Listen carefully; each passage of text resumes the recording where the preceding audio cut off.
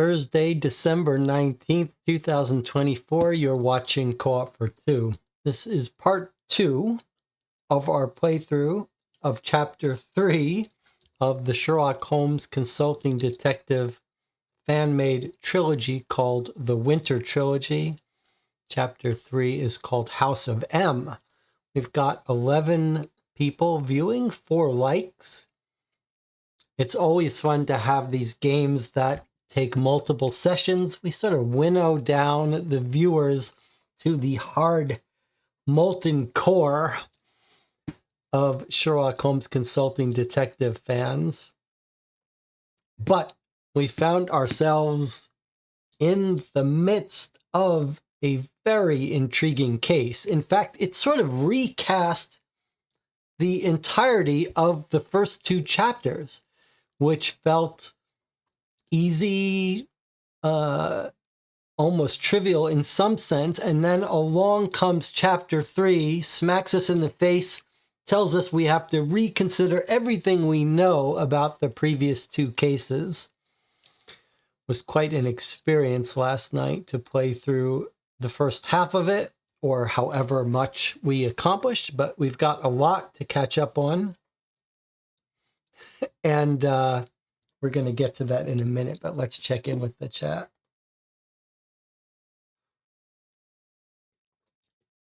I think we need to have some policy here. YouTube says 12 concurrent viewers and 5 of whom have spoken up. But can we get the other people who are lurking in the background to say hello? You don't have to keep talking. I guess some of you are using this channel to help treat your insomnia, which is completely okay with me. I listen to audiobooks to fall asleep. I find that if I keep rewinding and listening to the parts right before I fell asleep the previous night, that's a good way to have my brain do an emergency shutdown to avoid rehearing the same story. Okay, let's do a little bit of bookkeeping while you guys are telling me what your plans are for Christmas. On Sunday, we will have the second letter of our New York Noir improv case that Matt C. is running. Totally unique, bespoke case being written for us as we play it each week. That'll be Sunday at 1 p.m. I was thinking that we might play something Saturday afternoon. I was thinking of one of the Masters of Crime games. We've got 4 of them. We've played through one of them. We played through Masters of Crime Vendetta, which we enjoyed quite a bit. A little bit of a choose-your-own-adventure, a little bit of a mystery. I was thinking we might play Incognito on Saturday afternoon. If that sounds like something you'd like to join, let me know. Best place for that is on the Board Game Geek Guild for this channel. But I'm open to an alternative. And then I still haven't decided what I'm doing right around Christmas, the 24th, 25th. I'll try to do something on the channel. I like the idea of doing something special for those of you who don't, for those of us who won't be spending the holidays with family. All right, anything else to talk about before we get into our full recap of the case? I went through, I skimmed the newspapers. I did find 1 or 2 other items we might want to look at. And I did print out some notes. There's a Discord for this channel. And there's a channel on the Discord server for Co-op for Two, where sometimes we talk about ongoing games, and I've made a couple printed out some thoughts from Jonathan Warner to talk about.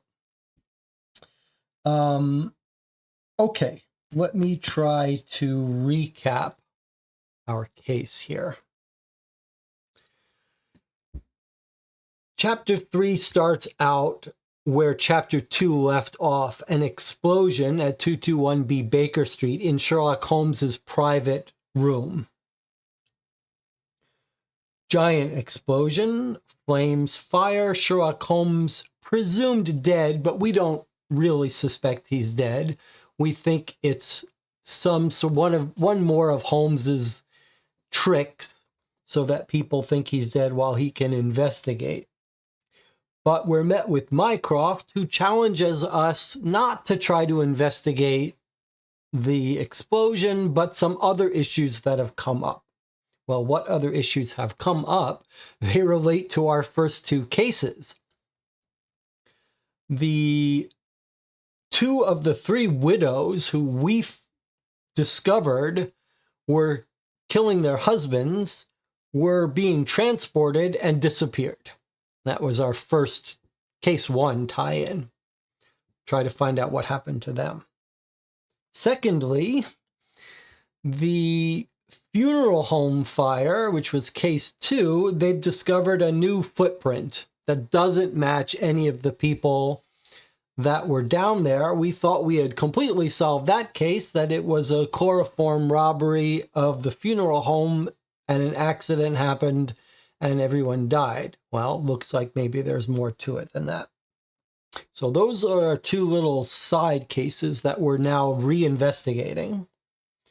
And then there's the third set of issues, which is that from Holmes's room comes this burned box, and in the box we see a paper from 1879, 10 years ago, October, mysterious paper, a note that says Lomax, you owe me, or you owe me from Lomax, not clear, and then a letter M, and then a question mark. And mention from Mycroft of something weird going on at Buckingham Palace, maybe some robberies. So a whole bunch of additional threads. All right, now let's walk through some of those threads. We focused on the widows who were being transported, both because we thought it might be time sensitive if they're making a breakout, run for it, and also because that was our oldest case. When we did investigate that, we went down to Millbank Prison. We learned that could be one of 3 wardens that could have been driving the carriage. It never got to its destination. We actually uncovered the carriage. It had been ditched nearby. There's lots of blood on it. Looks like 2 pools of blood. There were 2 of the women were being transported. One of the women, the third woman, Martha Jameson, she was supposed to be transported, but she had tried to make a deal with Scotland Yard to give them information, so they had brought her to Scotland Yard separately. When we followed up on the 2 women, so their bodies weren't found, just the carriage and blood nearby. In fact, just to give you a spatial picture, Millbank Prison is where they were being held. They would be taken, the plan was the prison carriage would have taken them off Vauxhall Bridge, never made it to Vauxhall Bridge, never made it further south. We uncovered right here a shed where the carriage was inside with blood in it. So, question, were the 2 ladies killed? Were they killed by the driver? Was the driver killed and the ladies escaped? We don't know. No bodies found. When we followed up on that at Scotland Yard to talk to the one surviving widow, Martha Jameson, she tells us that very recently all 3 women had been spooked because a detective, Inspector Brown, had come in to question them, and very angrily. Turned out this Inspector Brown was the brother of one of the husbands that the ladies killed, who swore revenge on them. So second thought is, has this Inspector Brown actually gotten his revenge? We don't know. Martha Jameson tells Scotland Yard that yes, she did do all this. She did arrange to kill her friend's husband. They had some deal, they'd kill each other's husbands. She says, yeah, I did do it, but it wasn't my idea. I was actually given the idea by a guy I met at the Cavendish Club when we were looking for our husbands. So now we have this, if she's telling the truth, which we don't know. Then we've got some mystery guy at the Cavendish Club who put her onto this idea. And apparently she says he must have known about the trouble with the husbands and wives. So is this mastermind? Is this in fact James Moriarty? We'll talk about the papers and why we think James Moriarty may be involved in a bit. We're also told, I think by Martha, that there is a reason why people may have wanted the husbands killed. In addition to them cheating on their wives and gambling, we're told that the three husbands that worked at this insurance company, that two of them were actually blackmailing some third party, maybe related to this Cavendish guy, that they learned something, saw something they shouldn't have, and were blackmailing some organization or person, and that they had recently been asking for more money.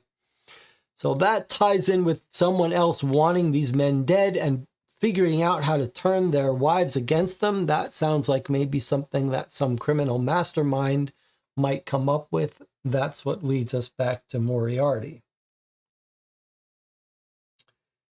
So I think that mostly covers the Chapter 1 Winter Widows tie-in. We did find the driver's house and a note and some homosexual material and a note suggesting that he had been blackmailed? Extorted? No, you extort for money. You blackmail for something else. Okay, so he had been blackmailed. It seemed like someone was threatening to reveal that he was gay if he didn't help drive the women away. So that's, again, now doesn't sound like the women have plotted their escape, but someone has plotted to kill these women or do something to these women. The driver is missing. Very likely all three of them were killed. The other really interesting thing is, just when we're hot on the trail of this Inspector Brown to see if he got his revenge, we get to his house, we see the police breaking into it, he's dead. He's dead with what looks like, pretty convincingly, a self-inflicted gunshot wound to the head that we just missed. In his apartment, we see photos of the funeral home. Now our two chapters 1 and 2 cases have met. Because the brother of the husbands that were killed by the Winter Widows was an inspector, and he's investigating the funeral home.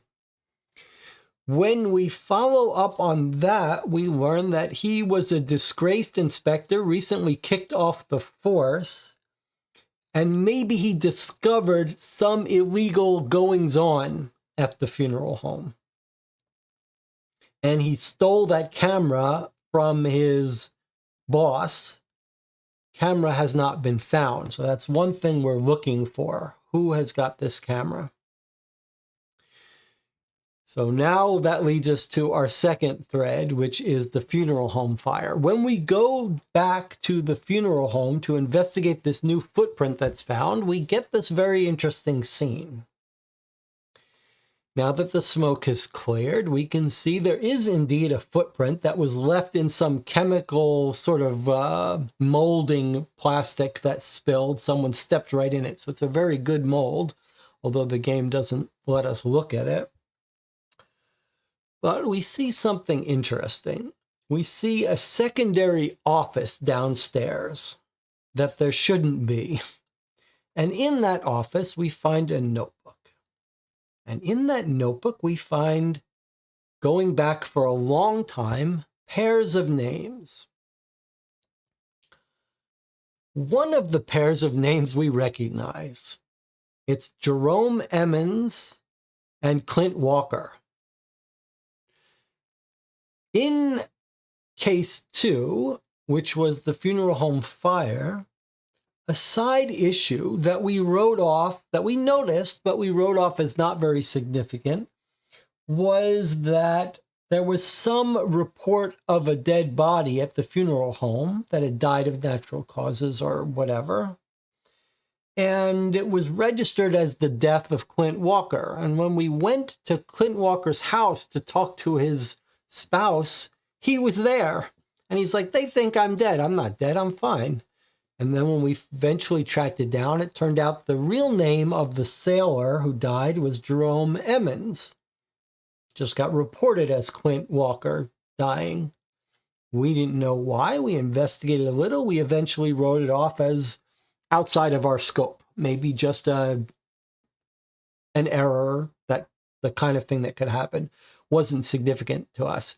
Here we discover this notebook. The two names are side by side. No explanation as to why. Turns out, as we investigate further, that it looks like the funeral home has been doing this for a while. Somehow they've been reporting the names of deceased wrong. And when we follow up with Scotland Yard, we're told that they were actually investigated for this, and it was written off as just a clerical mistakes that have been happening. But we get a hint that the pairs of names, that one of them is like always a criminal. So we've got a couple of theories about what's going on. One theory was that maybe someone is doing some insurance fraud. They're finding someone who's got a life insurance policy. They're taking a dead body, and then they're claiming it's the person with life insurance that died, and they collect the insurance. And that matched well with the idea that these 3 husbands in the insurance business game might have stumbled onto this, uncovered it, and are blackmailing. It's not clear that that's what's going on at all. In fact, there's some holes in that idea. Like, what happens when this guy that was supposedly dead and the insurance company has paid it out? What happens when they discover he's still alive? Or what happens when this guy sees his name in the paper or whatever? But another possibility that came up, if it's always criminals that are being reported as dead or dying, was the idea that this funeral home is being used by a criminal organization to give alternate identities to criminals, to pretend that criminals have died, and then the cops will stop looking for them. It's a little odd because we've got no hint that Clint Walker was a criminal. Although we did go to Clint Walker's house, and it looks like he's escaped. I mean, he's packed up his bags and fled town. So that is an important clue that we don't quite understand. We know something is going on with criminals using this funeral home for this illegal fake identity of death, but we don't exactly understand why. It may be as simple as they're killing off criminals but don't want it reported. It's not clear. And maybe we'll want to revisit the local police station and see if we can't get a better handle on that. Anna says, I thought someone said they use this power to get rid of bodies this way, people they killed off. Yeah, that's what I remember someone kind of saying too, but that doesn't seem like, that wouldn't, why would you need to fake the identity of the dead person? Like, it did sound like someone was telling us that this criminal organization is killing their criminals and then using this funeral home to fake report who died. I just don't understand what benefit you would get from that. That's why I think maybe we should reread that. All right. Now, the third thread of our investigation has to do with the Buckingham Palace stuff. And we investigated, we noticed in the paper, we noticed something very interesting, which was that January 10th of this year and October 6th, 10 years ago, there's two ads that look almost identical, 10 years apart. This one says, 20 pounds reward lost somewhere in the last 3 days at the head of Green Park North, a leather-bound book containing handwritten research. Whoever find it, bring it to 63 Gower Street. 10 years ago, something at the edge of St. James Park.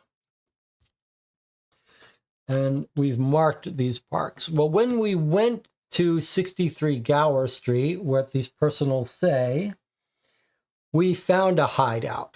We found a bum outside the hideout too, which we think might be Sherlock Holmes in disguise. Either way, we went inside and we found a whole trove of interesting information. Smelled all of petrol, and there was a newspaper with a whole bunch of names circled. It was this older paper from the original set, talking about a shooting contest. These names were all circled in it. We noticed that those are all names of people who beat out Colonel Sebastian Moran. Sebastian Moran was someone we noticed was on our paper for the current day, and we think he may very well be at the heart of our case. So we think we've stumbled on possibly the hideout of Sebastian Moran. And we also saw maps of 221B Baker Street. So we think they may have actually planned the bombing at 221B Baker Street, although we'll have to talk about that in a bit. I just realized I'm not sure we put a marker where that hideout was, and we probably should. 63 WC right there. Maybe we did and it came off. Okay, we also found a list of 5 locations, which we marked in red, and 5 symbols: a clock, an elephant,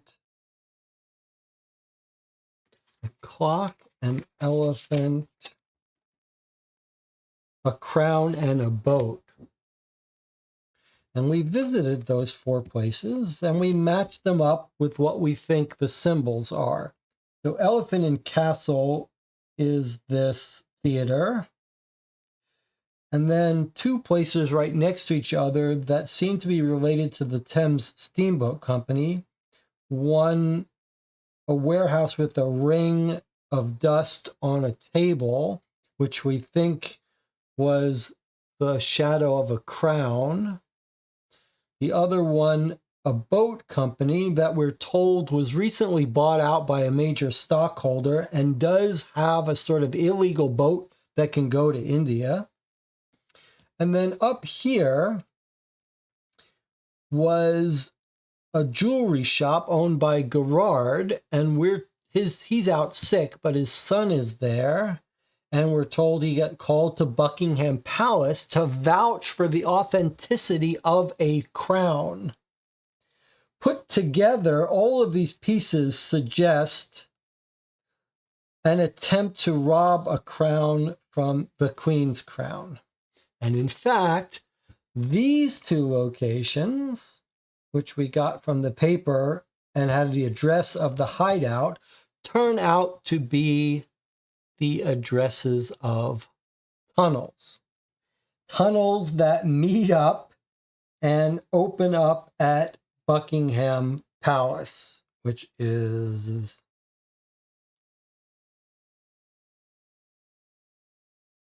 where is Buckingham Palace? It's right here somewhere.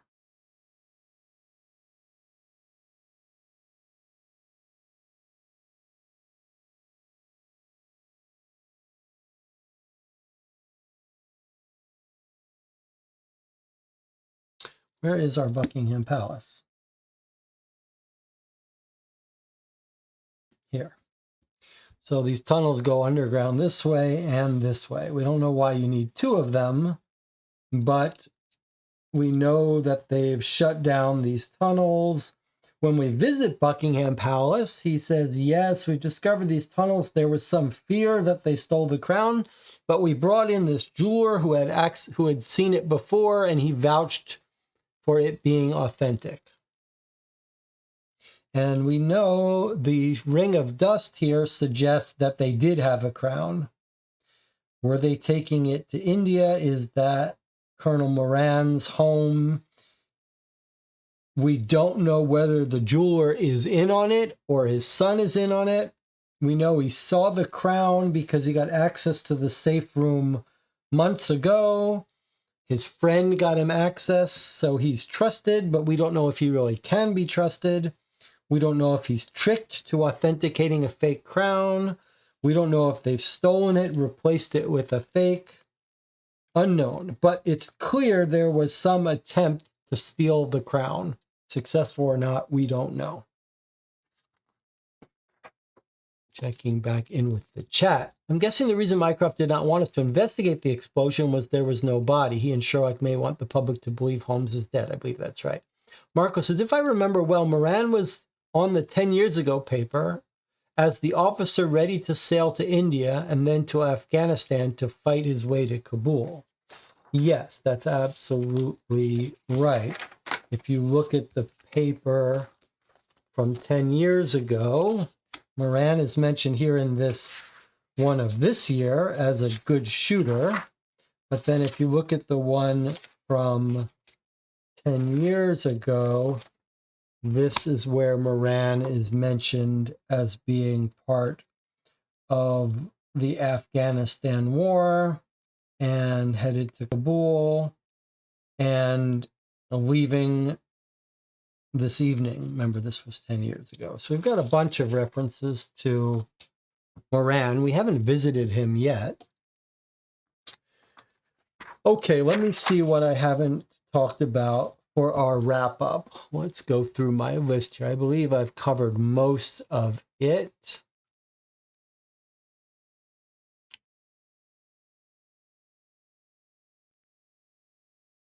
I think that does it. I mean, I've left out a couple of small details, but here's my list of notes. There are things we haven't done. We haven't visited Lomax to ask him what this note means. We haven't visited Moran. A whole bunch of places we haven't visited.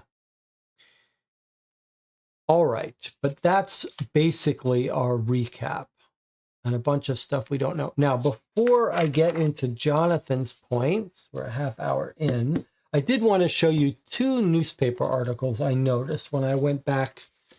I didn't do a detailed look at all the papers, but I did do a little bit of skimming, and I do want to show you two articles I found.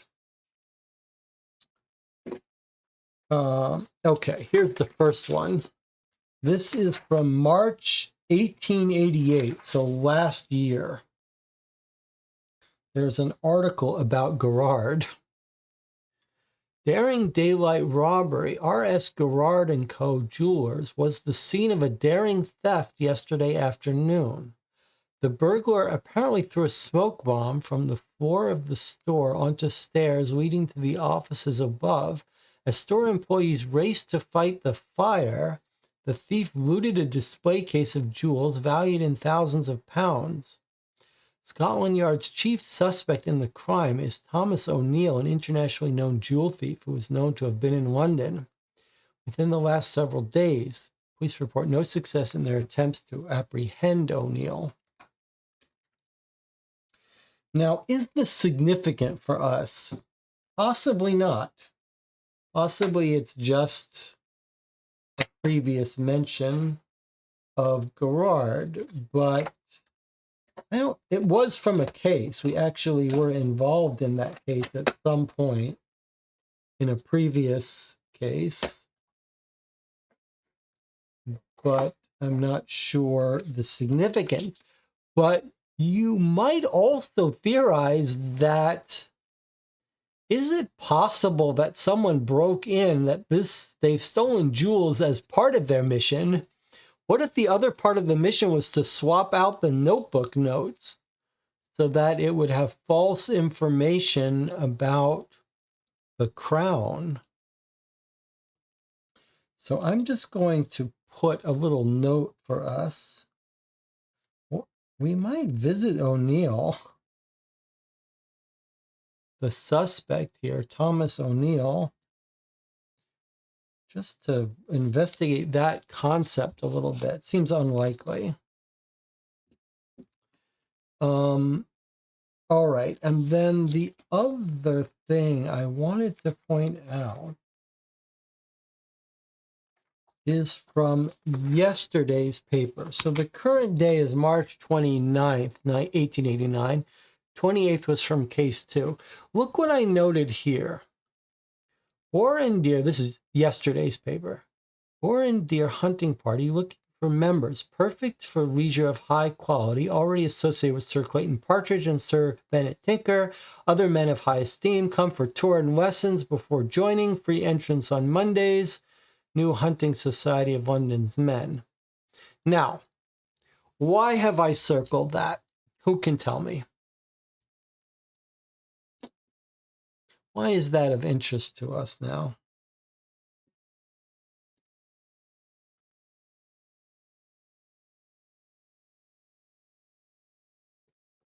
I think we probably visited this in chapter 2 and didn't find anything interesting, but why have I circled it for today's case?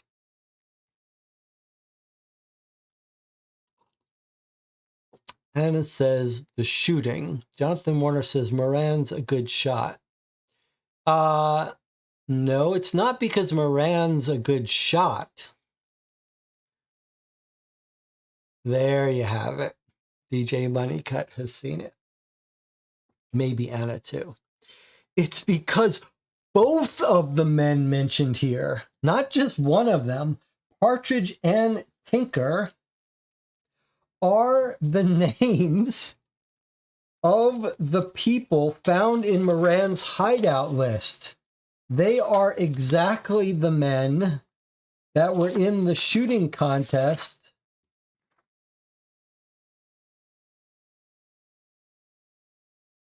Oh, maybe I was wrong. Maybe Tinker's not one of them.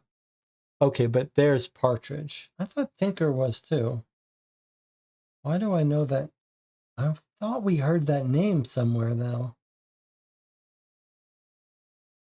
Okay, but anyway, Moran had circled these names.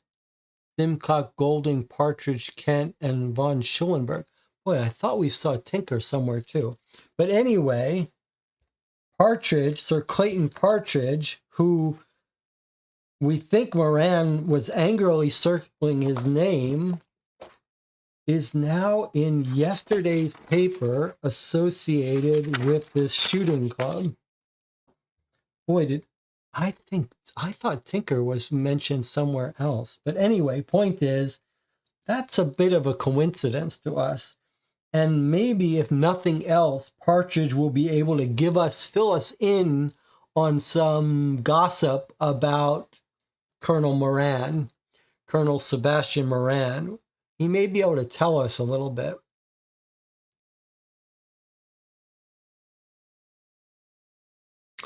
Anna had a very interesting theory. Maybe Moran shot the cop from afar. instead of suicide.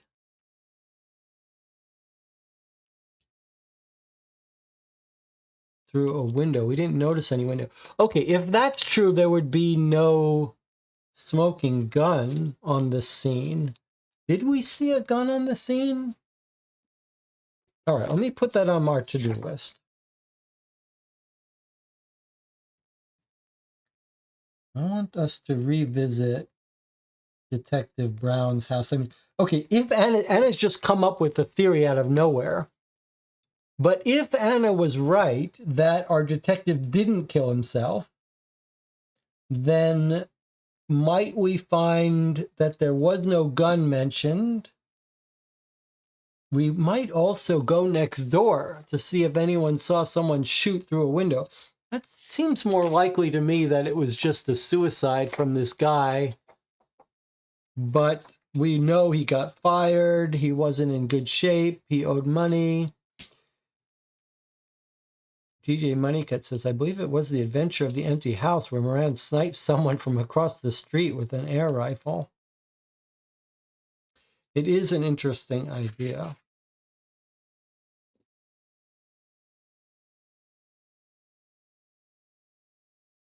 All right.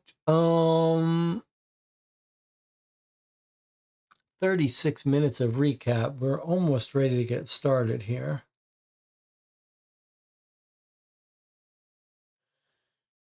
If we were going to make a list of other stuff we didn't want to forget,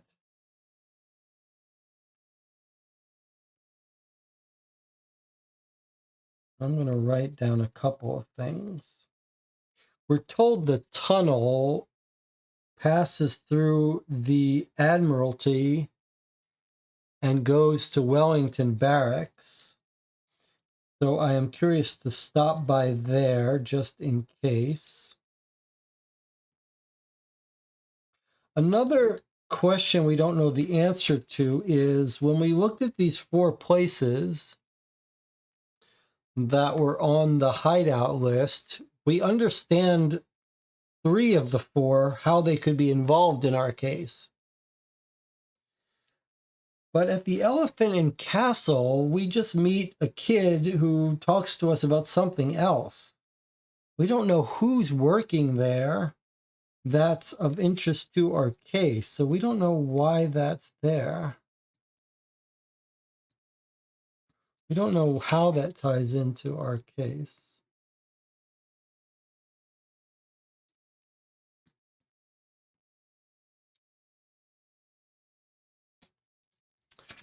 All right, let me look at Jonathan's notes here. Jonathan had a couple ideas. Originally, he thought the guy who liked to take a walk might have taken a walk. He always likes to go to St. James. He always likes to go to a park, but it was the wrong park. That's that. John says, can we visit Watson?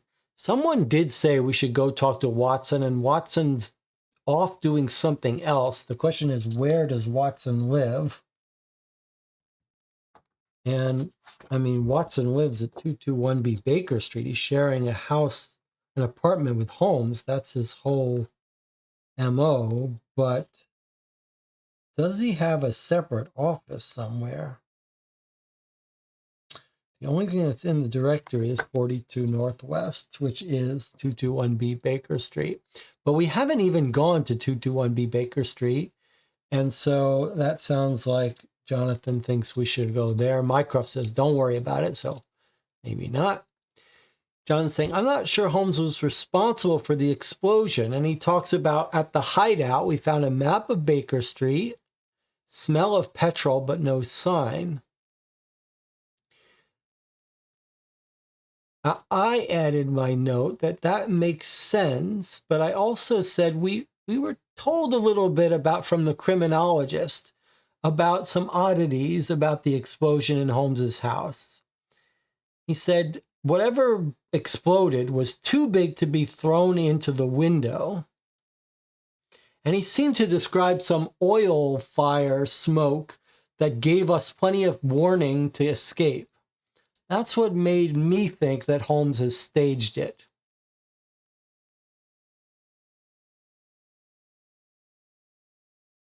Like if you were making an explosion, you wouldn't purposely make it have a slow fire first. That would let you get out. But maybe I misread that. Okay. We are told that someone bought out shares in the Thames Boat Company. We think it's probably Moriarty, but Jonathan says, can we go find those records somewhere? Sounds like one of our allies might have that information. And Jonathan says, do we think the Crown was already sailed to India? We were told that the last ship left around January 15th. Does that match when the Crown was stolen? I don't remember it. I definitely agree with this part. The ship left January 15th or so. I have that in my notes. But I don't remember when Crown was apparently stolen. Do we know that information? Do we know when they think they might have stolen the Crown? We might want to try to read that lead at Buckingham Palace to get more information about that. John says there is talk of a print at the boat warehouse, footprint, and Jonathan was saying, does that match the other footprint? I do remember that discussion. I don't know what significance it is to us, though, since it's not showing us these things. I don't remember it having much detail about it. And then there was this article I found about the Westminster. I don't think that's anything. And then Jonathan's reminding us to follow up on a couple of these leads. The Cavendish Club, where we're told the man told the wife about the plot. And then Lady Couriers, who was in our first case, but we also found notes about them in either the hideout or the Detective Brown's house. I can't remember which one. Revisit the mortician's room and roommate. Jonathan is talking about Latham. Now that we know he was involved in no good, we should go back to his house. And then Jonathan is saying, what about revisiting Henry Ponsonby, who was at Buckingham Palace? Go to his home. And then S. Perry is ruminating here about the India connection and the trip to Mumbai. He says, are they just sending the Crown off to Moran's headquarters in Mumbai, India, or is there something else going on? Okay, John says, I thought in the intro, Mycroft mentioned the robbery being 2 months ago. I think you're right. Let's reread that. So here's our intro. There's our black box. Okay, where does he mention the Buckingham Palace stuff? Here. There was some rumors going around a break-in 2 months ago. Good memory, Jonathan. 2 months ago, and it's end of March now, so that would be end of January.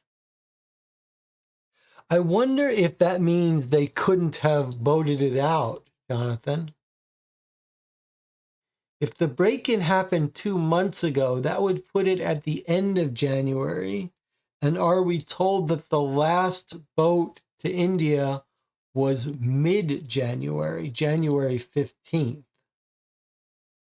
So I wonder if we can assume that this was after the last boat to India, so that maybe that means it's in town still.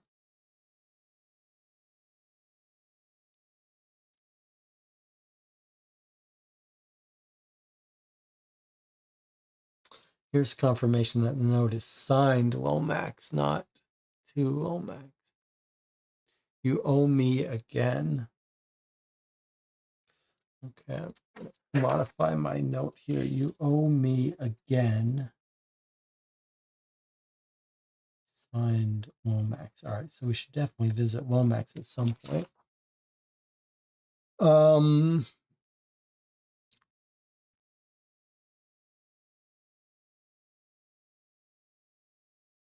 Now, another thing I thought about we might want to do, we're doing lots of recapping, but this case deserves it.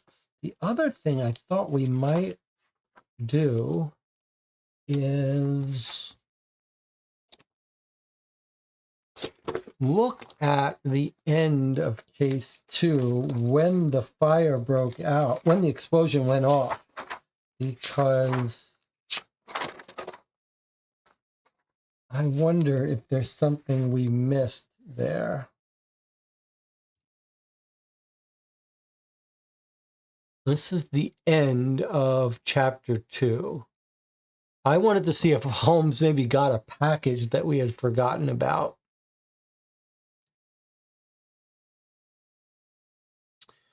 They're debating. Sherlock says, I'm rather busy at the moment. He walks into his private room and closes the door behind him.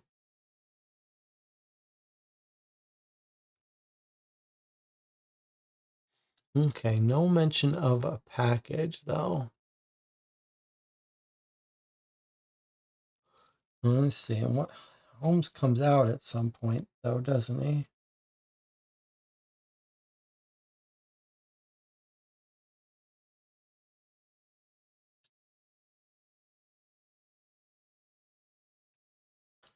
Watson. Okay. Watson is looking at Holmes's door to see about Sherlock. I'll just have a quick look to see if he wants some tea. He knocks heavily, no answer. He opens the door. She screams. We jump to our feet. His entire room has caught fire. Flames light up. Smoke begins to crawl along the ceiling. Out, shouts Watson. We all run down the stairs. Then there's an explosion.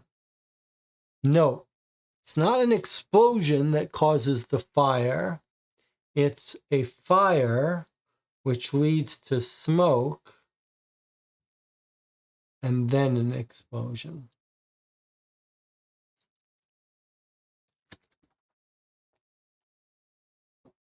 Was Watson in on it?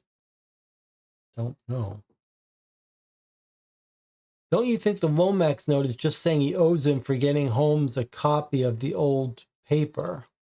Oh, that's an interesting idea.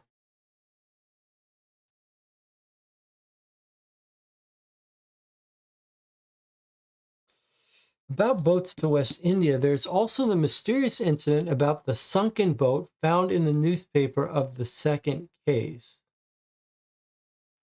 I thought the winks meant that he's telling us the opposite. Don't look into it means to look into it. He does say you don't know who's looking. Okay, so here's our boat to West Indies. A freak accident occurred far up the Thames from London in which West Indies boat sank whilst docking to the shore. The cause is unknown. This happened on March 26th. So 2 days before our second case. And this is how we thought one of the sailors got killed. So that does seem like it could be related to our case, but we don't know. It doesn't tell us that it was a boat from the Thames Steamboat Company, so we're not sure. All right. I think we're all caught up here. It's taken almost an hour. Lots of places we can go.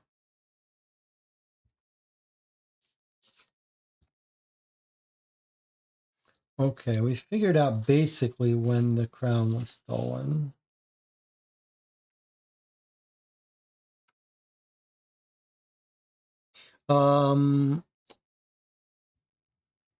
Just following up on Anna's theory about being shot through the window.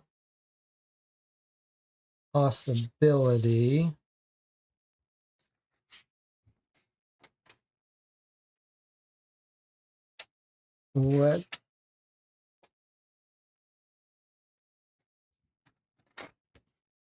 Let's see.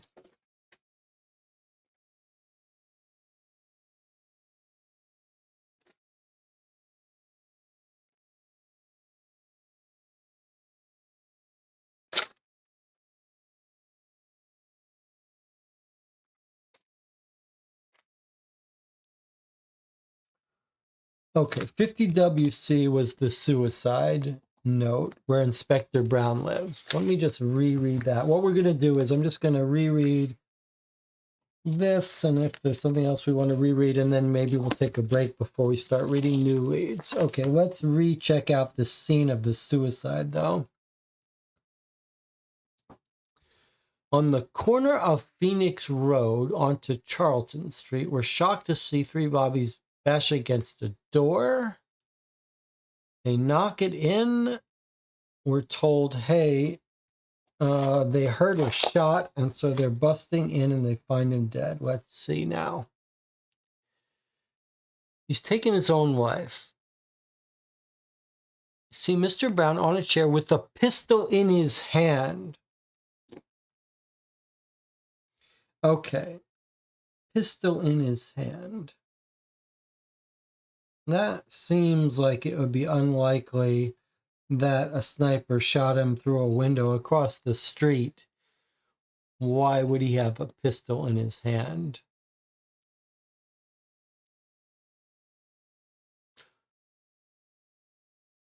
And blood on the wall behind him. That would be a little odd to have a sniper.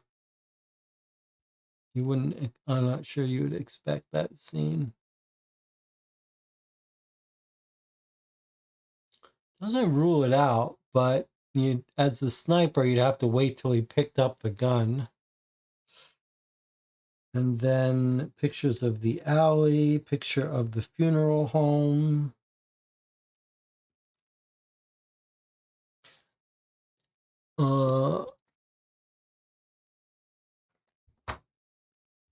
Let me make sure we've got that marked on our map, though, in case we wanted to look around.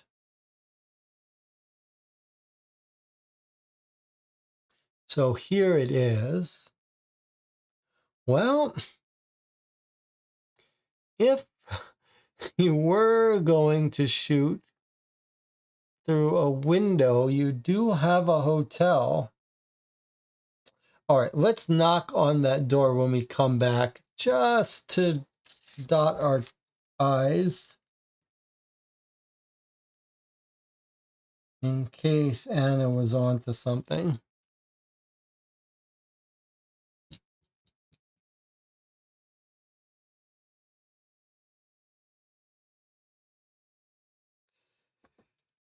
I have a vague recollection from yesterday's session. Did we find a lead that mentioned a map with port cities circled? I could be completely wrong. Any remember this? I don't really remember this. Jonathan says, I guess I'm leaning towards Gerard being involved in making a false crown, was allowed to go see the crown.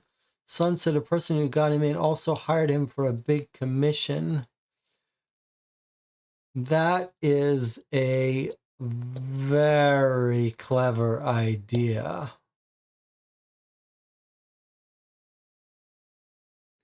That is a very clever idea.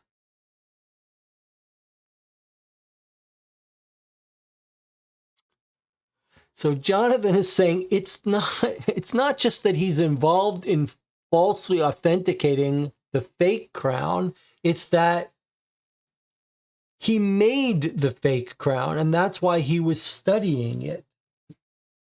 Boy, that's smart. That brings more into question the idea of who is his friend that got him access. Could it be Ponsonby? Okay, so I'm going to put here, did Gerard make the fake crown?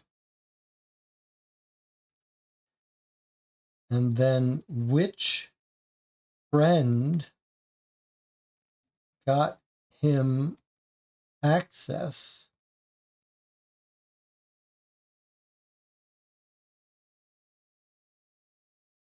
Could it be the Buckingham Palace Queen's secretary? Jonathan says there were train tickets to port cities in the trash at the hideout.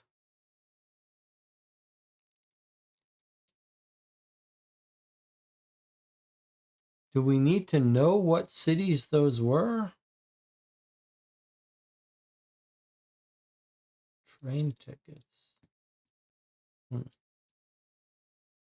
I'll put that in my list here.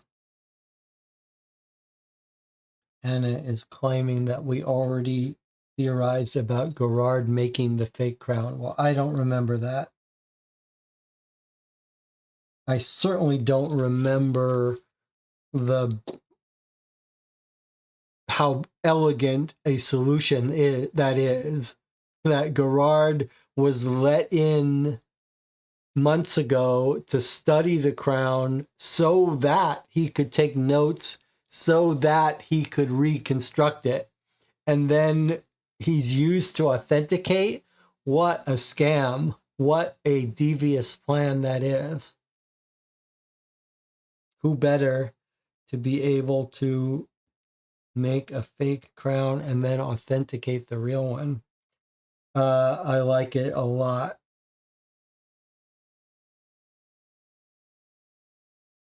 All right.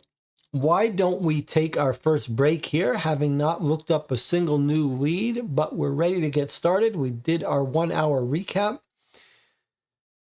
I'll see you in 8 minutes and we'll start looking up new leads.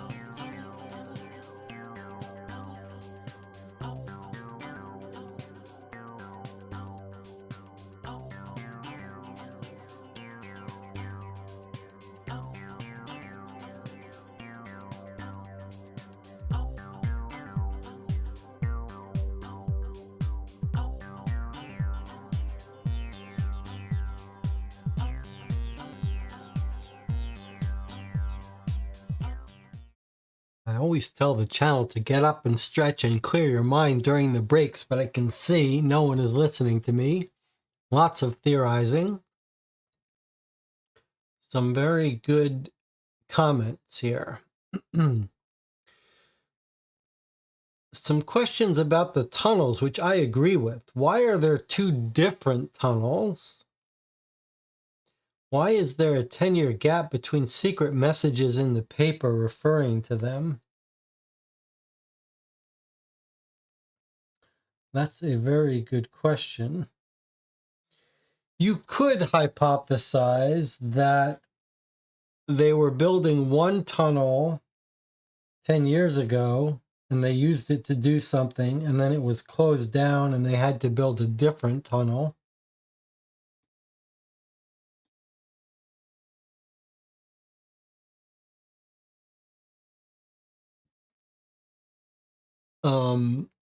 And then there's a comment here about why did Holmes fake his death? If he did, sometimes Holmes just fakes his death so that he'll distract people so they won't know, they won't expect him to be around. I think Ponsonby should be a priority interview. Well, we did speak to Ponsonby. Only Jonathan had the idea to go visit Ponsonby at his home. But you know what? I think we should reread that entry at Buckingham Palace, because now that we've got Jonathan's theory that Gerard may have, if it's true that Gerard made a copy of the crown, it's even more interesting to ask, who is this friend of Gerard who got him access? And that's why maybe we should relook at that discussion with Ponsonby at Buckingham Palace to see if we get any hint that he could be involved or who else might be. So let's reread that. When we try to gain access to entrance to the palace grounds, or at least gain face-to-face with someone, we're denied access. We use Mycroft's name, and we meet the private secretary of the Queen, Sir Henry Ponsonby.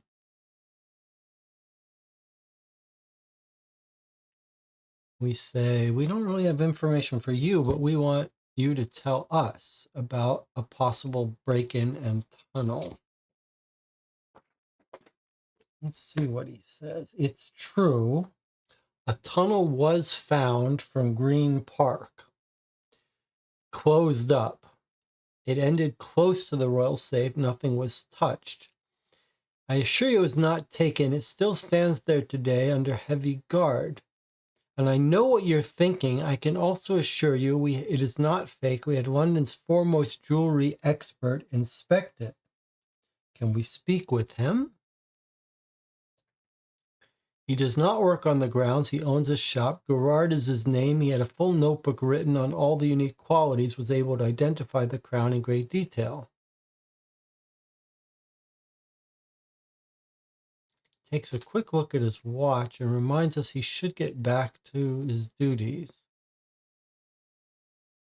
Doesn't sound like he knows him.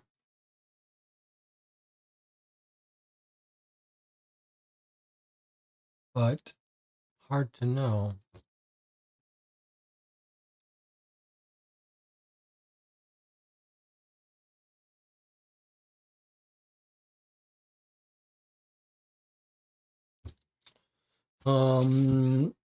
But Porky might know about him.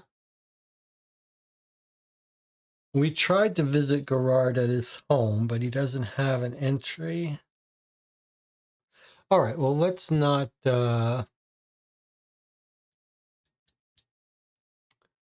obsess about it for now. Where do we want to go to start our reinvestigation?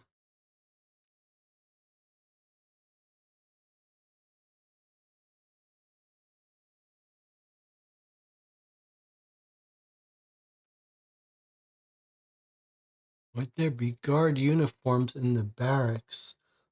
Well, I did want to check these two locations that we're told the tunnel passes through, the Admiralty and the Wellington Barracks. So I don't think those are going to be useful, but we could check those out. So the Admiralty is 10 southwest.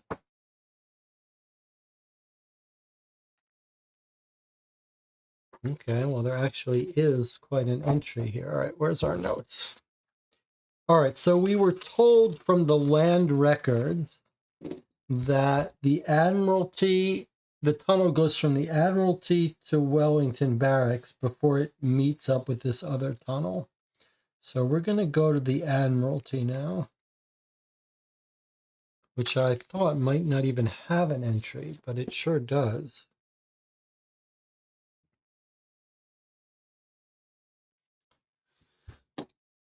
We make our way into the Admiralty and find ourselves confronted with the most obnoxious pencil pusher. Unwilling to let us any further, we find ourselves at a loss. Just when we exit, a properly dressed man walks us by.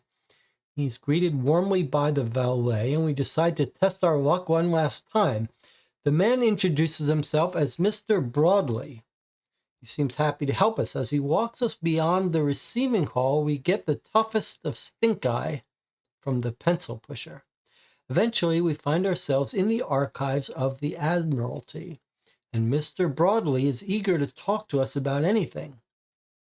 Gets quite lonely down here, you know. I'm supposed to have a partner, but why pay a second man when one is enough? They're probably thinking. Anyway, what can I do for you? We explain our situation, that we have reason to believe some kind of tunnel was dug in the direction of the Admiralty and possibly beneath it, and ask the man if he's ever heard of such a thing. Not in my 9 years of working here, no. But luck has it, I used to chat with the old records keeper quite a bit in my early days. Seems we did have some kind of break-in a long time ago. Always remained a mystery to the poor man. That'll be the thing you're referring to. What kind of break-in was this? What was taken? Well, I only have second-hand information, and it did happen about 10 years ago. But from what I remember, it wasn't a normal break-in. It happened somewhere in the October before I started working here. No one knows how they came in or how they left. Maybe the higher-ups do, but they've been keeping it quiet if that was the case. Anyway, I do recall there being talk of papers being taken. Important ones. Proof of ownerships.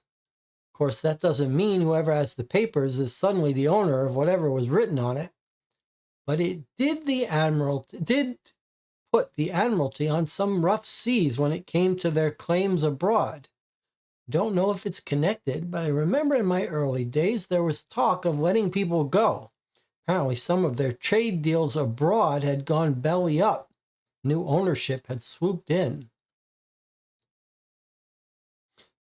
Well, this was the question about 10 years ago. The ad in the paper about the tunnel location looks like they used the tunnel to steal something else. And then they've just 10 years later decided, hey, let's use our same scheme about the tunnels. We can't get into the old tunnel. We'll use a new one. Papers, huh? Trade deals abroad. Okay. Was there anything specific, like a major trade route that was compromised? Well, again, I don't know the specifics. I keep records. I don't make them. But from what I recall, the one that impacted us here the most was trade deal with India's harbors. Not because of its profit, that was mediocre, but it was a big hassle to get it back and prove ownership. Some anonymous fellow had bought up the rights almost instantly after the proof of ownerships went missing. If you want more information, perhaps go talk to a foreign news reporter or something in the likes. Besides, the higher-ups never told me anything. The only time I felt like I was getting a glimpse behind the curtain was when I saw the shipping bill come for some Thames-adjacent company on Upper Ground Street. That's where we visited. didn't look suspicious or anything, just thought it was weird for a company to be there. Why so? Well, I grew up on the other side of the street, and for all I know, the area has always been deserted. I get the feeling Mr. Broadley has told us everything he knows of interest, and also that if we wait for him to finish talking, we'll be stuck here for the rest of the day. Thank you kindly for the information, Mr. Broadley. Sure, anytime. Feel free to stop by again someday. Always nice to have visitors. Okay, so we hear about the Thames Steamboat Company, stolen papers, stolen ownership papers in October 1879. That was the previous tunnel, the first tunnel. So now it wasn't used to help steal the crown. It was used to help steal these papers. And whoever stole them somehow used that information to buy up something. It's a little confusing here, but something to do with India trade routes. Is they buy access to the trade routes once they stole ownership? And he suggests a foreign news reporter. Well, we do have some international news reporters, right?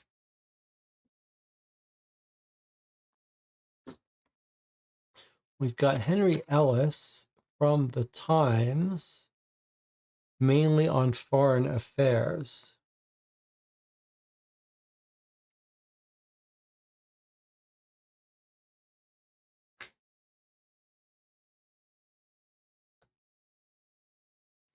So, shall we visit Henry Ellis and ask him about it? Let's do it.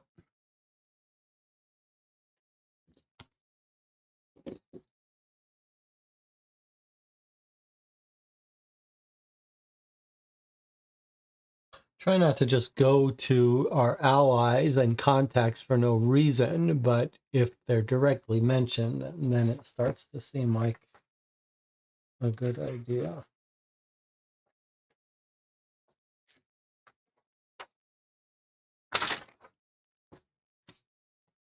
I try to take the camera off this when I'm turning so you guys don't get tempted to read what you shouldn't. Okay. Let's see what Henry Ellis has to say for us. Henry Ellis greets us warmly and sympathetically. I heard what happened. Nasty way to go. Still haven't fully sunk in with me now that he's gone. His sullen eyes show signs of sadness. He shakes himself visible. But I guess you're not here for that, are you? Not today. We came here in search for any useful information on dealings in the colonies, specifically India and its harbors, anything from 10 years ago up until today. That's quite the request, but I'll be happy to help you out. Just give me a couple moments to collect some reports. I remember who corresponded that area, so it should be easy to find. He excuses himself and leaves us waiting in a small interview room. After a small hour, he returns with a pile of papers and places the heavy stack on the desk with a slam. We spread out the papers and all take a pile to read. During our time there, we chat about Sherlock and reminisce on all the quirky requests we each received at frequent intervals, never knowing what to expect. That's a nice little touch. After a few more hours, we each manage to go through our piles. Compiling our notes together, Henry Ellis concludes the following. Well, seems like India has been quite busy ever since the robbery at the Admiralty. It seems the sudden disappearance of the proof of ownerships of the trade deals between the kingdom and its harbors in India has allowed an anonymous source to buy up the majority.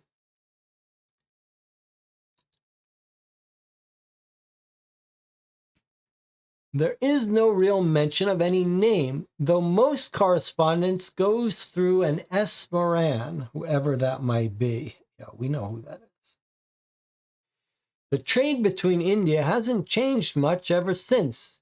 Only real difference is some of the goods are now loaded onto the Thames Steamboat Company via 39 Upper Ground Street, whereas before they might have been delivered into London straight from the harbor. No real way of telling if that company is also in the possession of the same anonymous figure, but it does raise some questions. After so much reading, our eyes strain and we look forward to sunlight again. Thanking Elvis for his time, we take our leave to return to fresher air. Okay, so the pieces are starting to fall into place.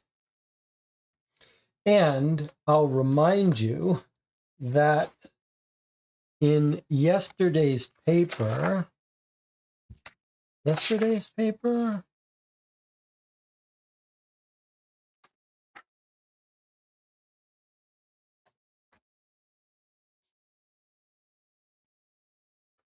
yesterday's paper, the paper from 10 years ago when the theft occurred and the trade deal were bought up. Look at this. Not but a year prior, is unable to purchase a pair of matching socks. Today, increasing value of trade agreements, trade route allocations have been as profitable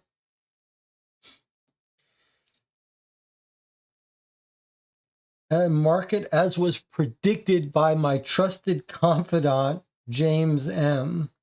That's Moriarty. So here we have it. Moriarty has stolen these ownership papers, used them to leverage himself into very lucrative trade arrangements with India. And then somehow we are connected to Moran. We don't know exactly how, but maybe the two of them are in it together, Moran and Moriarty.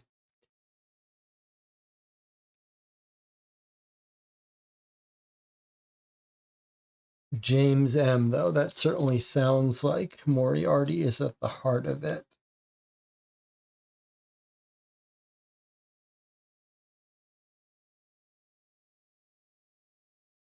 We were told that the Thames Steamboat Company was bought out by someone. So it's all fitting together. And we now have an answer, a nice answer to our two tunnels 10 years apart thing. One tunnel was used to steal the papers. 10 years later, they've decided to use the same idea to rob the crown. Makes sense. All right, well, let's continue this line of reasoning. We went to the Admiralty, and now we're told that the tunnel goes to Wellington Barracks. I want to go check this out just to tie up any loose ends. If there is an entry for it, which there is, 33 Southwest. Soldiers are being prepared for this evening's journey from London Harbor to India, after which they will make their way into the Afghan regions. We're hard-pressed to find a commanding officer willing to spend more than 2 minutes on us. When we finally catch an officer willing to listen, after having forced his troops to perform 50 push-ups, we're saddened to discover he knows nothing about any secret sewers from St. James Park. We leave the men and take our leave. Okay, so nothing going on there. That's fine. All right.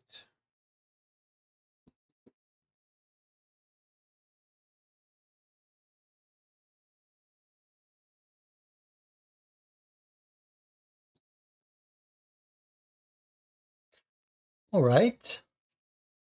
What next? How about some loose ends here? Let's go to the boar and deer hunting party and see if we can get some hints about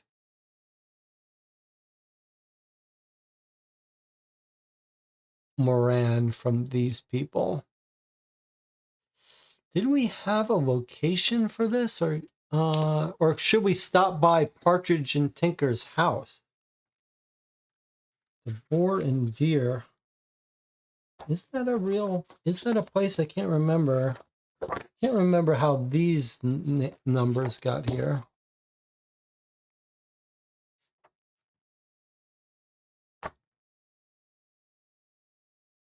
So there's no Boar and Deer in the phone book. We could stop by Clayton Partridge. New Hunting Association. What about under clubs? They're not listed in clubs.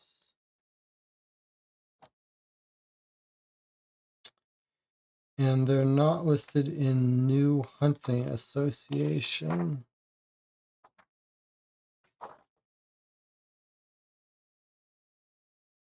So we can't visit this place. But we could look up Clayton Partridge. So Clayton Partridge is 60 Southwest. So that's what this came from. And 42 Southeast must be Tinker.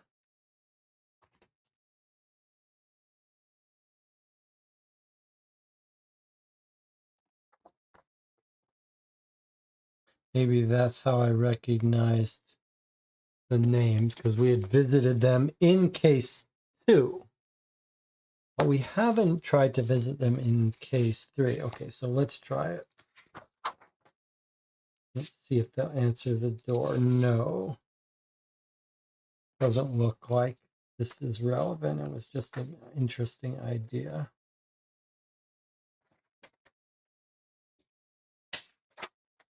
So I think this just confirms to us that the relevance, okay, so neither of them are there. The relevance for them being in the circled newspaper is just to tie us in that hideout is Moran's.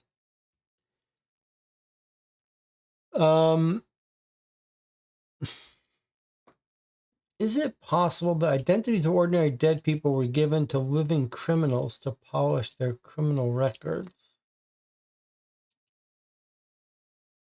I don't know. Is Colonel Moran in the phone book? Is it time for us to confront him?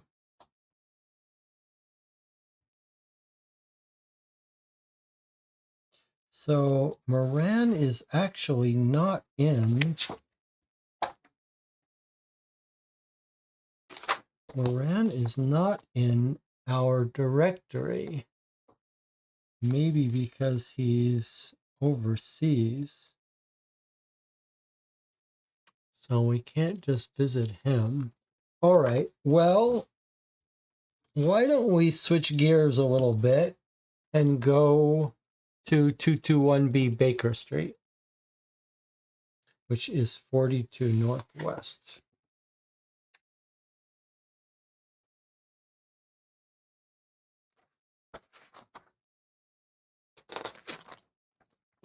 All right, Mycroft says don't get ourselves involved in this, but we are going to. Let's see if we can talk to Watson. We make our way down Baker Street and find ourselves once more in front of 221B. When last we were here, the building was still in flames, yet now all that remains are the blackened walls and window frames of the upper floors. The fire has been put out and the fire brigade is packed up and left, though there's still a bobby at the entrance to stop anyone from going in. When we walk up to the house, we're called for by a familiar voice. "Oh, good to see you, gentlemen," says Watson in a sympathetic voice. "I didn't know if you would be returning here, but I think it was smart of you to do so. That was quite a scare we all got yesterday. I've been trying to wrap my brain around it all, but it appears grief lays too heavy on my mind." Watson looks up at the charred building and fiddles with his kerchief. We together make our way to the other side of the street and ask after Watson's well-being. He assures us he has recovered from yesterday's ordeal, though only in body and not in mind. We tell him of the investigation Mycroft has put us on. No rest for the wicked. I shouldn't be surprised Mycroft has put you on this. He tried to include me as well, but I feel maybe the detective's lifestyle has ended for me. Did he give you the same speech about how Sherlock's death was an experiment gone wrong? We nod. Bollocks, that is. Watson is visibly shaken, but then restores himself. Oh, pardon my language. I haven't slept since yesterday, and the weariness is getting to me, I'm afraid. He takes his kerchief and slightly brushes underneath his eyes. Well then, let's get down to business. It's not often you get to interrogate me, so show me what you got. The sudden shift of topic lightens our spirits, and we readily interrogate Watson. Why are you certain it wasn't an ill experiment, we ask. Well, you see, Sherlock yesterday and I had a bit of a row. He was convinced that his arch-nemesis, James Moriarty, was somehow connected to the events at Buckingham Palace, even going so far as to say the triple murder of the Winter Widows earlier this year was connected, as well as yesterday's fire. He had gotten the idea after having received a large bundle of newspaper from Lomax. He pored over them all afternoon until finally he found something. Then he went out on his own. I don't know where, only that it was somewhere in West Central London. Also, I can't tell you exactly what he found in the newspapers because now soon after he came home, you arrived, and we both know what happened next. Therefore, my conclusion is Sherlock was too occupied to start any new experiment, and it was an explosive that caused all this damage. What was Sherlock basing his accusations on when he said the previous cases were connected to whatever happened at the palace?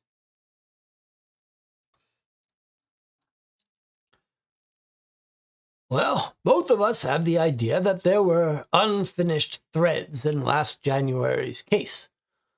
Something still felt off for some reason, so we followed our instincts, which eventually led us to the financial records of the 3 murdered gentlemen. It appears 2 of them, Mr. Brown and Mr. Roster, were receiving large monetary gains from a source other than their workplace.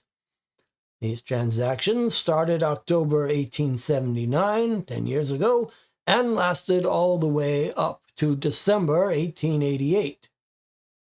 Unfortunately, we didn't have time to figure out why or from whom. Watson goes through his coat pockets in search of something, but appears not to find it. Seems I left my notebook behind. If we're going to discuss old cases, it would be best that I have it. I'm currently staying at the Langham Hotel, just east of here, opposite Cavendish Square. If you want to discuss the previous 2 cases in full, or simply need a quick reminder of what we discovered, feel free to stop by. Thank you very much, Watson. As we stand there for a couple of minutes more, looking at what remains of 221B, we make our way onwards as Watson makes his way back to his hotel. Okay, that's cute. Because it's like a continued here if you want to keep talking to Watson. All right, so let's make a note of that. I want to point out that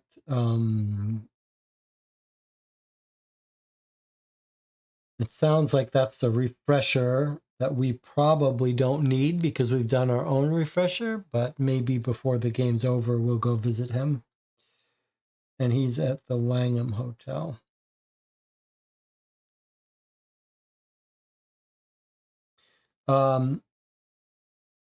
I do want to note, so this is just confirming what we knew before. 10 years ago, they started blackmailing and getting money from some source we don't know.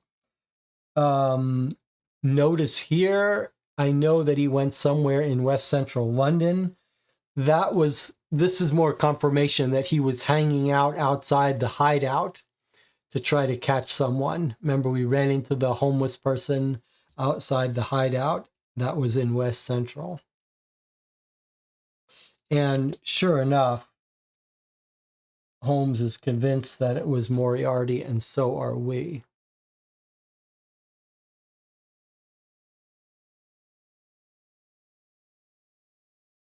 Anna says it's a good thing we didn't come here earlier. Too much information being given away to us. That's a good point.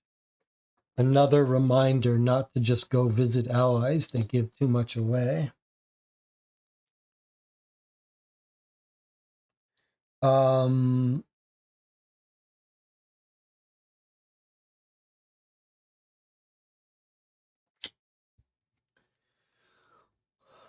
Speaking of allies,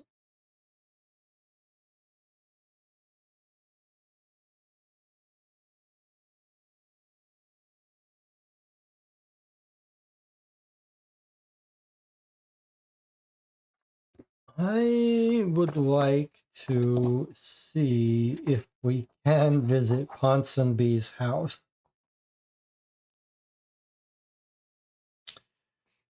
No, Ponsonby is not in the directory. I'm very curious who Gerard's friend was that got him access. We might be able to get that from our informant.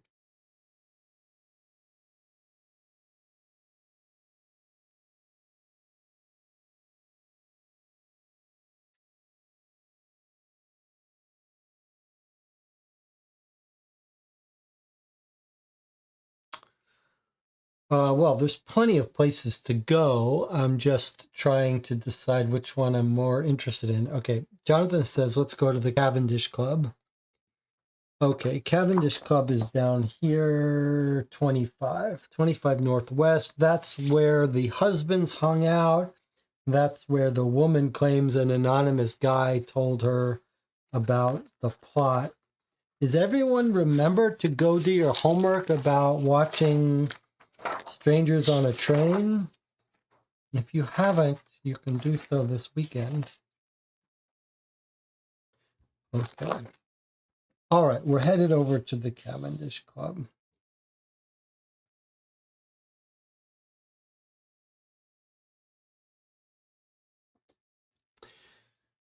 We don't have to wait long in the common room of the Cavendish before a woman working there asks us our poison. Though normally we would decline to order drinks, last night's events have left us feeling otherwise.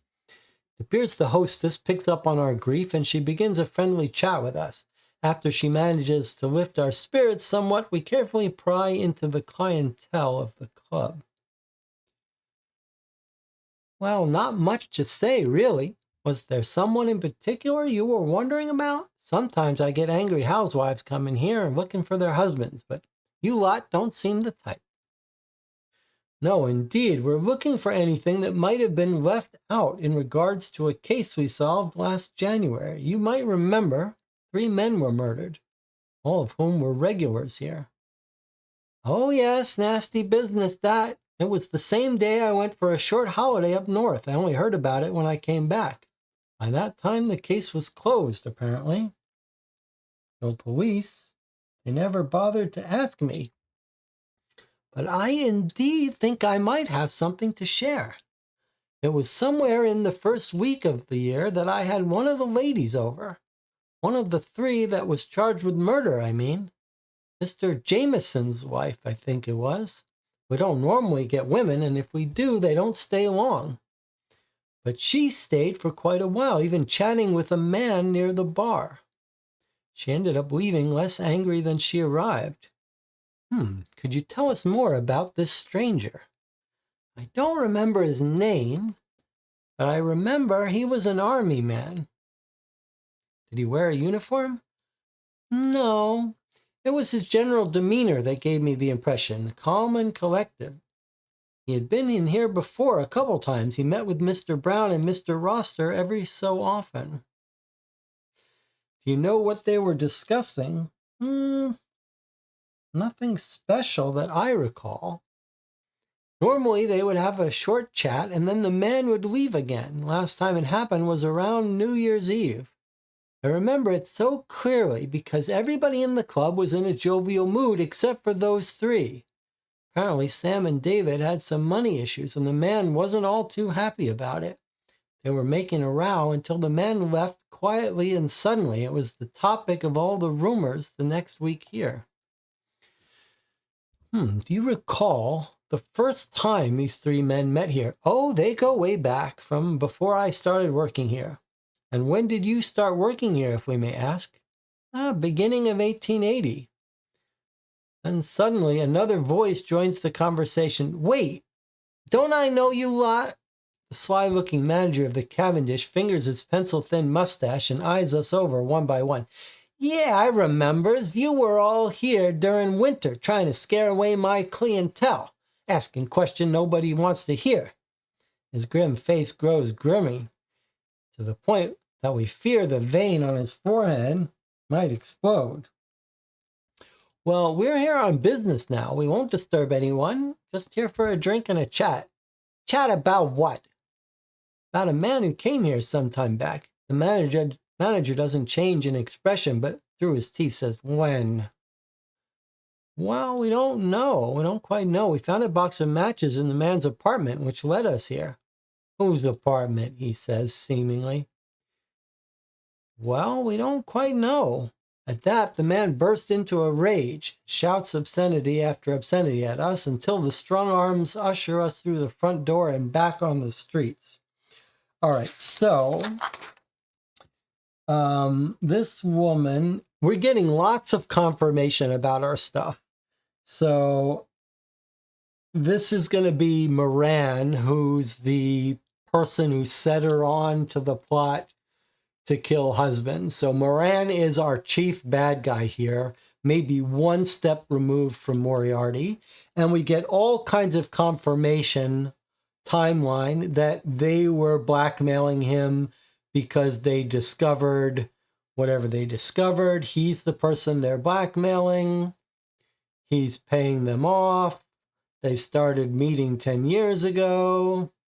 It all locks up. These are the two husbands. They were making a row, demanding more money. They've been coming in for 10 years. I mean, it's all clear. It's Colonel Moran, who we don't know how to reach. All right, but this is good. We are closing in on our mastermind here. All right. Let's follow up Anna's idea that Moran might have taken a room at the St. Pancras Hotel, St. Pancras, and shot him through the window. Let's visit 48 WC if we can, just as a long shot. Okay, no entry for 48 WC. All right, well, that was a long shot, but it was worth an idea. Anna says, so M in this case is Moran, not Moriarty. I don't know if we know that. Why are we so sure M stands for Moran? We know Moriarty's involved, right? No doubt about it. So the M could be for either of those two. Doesn't really matter, does it?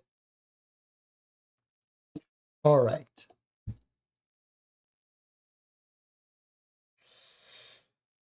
Where to next?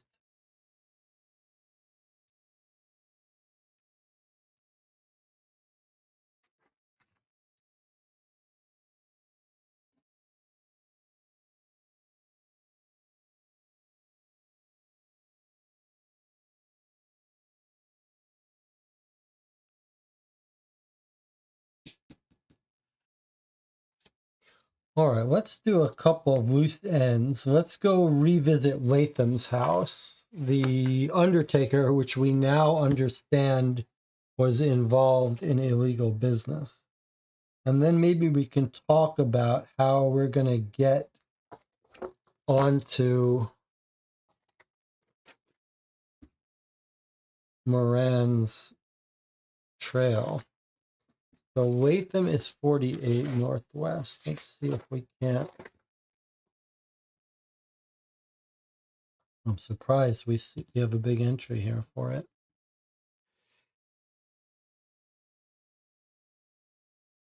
When we arrive at the apartment, we find a man and wife clearing it out. The man is moving heavy boxes of stuff. This is Latham, Walter Latham's house, the undertaker that got killed in the fire at the funeral home, who we now know was involved in this illegal activity. The man's moving heavy boxes of stuff outside into a cart, whilst the woman is carrying small trinkets and putting them into empty boxes and bags. When we ask what's going on, the woman explains she is Mr. Latham's sister. She and her husband are trying to clear out the apartment so they can rent it out. Times are tough, you see. She says, I love my brother, don't get me wrong, but we're a bit short on money at the moment. Besides that, I don't think Walter would mind. Were the two of you close? Not really, to be honest. We hadn't spoken in a couple months. We never really were the cute brother-sister duo. He was 10 years older, so there was little we could relate over. Besides, he was always caught up in his work. I hardly ever saw him. Do you mind if we have a quick look around the apartment? We're trying to investigate what exactly happened yesterday. There's reason to believe the fire was no accident. No accident, you say? Wow, that sounds serious. Oh, by all means, go inside. The woman steps out of the way and lets us through the doorway. Inside, we find a two-room apartment. The first room has almost completely been emptied. The second room remains mostly untouched, except for a few boxes and baskets that have been placed on the floor in the center of the room. Knowing that Mr. Latham kept a journal at his workplace with the names of deceased people and possibly of their mixed identities, we quickly scoured the book closet for anything handwritten. We soon find a set of journals. It appears Mr. Latham has been keeping journals for many years. We try to find those that are most recent and locate the entries of dates relevant to our investigation. The majority revolves around his work and the people that come by. Some of it revolves around issues Mr. Latham had with his sister or in his love life.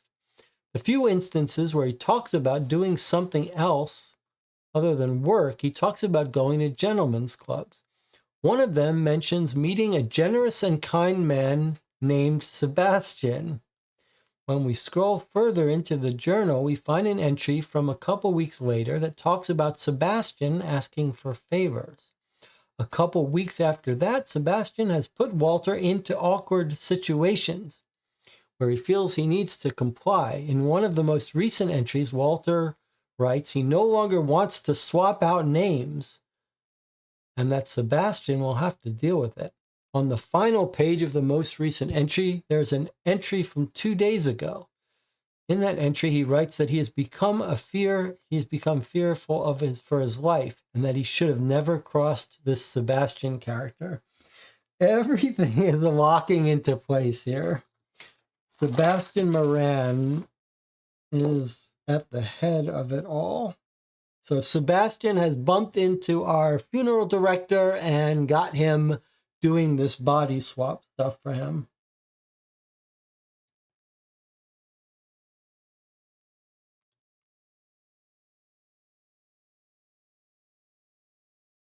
Colonel Sebastian Moran.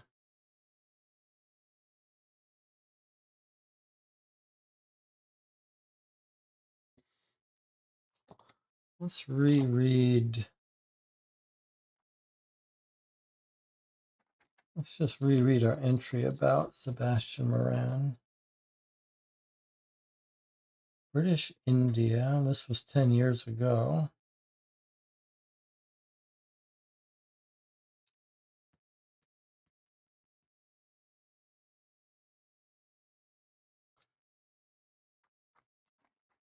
And then we also had the newspaper article about the shooting contest. Let's just take a look at this, make sure nothing jumps out at us as a way to find him.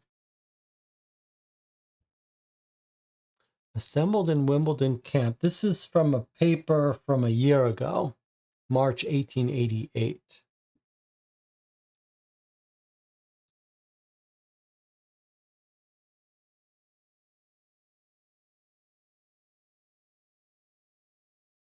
There's the results.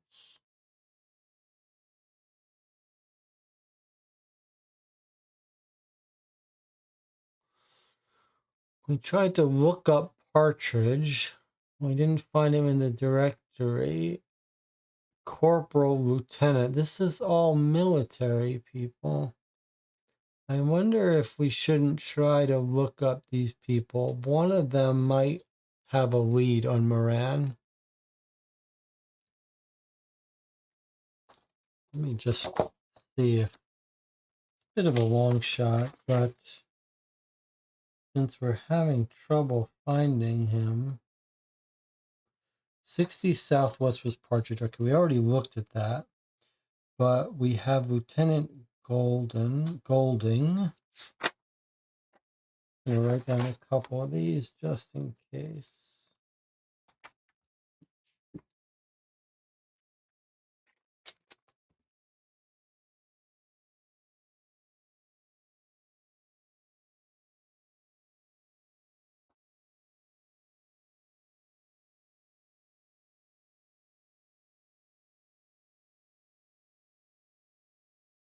Okay, Golding is not in the directory. Partridge, we already looked up. How about Kent?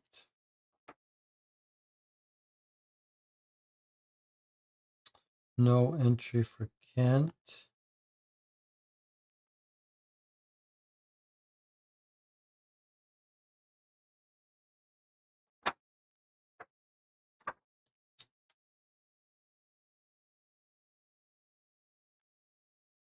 No entry for von Schellenberg. Okay. I mean, we could try military connections. What about the Indian embassy? What have we got here? I mean, I'm not sure we need to worry about this yet.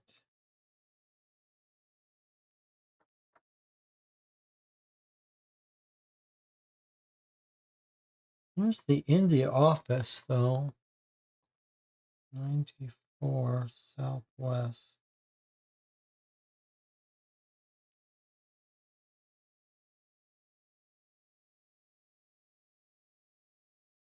Let's stop by the India office and the foreign office, 92 Southwest. Let's stop by these places just for the hell of it. See if anyone knows anything about our chief guy. 94, 92. No. Okay.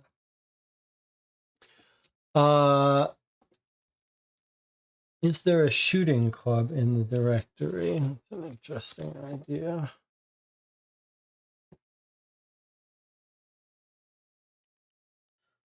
Well, we've got clubs, but we do have an Anglo-Indian club. No other clear shooting club, but Anglo-Indian club, 67 WC.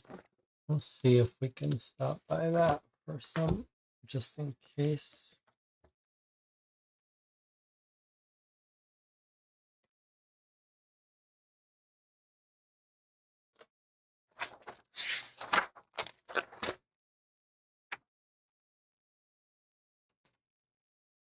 No.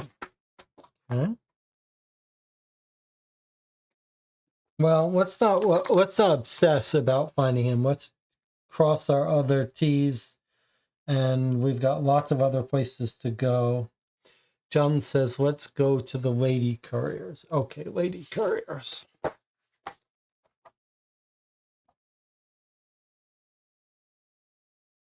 Lady couriers are 16 Northwest.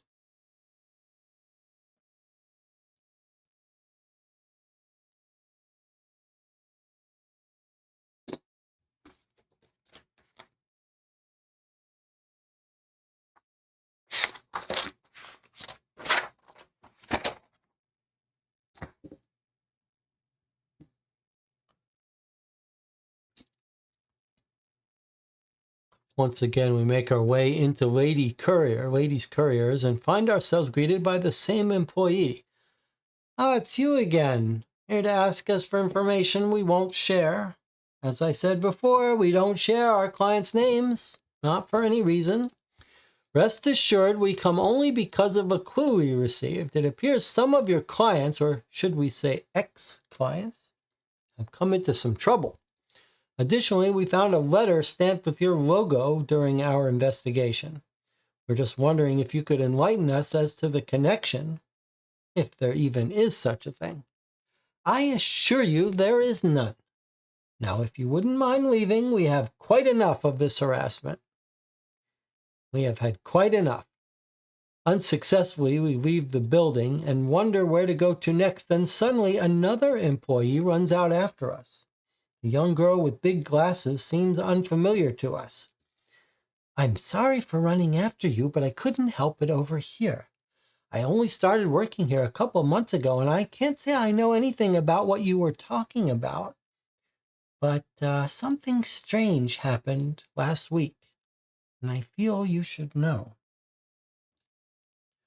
Should we find some place to talk more privately, we suggest? No, nothing's wrong, per se. Just that I had a weird request from a client. And when I asked about it to my boss, she just told me to go along with it. The whole thing felt off. I thought that maybe it'll be of use to you. Oh, what is it? What happened? Well, I often make copies of messages in case people want it sent to more than just one recipient. So I started noticing a lot of these copies go to the same address. Or at least they used to. The original letters were from multiple people. I don't recall them all, but I'm sure that the 3 women who were arrested earlier this year for those murders were amongst those whose letters were affected. Again, my boss says it's all fine, and it's not like I can tell you what's going on, if anything is going on at all. But I remember the address I was sending the copies to was 63 West Central. I hope it helps. We thank the bright young lady gratefully and wish her a good day. Okay, well, this doesn't really help us.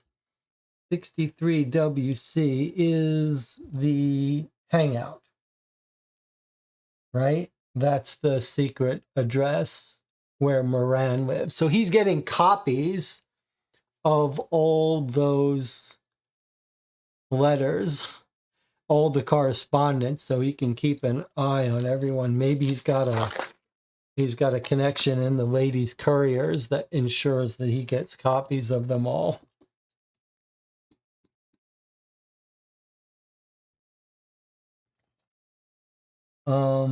Okay. Continuing with going through loose ends, I thought maybe we'd visit Thomas O'Neill if he's in the directory. He's the professional thief that the Gerard was involved in, that they thought might have robbed Gerard. Thomas O'Neill. I think it's his brother we can talk to. Wasn't that the... Is that the idea? That the O'Neills are brothers? Carol and Philip. Let me just see if there's entries for these. I don't think there are, but okay. 14 Northwest, no. 9 double C. Kind of a long shot here.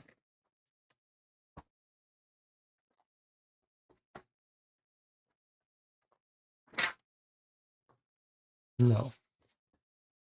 Okay.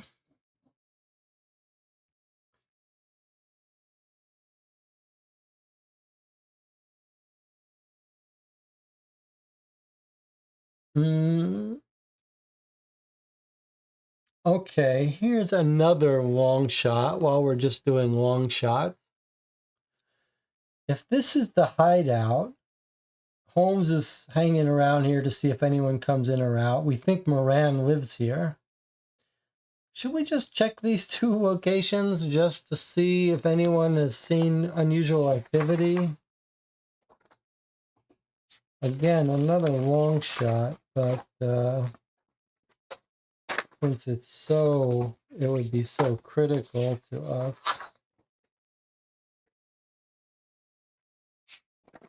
No. Okay.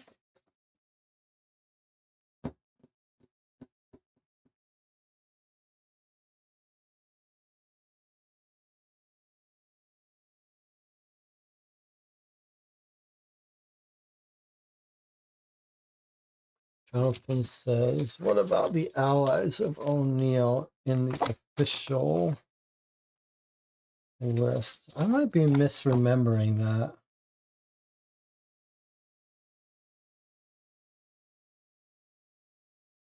I think it might be that in the West End Adventures original Sherlock Holmes consulting detective, that the O'Neills might have been an ally. Remember when we played the old version of the West End Adventures, there's some extra allies that got dropped.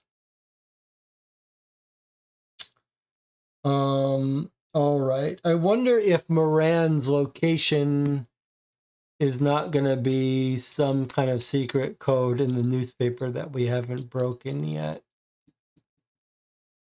Time for us to take another break. We'll take a break, think about places you want to go, loose ends. We still got lots of allies we could visit, but the noose is tightening around our bad guy, yet we still don't know exactly where to find him or if we should be trying to find him yet. I'll see you in 8 minutes.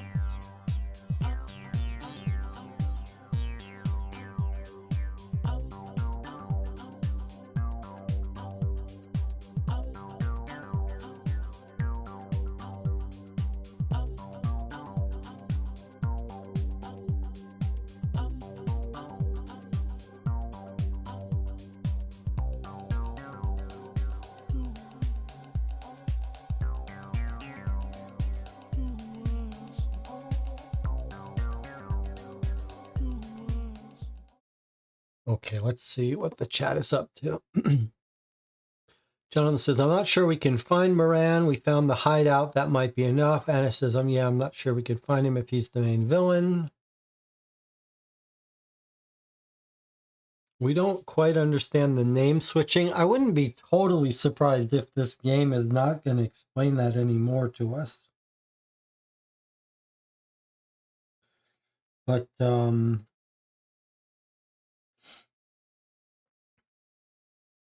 let's worry about that in a bit. I had two thoughts I don't want to forget.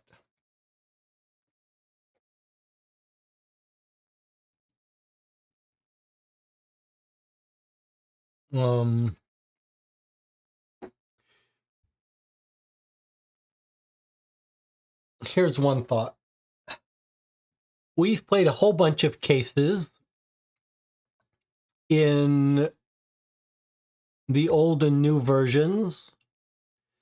Does anyone remember maybe we found two places that are different on the old map and new map, old directory, new directory. Does anyone who's been playing these games with me for 2 years, Jonathan Warner, I'm looking at you, remember what one of the differences were that's kind of important for this case, potentially? This is a real memory test. In one of the old cases we played, maybe it was Adventures by Gaslight, maybe it was Queen's Park. We normally play with the new map and the new directory, but we did discover one place that had changed names slightly that threw us off. And Jonathan has remembered it. The Military Museum. That's right. And if you'll remember, in the new version, I believe it became the military prison. Let's do this. This is a little bit of Sherlock Holmes Consulting Detective Trivia history. So in the new version, we have the military prison here. And what is that listed under?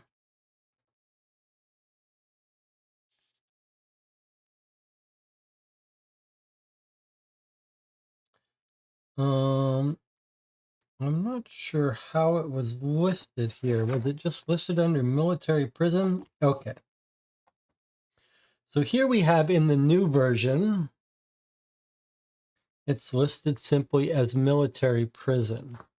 Now, let's look at the old version.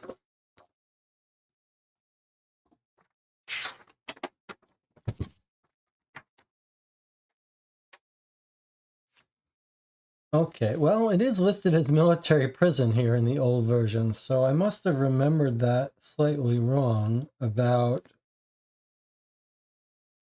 the map. However, I'm fairly certain that we will find in the directory something different. Okay, well, there's military prison. Okay, so what am I remembering wrong? So far, that doesn't change at all. Although, yeah, okay. Now, I know it's under R for Royal.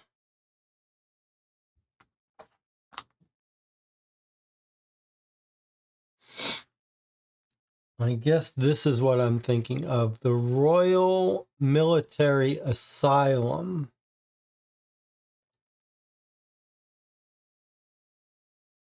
I know we met one of our military people at that place. The Royal Military Asylum, 47 Southwest. But it was a museum in one of the games.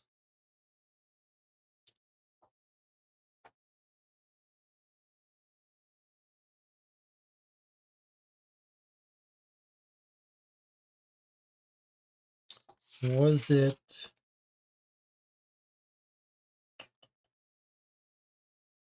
What was it called in the new one then?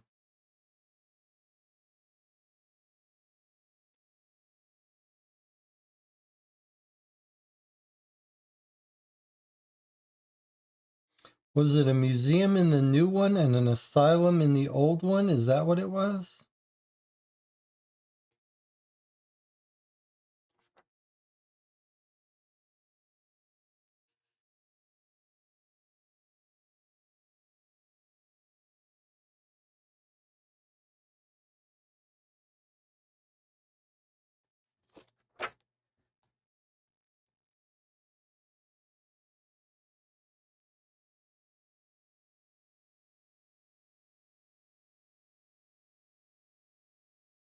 I'm not even finding it in the new one. Maybe Jonathan can remember it. But okay, I know when we went in there, we found some records. 47 Southwest. I'm just going to look it up. I remember it was one of the few places that messed us up at some point, because in the new directory, it was listed as something else, like maybe a museum. Okay, well, it doesn't seem to be referenced, so that's a false alarm. I just remember in one of the things we actually got records of one of the military people, and I was thinking maybe we could get records of Colonel Sebastian Moran.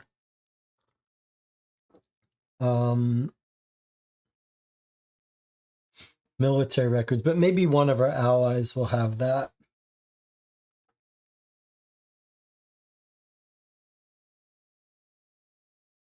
So here's another thought I had before I forget. So we went to Gerard's place. Gerard is the one I'm most interested in, just for my own personal reasons. And we met the son, right? We may want to reread that. And his son told us that his father was feeling sick, so he's standing in for him and tells him that his father went and looked at the stuff. We tried to look up Gerard in the directory. We didn't find it. But the reason I put those cubes on the map is to show you something that I noticed. But I guess we already went to St. Bart's because that's where our hospital is. But I was thinking, is it possible that the father's not homesick, but in the hospital sick?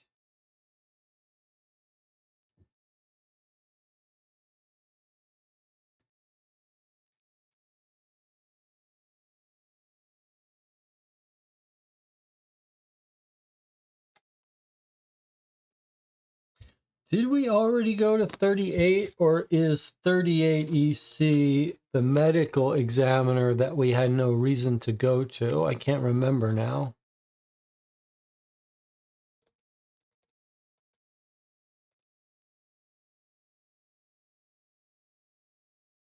Let's stop by here just to see.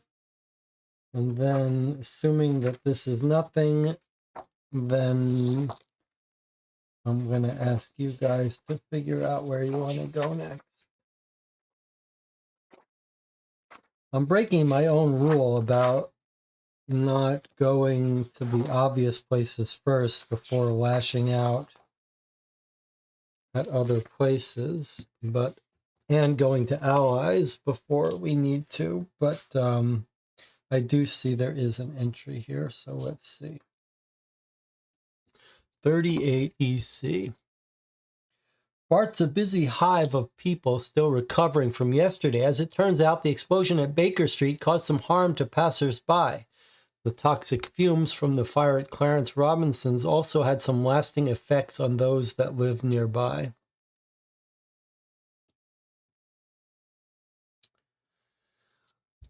Through the throng of people, we find time to talk to Jasper Meeks. He shares his sorrows on the news of Sherlock's death, but appears to be too busy to reminisce. I'll give you the facts of Baker Street incident in a moment. First, read this. He hands us a clipboard with a few papers attached to it. Whilst we start reading, Jasper leads us away from the busy hospital floors down to the lower level that houses his pathologist's offices.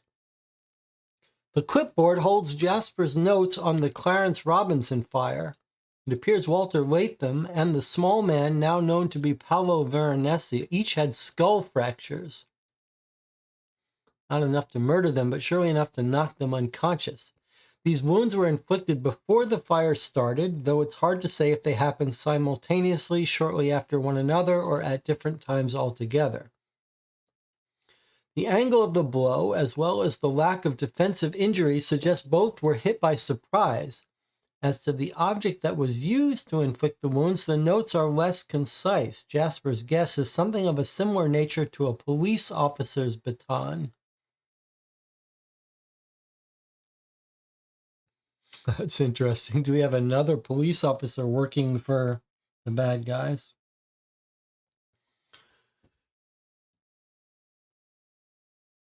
A lot more peaceful down here, Jasper says when he notices we're done reading. So about the Baker Street incident, I've only just received material from there. Oh, he's saying.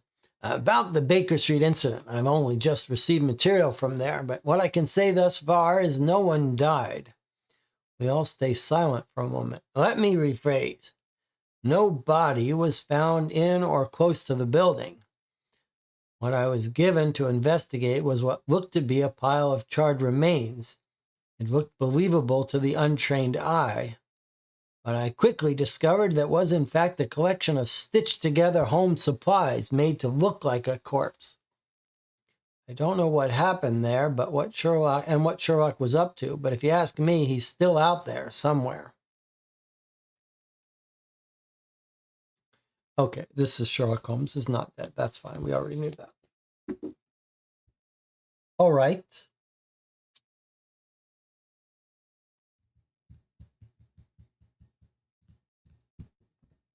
Well,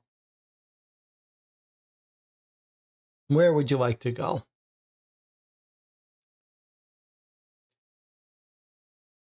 Did Brown hit them? Did the detective?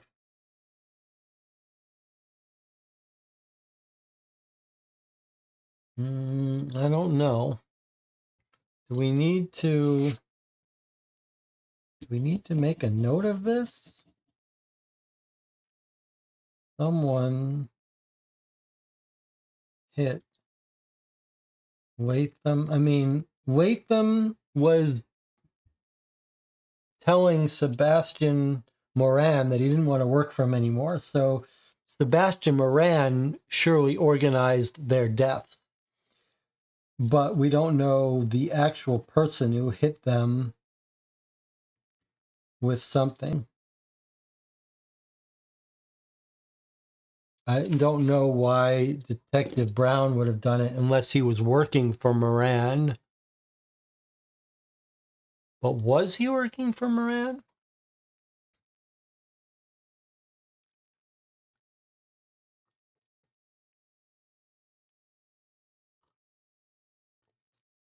An interesting idea.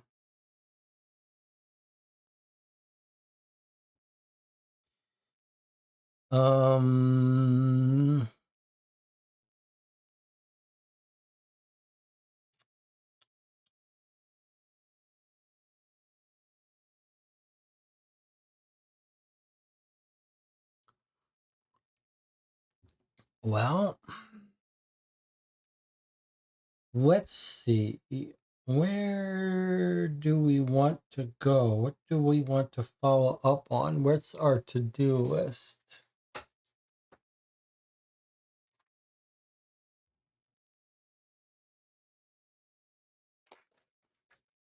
Where's our outstanding questions? Another question is, where is the crown?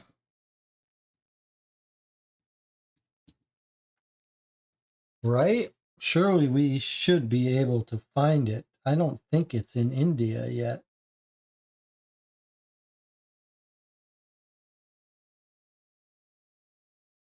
And how do we use these footprints? How about we go to Lomax and ask him about those papers?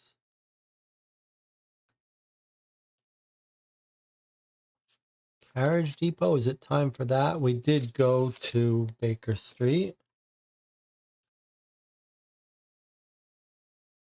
If there's a code in the paper, Parsons and Son is the place that knows about codes. Is it time to go to these people yet?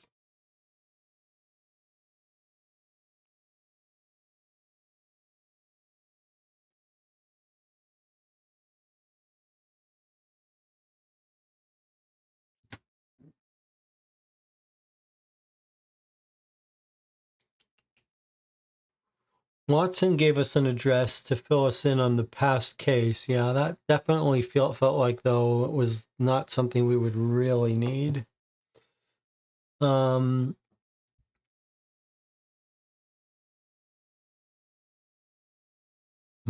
was paying off the Detective Brown's brother. I don't think we have evidence that Moran was paying off the detective, right? Or did the detective find out about it and also blackmail him?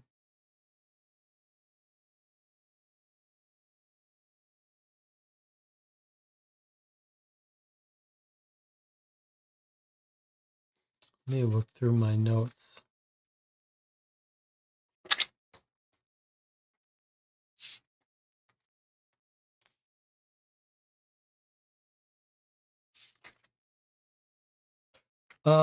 Did we visit Henry Ellis yet? Yes, we did, didn't we? About the foreign affairs? I think we did. There was the question about the Elephant and Castle performer. Josephine Whelan, no, she's at the pavilion. Was the other one from the previous paper. Boy, that's a long shot. But we still don't know why.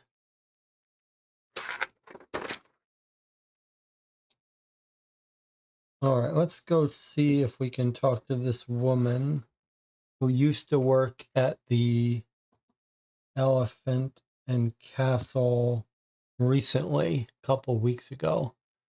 Minnie Cavill.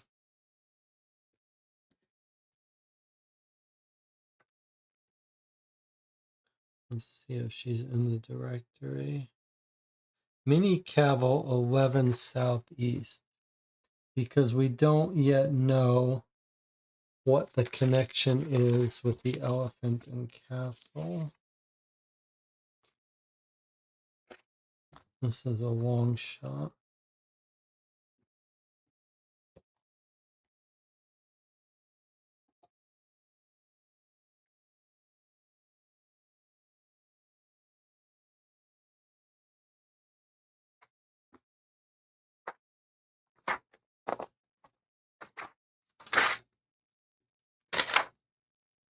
No entry for 11 Southeast. All right.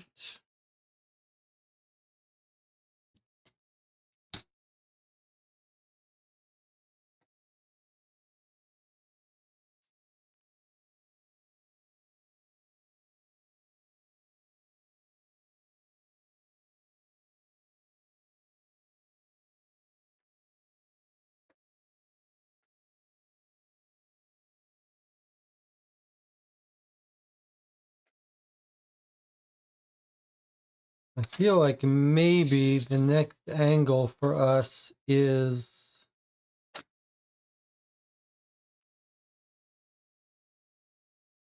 Lomax.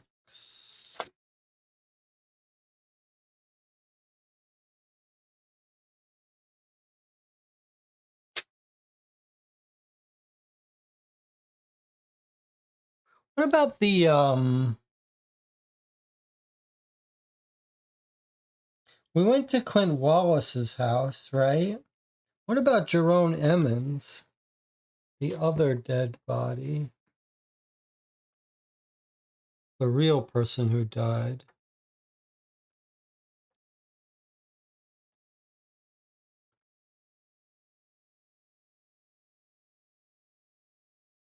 Jerome Emmons, 61 East. Oh, yes, I keep forgetting he's out of town. He's not in London proper.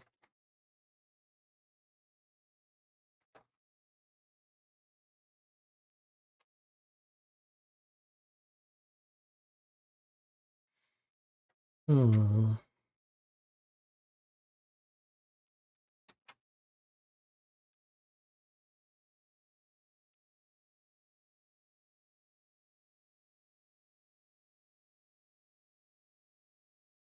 Who bought the shares? Can we look that up somewhere?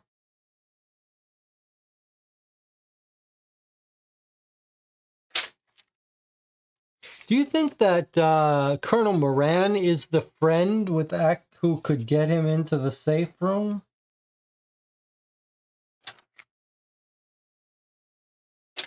It seems that would make sense, wouldn't it? Colonel maybe has enough pull to get him to be able to look at the safe, vouch for him.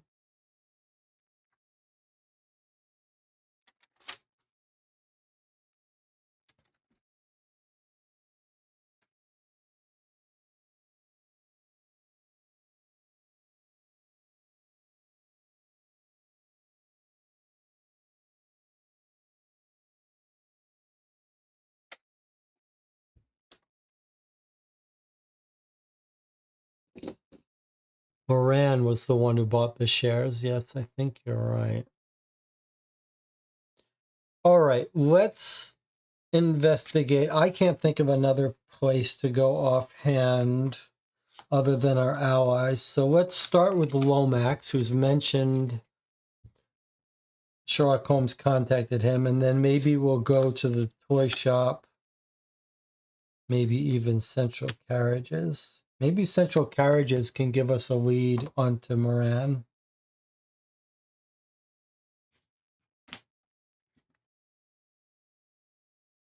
Before we do, one last thing. We found the Thames Steamship Company owned this warehouse here. This year, we're told this is an abandoned area of the neighborhood. Should we check here just to see if maybe they're also using this? Because remember we're told about this crown thing. Like, I want to know where the crown is. Is it possible it's somewhere near there? Or maybe even a cab. Cab could have taken it somewhere. No. Okay. No entry for 38. Southeast. Okay.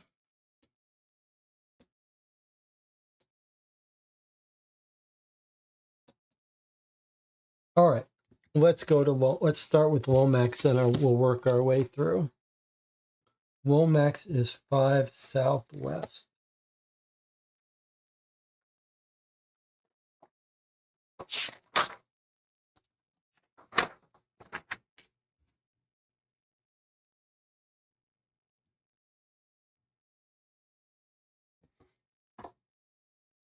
We find Lomax in the London Library with his nose hidden on a large tome. When we announce our presence, he slowly looks up from his book. Takes a few seconds to return to the real world. Hello? Can I help you? We assume you've heard about what happened to Sherlock. Yes, I have. Why do you think I'm reading these books? We take a look at the pile of books on the next table next to Lomax and see titles such as The Encyclopedia of London Fires, How to Deal with Death, Gas Leaks and Other House Dangers, even an army manual on explosives. It appears that whatever grief Lomax is feeling, he's hiding it in his books. We've learned you did a small favor for Sherlock recently. Yes, I did. He asked me for the times of multiple dates going back many years. Took me a while to collect the specific dates he requested, but I think he found what he was looking for. Do you know what it was? He said he was trying to figure out a code of some sort. Apparently the Times was being used for sending coded messages with directions. Directions to what? Directions on a compass rose, as it turned out. Sherlock and I looked them up together. We got a book on army codes used during the Jawaki expedition in 77 and 78. Sherlock had a list of words he wanted to double check. You still have that book? Lomax stands up and walks behind a large bookshelf, only to appear from the other side with a book in hand. When he hands it over, we hastily go through the thin booklet. Certain words have been circled. I told Sherlock he wasn't allowed to draw in library books, but he never listened. Some of the words are circled include edge and head. Edge means northeast, head means south. Also lost, which means start. There are more words circled, but those have either been crossed out again or do not trigger our memories. If you want more information, you can always head back to Watson. Last I heard, he was staying at a hotel somewhere near Baker Street. Thank you very much. Is there anything else Sherlock wanted help with during his time here? He wanted plans of London's sewer system, but I told him he had to go to land records if he wanted those. Thank you again. Goodbye. Okay, so this seems to me that the code they're talking about, we already figured out, right? Edge, head, and lost. Only the lost part, which means start, that we didn't spend too much time worrying about. So there's our lost at the edge.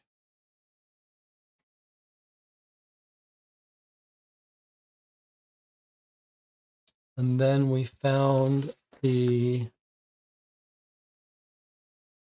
paper from this year, Lost Head.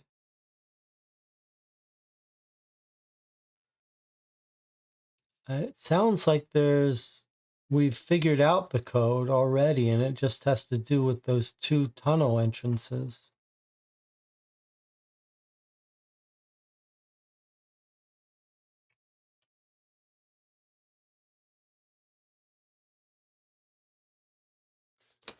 Okay, let's continue through our allies. 5WC, Carriage Depot. Chat thinks the crown is gone. Really? It's not going to give us a chance to recover it?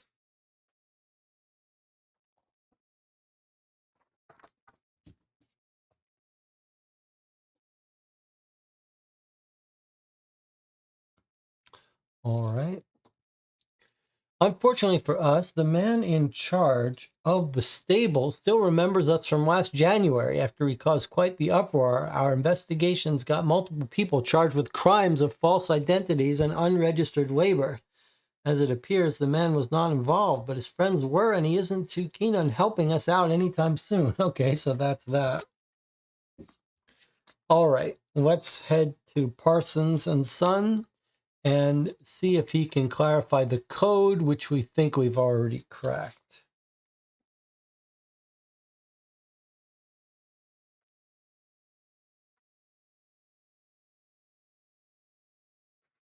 There was lots of hints of a code, but we think we already basically got it. Let's see.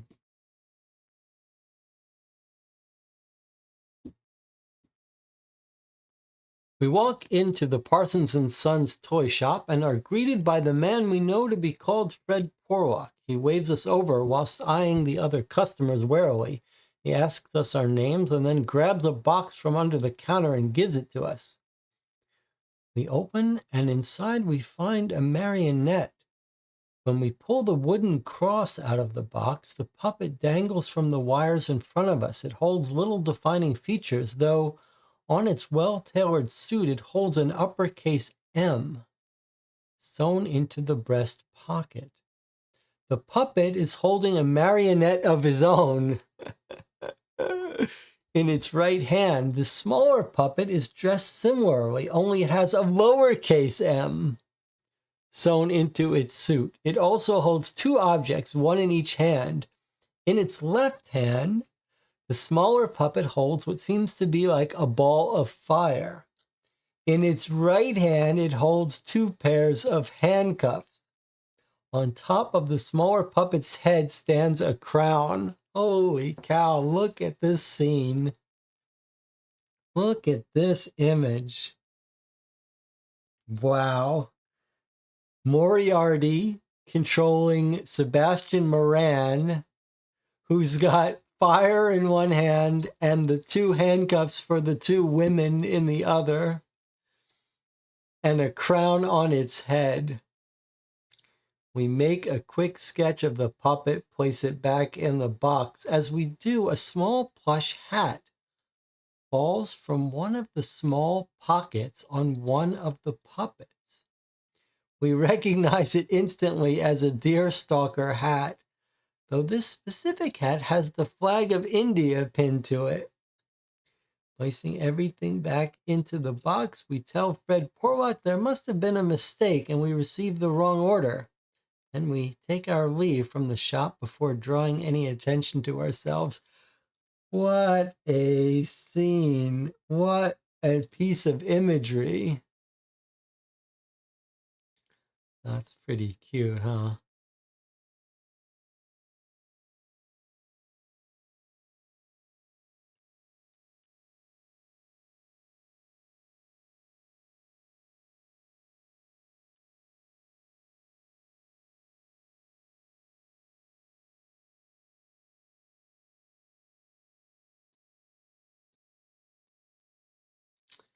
Pretty cute. Crown might be gone. We should double check the papers about a shipwreck. Maybe someone else mentioned this earlier. It'd be funny if the crown sunk to the bottom of the ocean as an accident after being stolen. That's an interesting idea.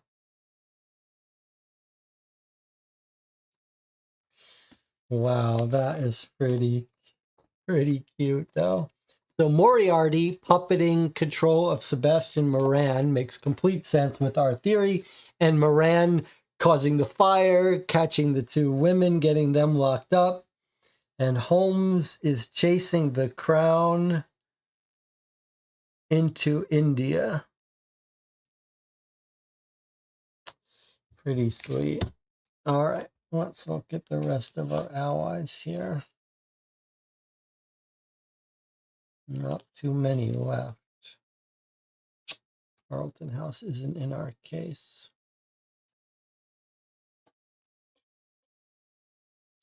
Court cases. All right, well, let's go to Porky Shinwell. See if he knows anything, especially about Gerard, is what I'm hoping he's got some information on. Being a criminal.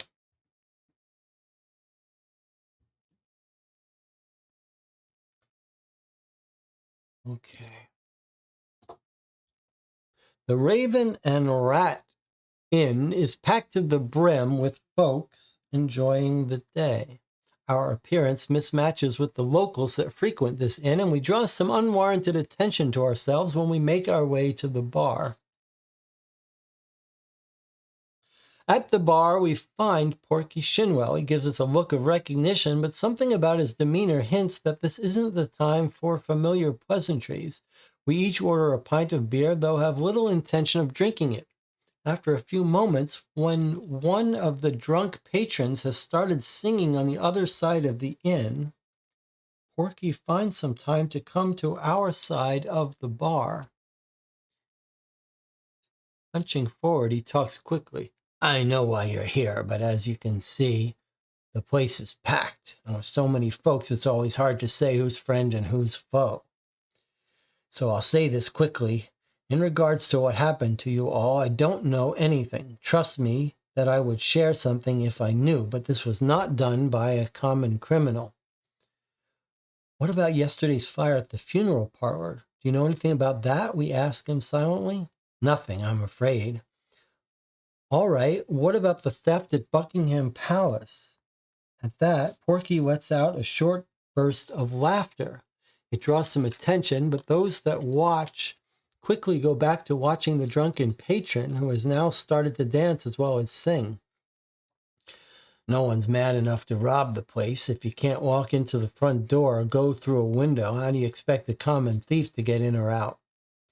What about an underground tunnel? At that, Porky draws a puzzling face. That's strange you mentioned that. Sherlock was in here recently asking about the same thing. I told him that a mysterious figure has been requesting digging crews at the beginning of this year. Sherlock also asked if the same request was made 10 years ago, but at that time I was still very much part of the criminal world and not a crimeless innkeeper. Did Sherlock ask anything else? Well, in relation to the palace, he did ask me if I knew someone who was good enough to make a copy of Queen Victoria's crown. I took it as a lark at the time, but now that you bring it up again, I'm afraid there might be something more at play. I told him the best place to go is R.S. Gerard. He's a known forger of jewelry, known at least to my sort of folk. Just then, the drunk man falls all over his face, unconscious. Most of the bar doesn't seem to care and go back to their business. The bar starts to crowd up again, and Porky leaves us to tend to the other patrons. Okay, here we have confirmation of Jonathan's theory that Gerard didn't just authenticate the crown, but is the forger of it, of the fake crown.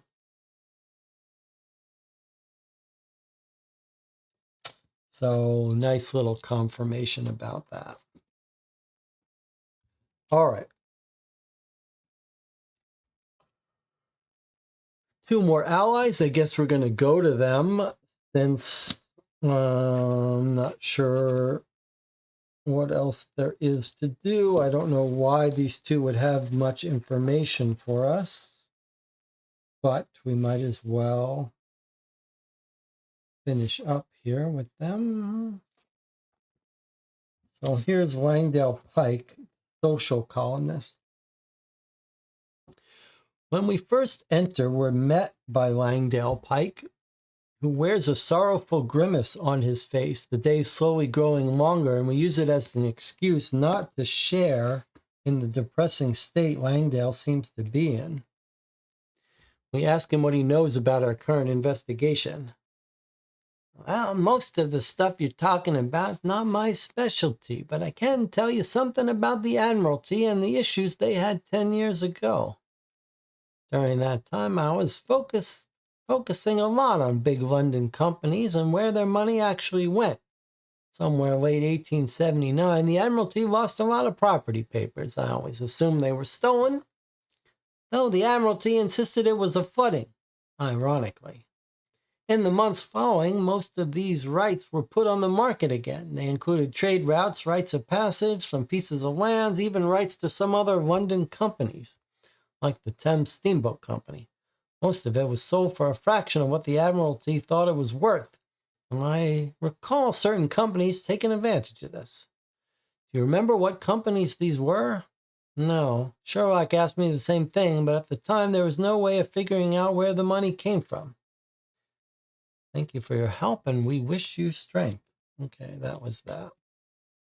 More confirmation of what we already know. Our last ally here is Edward Hall, barrister at the criminal court. Let's see if he's got any information for us. Mr. Hall has been in court all day yesterday, as well as the 3 days before. He has little time to speak to anyone or do anything except focus on his case. As it appears, he isn't even aware of what happened at Baker Street. When we mention Sherlock, he recalls the last time I saw him. Yesterday afternoon, I believe he came asking if I knew any good forgers. Forgers of what? Well, anything really. He kept asking if any were good enough to make a believable copy of the crown, which of course I had no clue of. But I did put him on some names that I heard about through my career, names of people I thought would be able to forge things of that nature.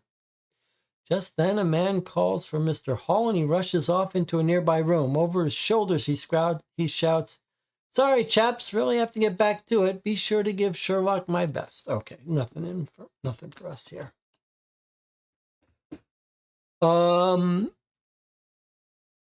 Okay, so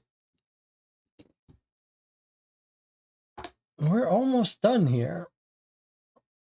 There was Watson at the Langham Hotel, which is here, 36 Northwest. Let's head over there.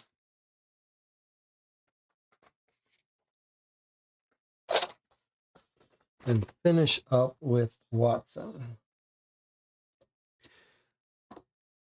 Once again, we're greeted by Watson, who beckons us into the common room of the hotel, where he's reading today's newspapers. He takes out his notebook from his breast pocket. "So you're here for a quick revisit to the past. Well, let's get started then. In the case that is now known as the Cutting Edge of Winter, we arrested 3 women for the murders of 3 men. The 3 women, this is sort of our recap of the cases that Watson is giving us. Let's see if we missed anything important. The 3 women, who are known as the Winter Widows, were Mabel Brown, Martha Jameson, and Emily Roster. Each of them murdered the husband of another. Firstly, on January 8th, Mabel Brown murdered Frank Jameson in the train, whilst the 2 other women caused a scene at Goldini's restaurant. On the other side of town, secondly, on January 9th, Emily Roster murders Sam Brown in Regent's Park, whilst the remaining 2 ladies made sure they're noticed at Appenroth's German restaurant, again on the other side of town. Thirdly and lastly, in the evening of the 9th, Martha Jameson murders David Roster in his own home, while his wife is sure to be spotted at a nearby hotel. We figured all this out by going to the central carriage stables and getting records of their movements, as well as discovering all 3 ladies used the ladies' courier's service to communicate. Watson takes a few sips of tea before starting on his second lecture. In the meantime, we too were given tea, from which we readily sip before having to give Watson our full attention.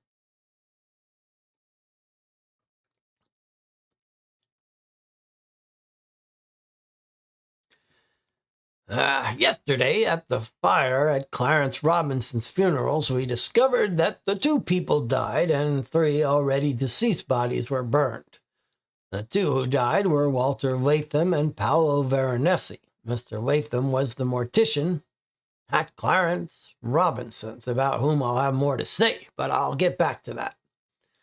The other man, Paolo Veronesi, he was a homeless Italian looking for any kind of work. In 1888, he fled Rome to escape the cholera outbreak, but had hard times finding a job here in London. He was tasked by Harrison Beaufort, a local dentist, to steal jars of chloroform. Mr. Beaufort used these in a new type of dentistry. The 3 corpses that were being worked on by Mr. Latham that night were of Patricia Carey, an elderly lady, John Mobley, a beloved businessman, and what we first assumed was Clint Wallace. However, as it turns out, Sailor Clint Wallace was still alive and well. It was instead Jerome Emmons whose body was burned. As you can imagine, the swapping of names at a funeral parlor is a serious mistake, one a professional like Mr. Latham wouldn't make by accident. Therefore, I now have reason to believe Mr. Latham purposely swapped out the names.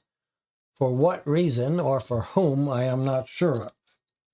Well, we know for whom, but the reason is a little opaque to us as well. By this time, all of us take one big sip of tea. Watson catches his breath for a moment and continues. Well, that's all I can say about the previous cases. At least you know all the parts are relevant. But I can also tell you this. I've been looking at the newspapers of the dates that were most relevant in the previous cases. I don't know if you had discovered this already, but there is a single newspaper article that appears twice in almost the same exact wording. Maybe that was the code Sherlock was talking about. I'm sure the location listed in that article would be of interest to your investigation. I would not be surprised to find out it has something to do with the Victoria's crown that was stolen earlier this year. How are you certain it was stolen? I'm not, but it would answer a lot of my questions. Okay. More confirmation that you should not go there until you're ready for confirmation. But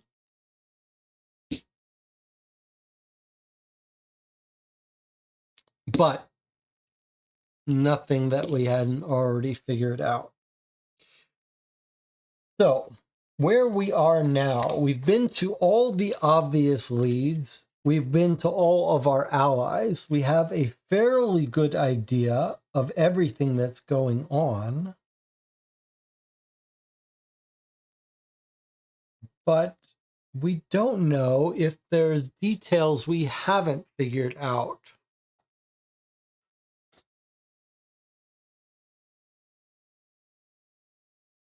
We don't know where Colonel Sebastian Moran is, although we know he's the main guy pulling the strings.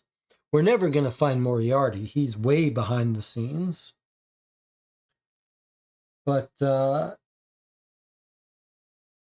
it seems like we do know who forged it, who stole it. Maybe that they've sailed it away to India. Maybe Holmes is on the trail of that. There was some thought that maybe the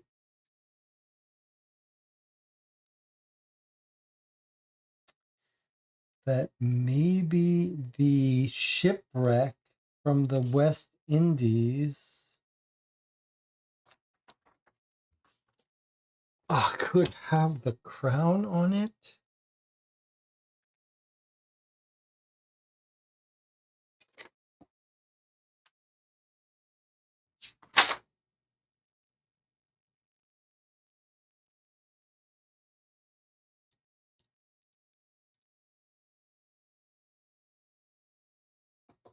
Is this where the crown is? Is the West Indies India?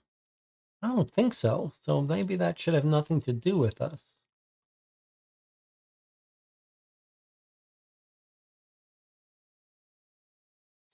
Maybe we should visit Beaufort just in case. He was the dentist that was up to no good, but we don't think he's playing a big role in our case at all. But I wonder if we're just being thorough.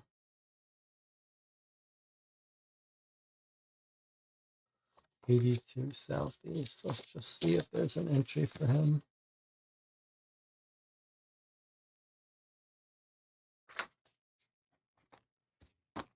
Does feel like there are places we haven't been to yet, but we could scan for our book to see what we haven't read.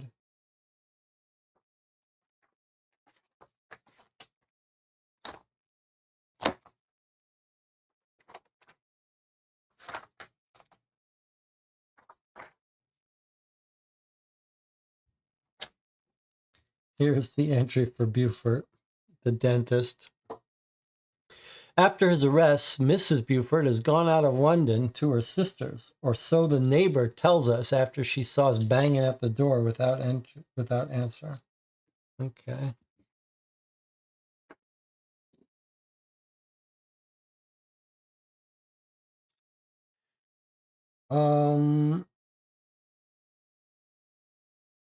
Okay, let's make a list of things.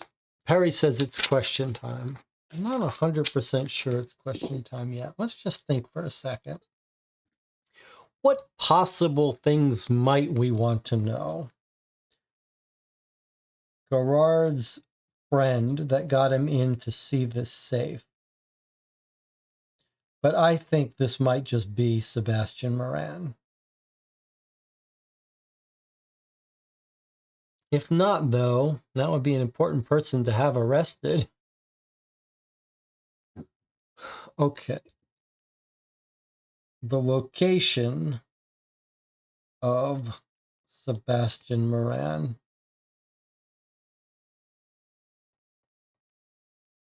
Don't know if we can find him or not. He might be in India for all we know. The location of the crown, the real crown, because we know where the fake is. It's at Buckingham Palace.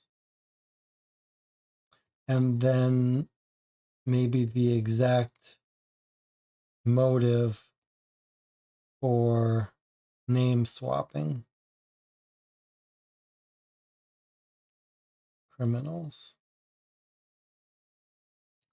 Any other questions that we don't have answers to that we can think we might like to?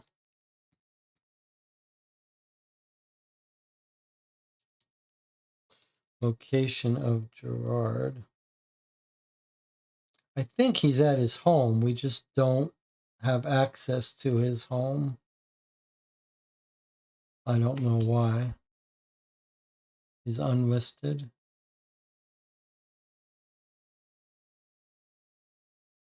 The old article about him didn't give us an address, right? It just gave address, because I did find the old article about Gerard's, but I believe it just gave us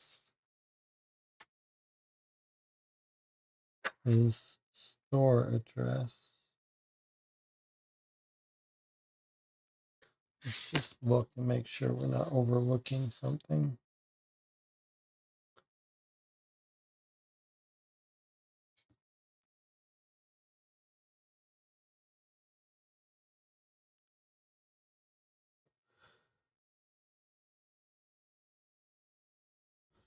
Okay.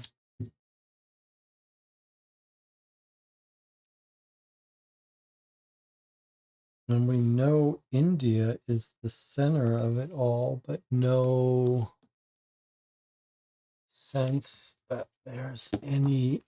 We tried to go to the Indian.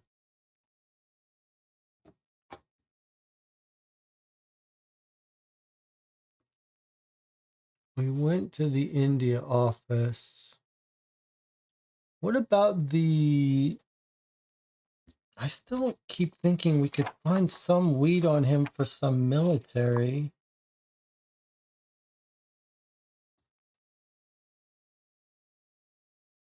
Royal Navy or something? Trade routes? Maybe not. All right, let's see if there are any other, if anyone can think of any other questions that we would like. I think Moran shipping out was 10 years ago paper. Is there a war office? Well, there's certainly a whole bunch of military places here.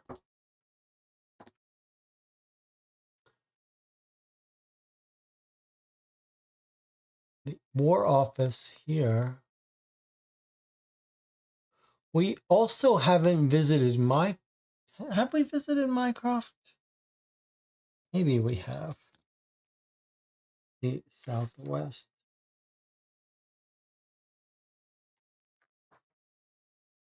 Yes, we have visited Mycroft. Okay, War Office you want to check out?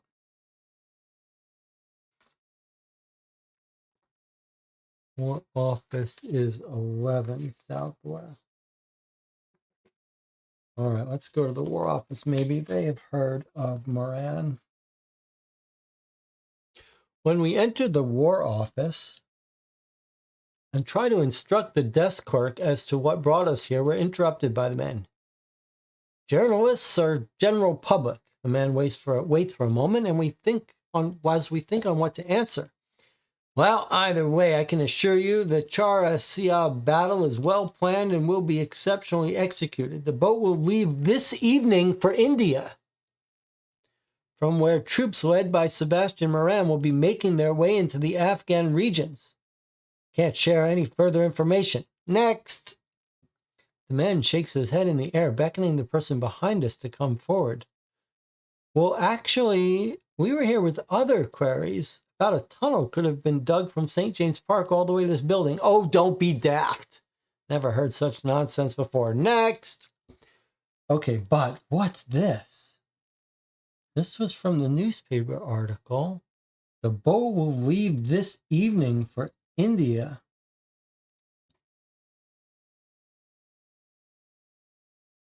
The Char Asya battle, but that sounds like the article that was 10 years ago. I think that might be just a mistake on the author's part.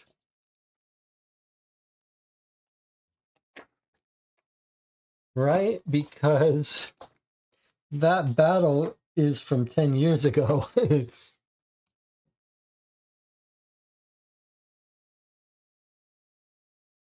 Battle due at Char Asya. This is 10 years ago. So that's just a bit of a bug.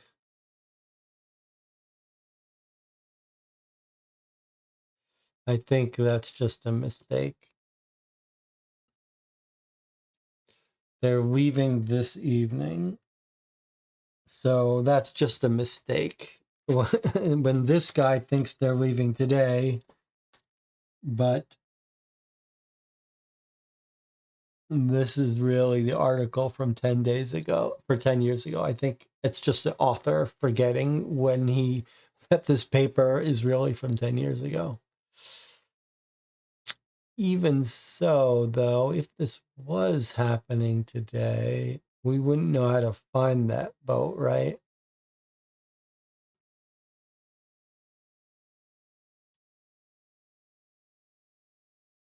From London Harbor.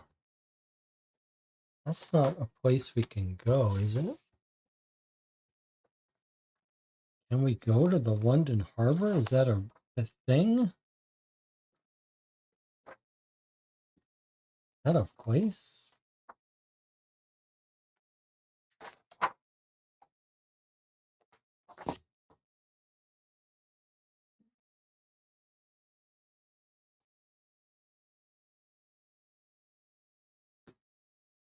Well, there's the London docks, which are not in proper London, and that's it. So I don't think we're going to be going there. I think that's just a mistake.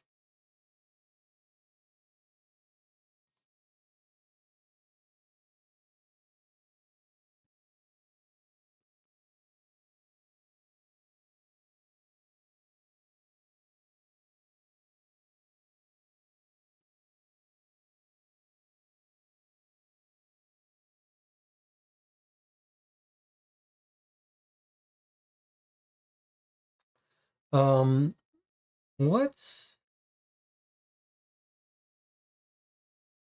take a look at Moran's hideout again.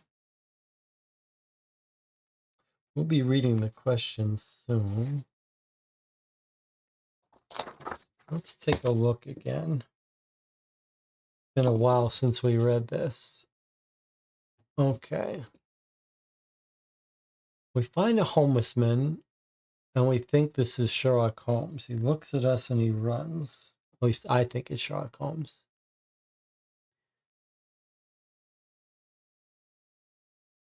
We pick the lock. We're going to look at these train station tickets again. Detailed map of Baker Street.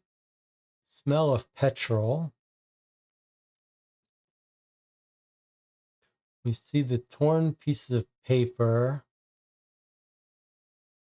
That plans out his stuff. We still don't know what was going on in the Elephant and Castle. That's another question for us.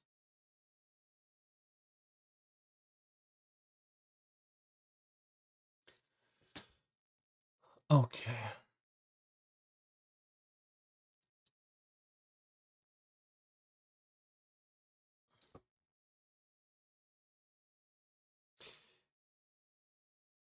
train tickets towards a lot of different cities, mostly harbor towns.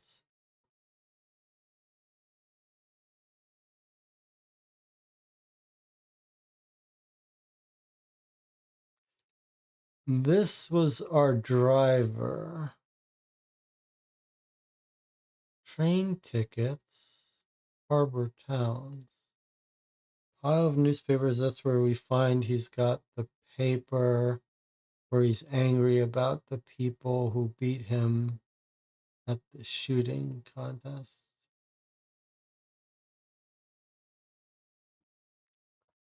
Okay, so that all happens here.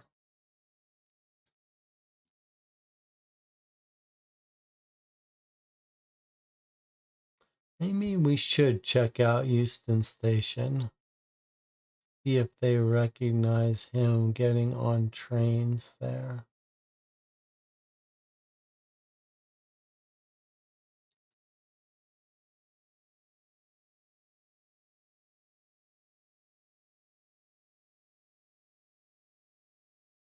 I'm going to stop by Euston Station just on the off chance.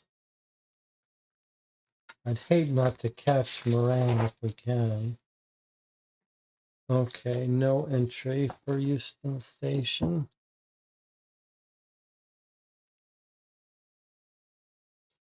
The Sports Gazette.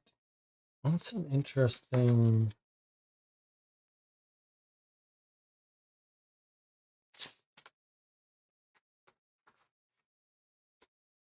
That's an interesting idea.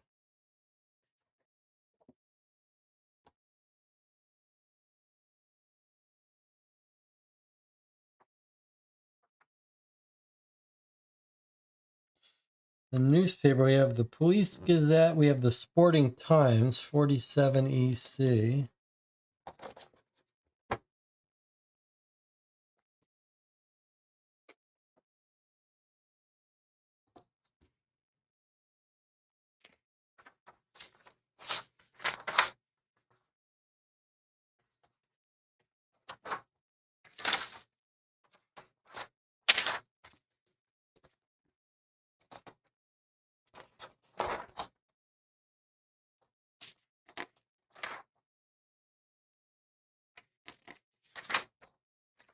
No entry for the Sporting Times.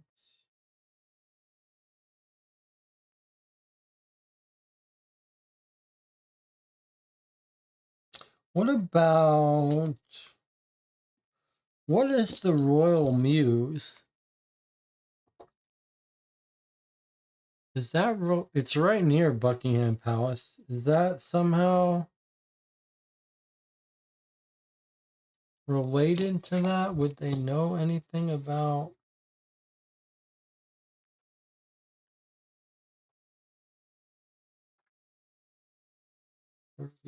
Six Southwest.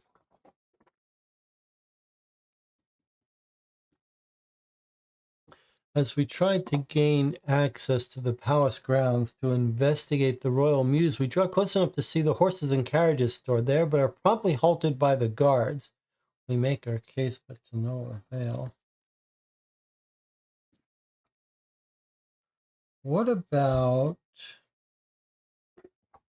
Gerard going to see a doctor? Gerard's up here in EC.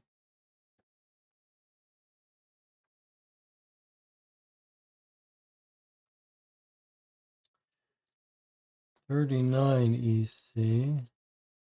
Right next door. Pretty close. 64 EC.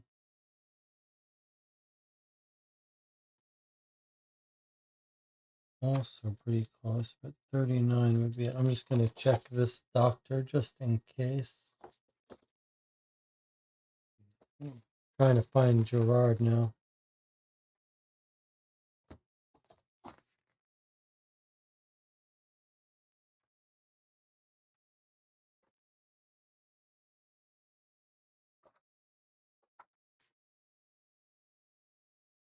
$39 EC is Jameson's house. Okay, wasn't even the doctor.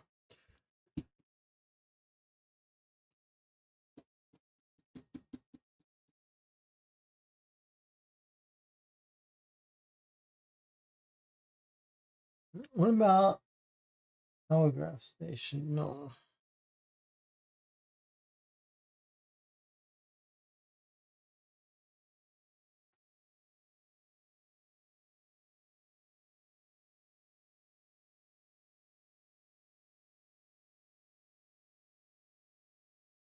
It's where we found all these footprints, but we don't have any more interaction with them.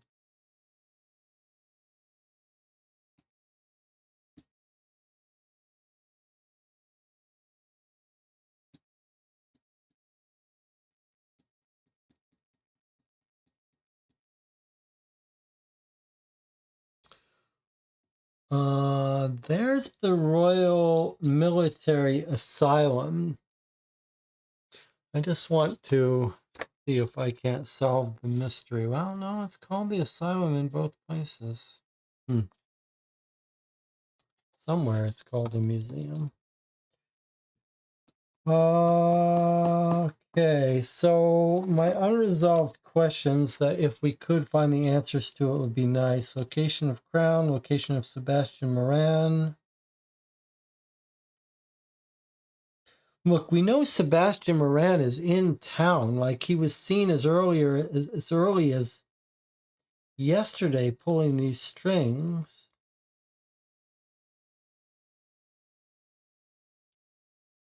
It does feel like we should be able to find him.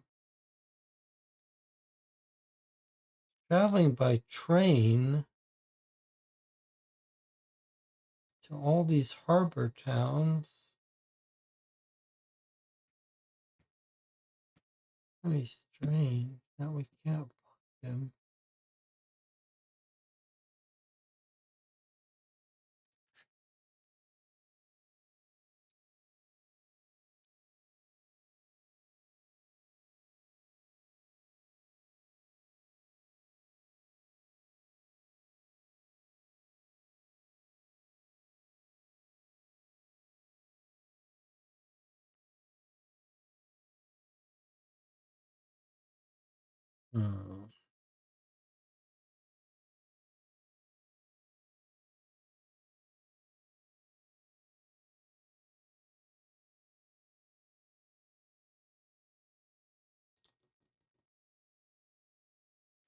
I guess in our list of questions, we might also ask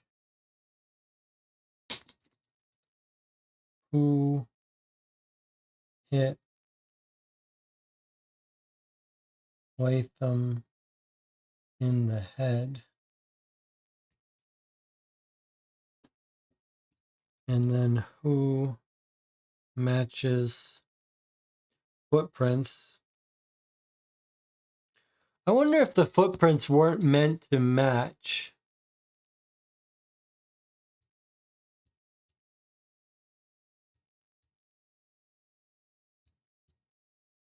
I wonder if the footprints weren't meant to match.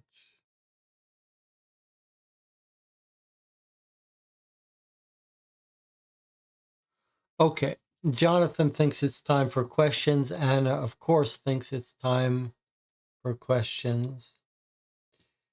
Let's take a break. We'll come back. We'll look at the questions.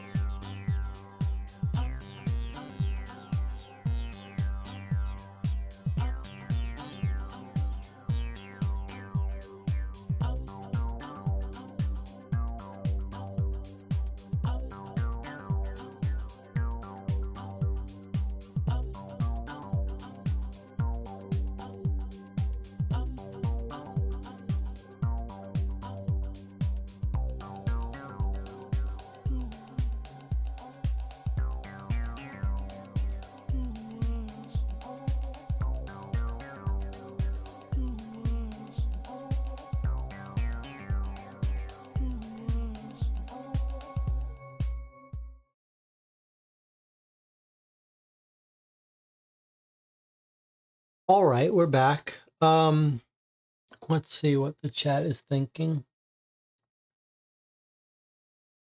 Yeah, I think it was stolen in the tunnels, and then they suspected something was happening, so they called Gerard in, and he authenticated it. I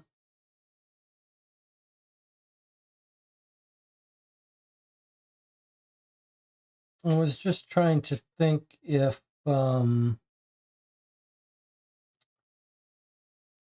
how we might stumble onto Moran. We were thinking about a shooting club. Would he have gone to a gun shop?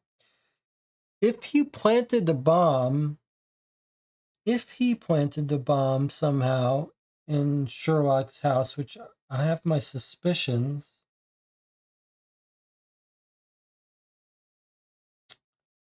would he have to buy explosives somewhere, military explosives? Would there be a sign of him accessing military explosive supplies or a chemist near his house?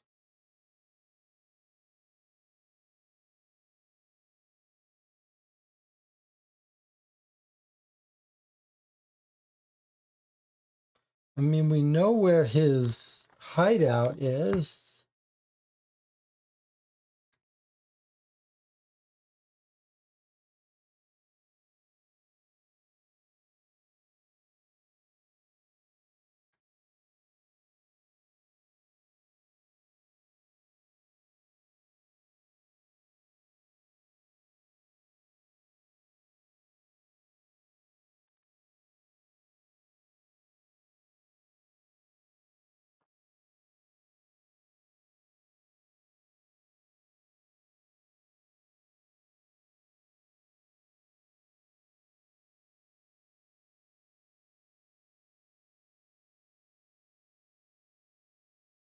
I suppose if he got explosives, it wouldn't really tell us where he is now. He probably just took a train or a boat out of there.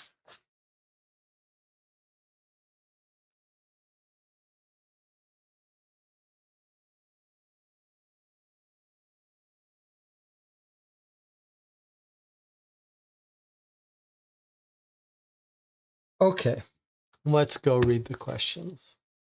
Yeah?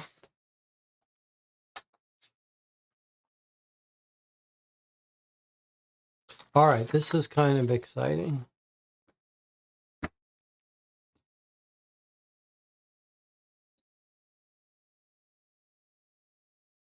All right. Here's our custom case 3, the House of Men. We've got 3 parts of questions. Who or what is M? How did 221B Baker Street explode? Why was Sherlock attacked in this manner? Where is Queen Victoria's crown? Wow, ouch.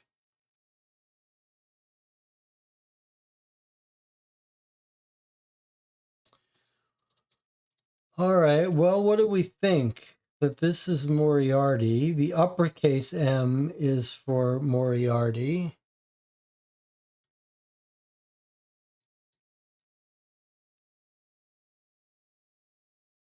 So what do we think? The petrol... Remember, there's petrol in the hideout, but we don't know if it's petrol used to firebomb the funeral home or to explode Sherlock. So this is either that Sherlock set this up or that our general did. I am not confident about that. We do see petrol in the General Moran's hideout, but are we sure that's not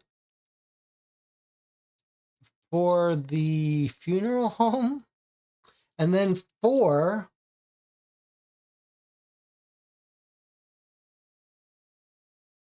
what do we think? That this is sailing to India? with Moran? Boy, I am not sure about that. All right, well, let's look at the other questions. What happened to Mabel Brown and Emily Roster, and who was responsible? We think Moran killed them, although I'm not sure. Moran organized, hired to have them killed, but did he kill them with his own hand? From whom did Sam Brown and David Roster receive money for the last year, and why? This is Moran, because they were blackmailing them. We still don't know how they stumbled on his scheme. Who came up with the Winter Widow murder? It's all Moran. What was the real reason behind the murders of Sam Brown, David Roster, and Frank Jameson? The real reason? They were asking for too much money, I guess, is how we're going to answer that. Asking too much money. But not Jameson, right? That's the one that got killed just because he had an angry wife.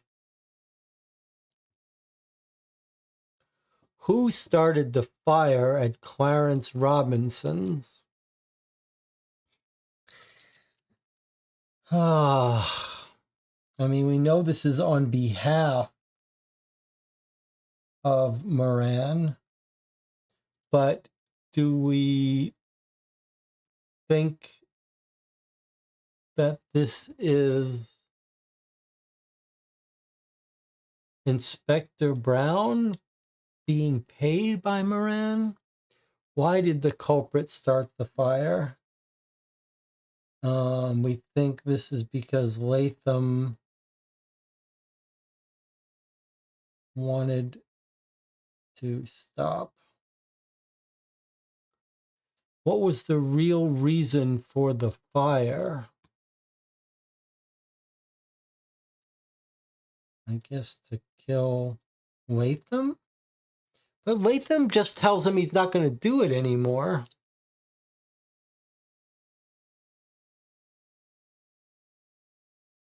Do you have to kill him for that? Wow, it's shocking how many of these questions I do not feel confident about.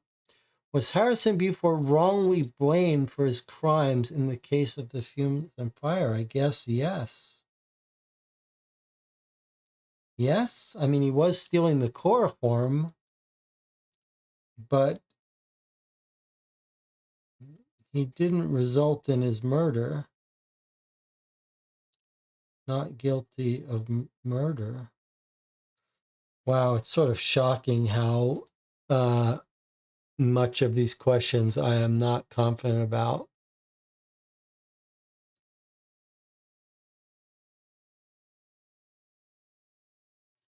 Let's see what the chat is saying.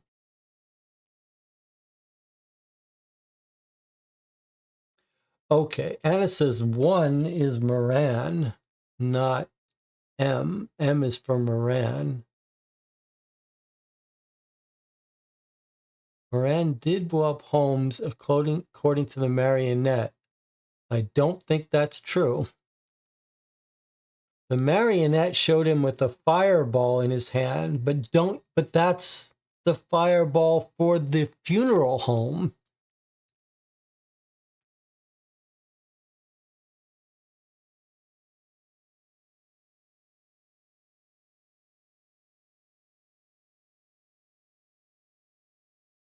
The map of Baker Street in the hideout is another clue that Moran did the explosion. You're right. You are absolutely right.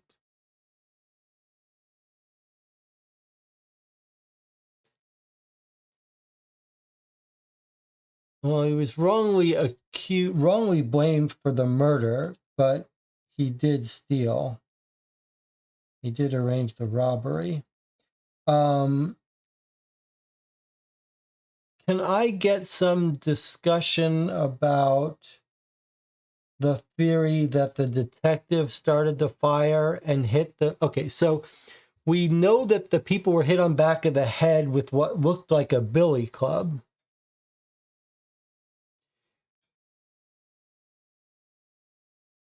But so, and we know it was done on behalf of Moran. Can someone give me more? Why? What's the story of us thinking that the Detective Brown was hired to do this by Moran? Why are we so convinced he was hired? He was a bad guy hired. We know he was investigating the funeral home. How are we convinced that he's in on it? How are we convinced he's hooked up with the general and is willing to kill people? In fact, if he wants revenge on the wives, doesn't that suggest he's not involved with Moran?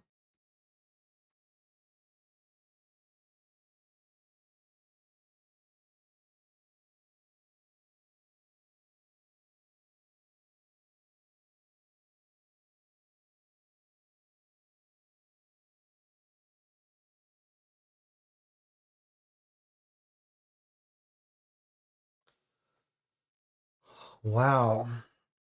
Oh boy. Now, Jonathan thinks that Inspector Moran killed the widows. Sorry. Jonathan thinks that the Inspector Brown, the brother of Sam Brown, actually did kill the widows.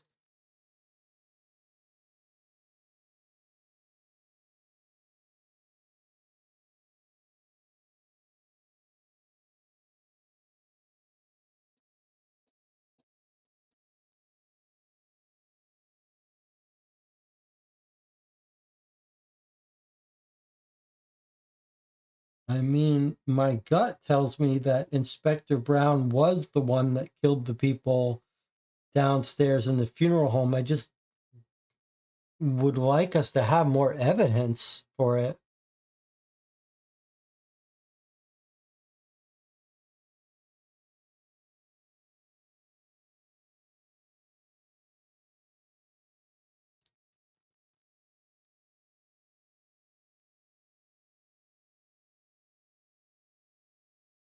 I mean, it's a really big stretch to go from an inspector to murdering people.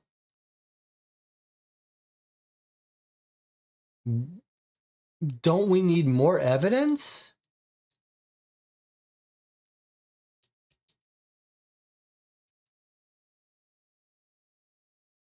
It just feels like we need to have more evidence for that. On what basis do we think this detective went from being a detective one day to getting fired and then brutally murdering two criminals that he's got no relationship with? He's got no reason to want to kill those people.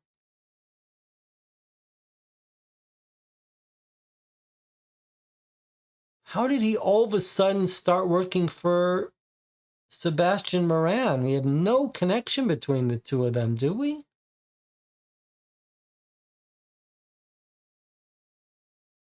That's very odd.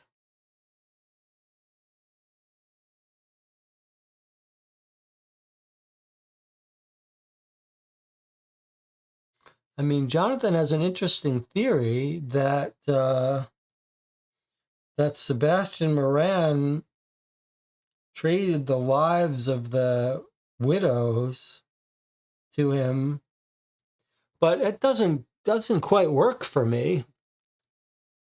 Psychologically, you're an inspector. Okay, well, wait a second. We were told that he got fired because he was doing some robbing or something. he was doing malfeasance. So maybe all along he was working for Sebastian Moran. But it does seem like a pretty big leap to go from being a detective to being angry at your in-law and then killing two completely innocent or unrelated people to you. But maybe he was all along working for Sebastian Moran in this funeral parlor business, but that doesn't make sense because he was investigating it. So if he was investigating it, obviously he wasn't working for them.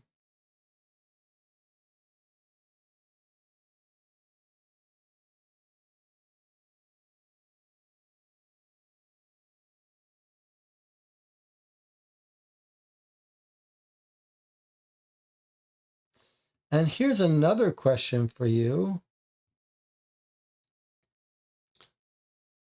How did 221B Baker Street explode? We're told these weird circumstances that it was a slow burn. First they found the fire and the smoke. They leave, then it explodes. We're told by the criminologist that it was much too big an explosion to come in through the window. So how does it get in there? How does it get into 221B Baker Street?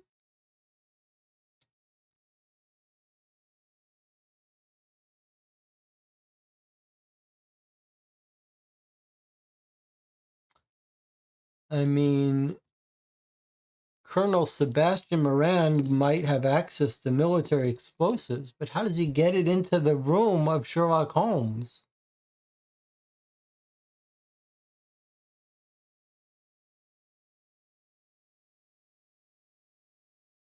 I agree that Sherlock Holmes wouldn't have blown up his own house.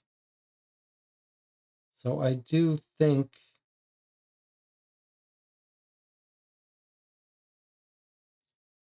that it was Moriarty and Moran, but and what's the manner? What's the motive? Was the motive for Moriarty to kill him because he's getting too close?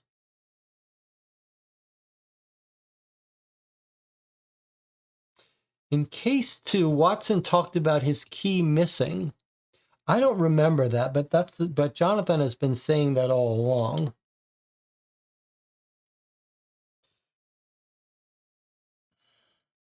Okay, planted bomb.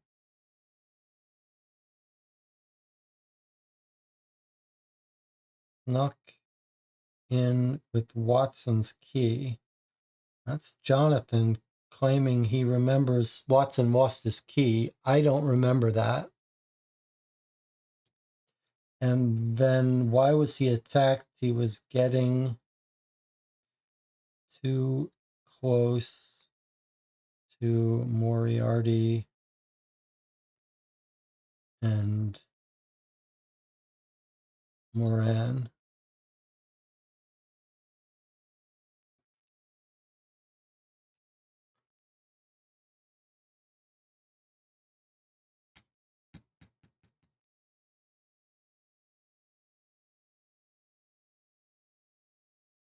You guys think this M is Moran. This feels like a badly worded question to me, but I guess they're asking who is the M that's in Sherlock Holmes's box. But we know Sherlock Holmes suggested to someone that he thinks Moriarty's involved. And we know from the puppet that there's an uppercase M is Moriarty puppeting the lowercase m, Moran. So I'm going to say an uppercase M is Moriarty. Jonathan says, I think it was the 221B lead in case 2. You just read it briefly because we'd finished it.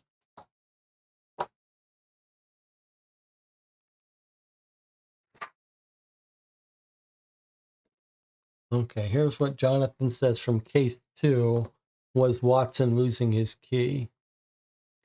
Good to see you. I seem to have lost my keys. He pats himself down, brushing every pocket. Maybe I lost them somewhere on the streets nearby. Could you help me look for them? I'll take the northern part. You do the other side. Okay, well, Jonathan is absolutely right. So with that said, I'm going to sign on to Jonathan's theory that they pickpocketed Watson's key, and while no one was around, they snuck in and planted explosives.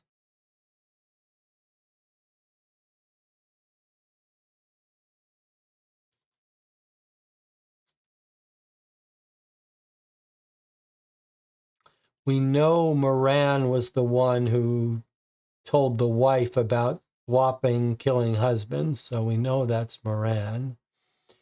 And we know he was paying off these men.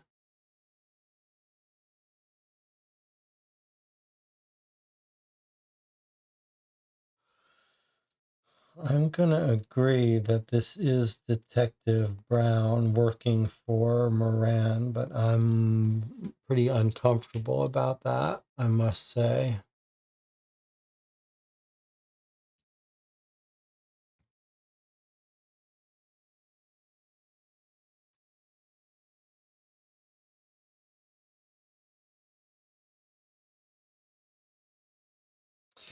Well, before we answer these, now let's do our thing.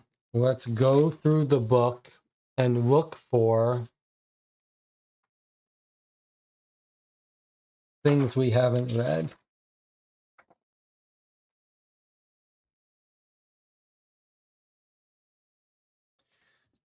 All right. Miss Carter, 10 years ago, doesn't seem like it's relevant to us.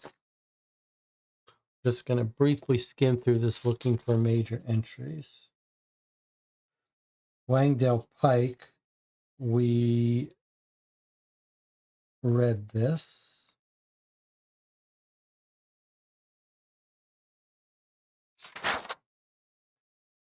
Mycroft, we read.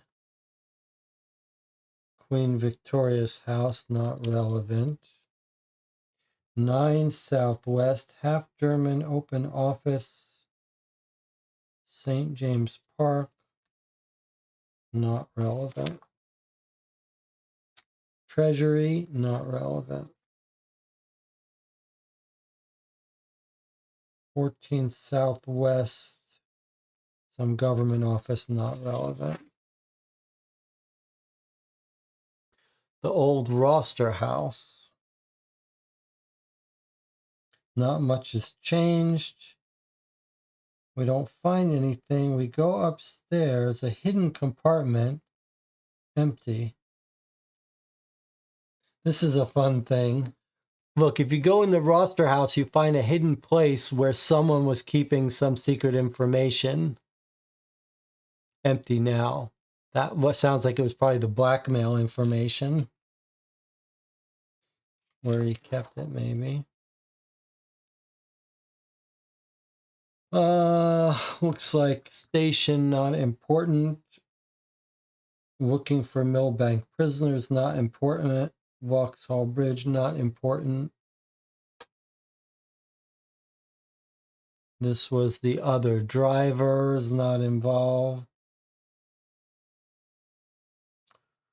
Buckingham Palace Garden, not important.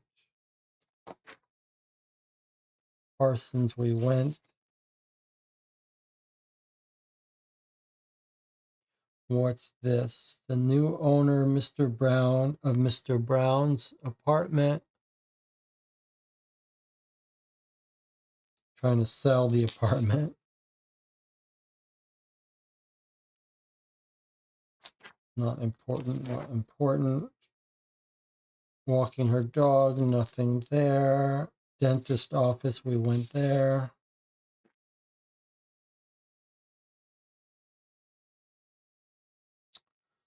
Wire and Sons from previous case, nothing there.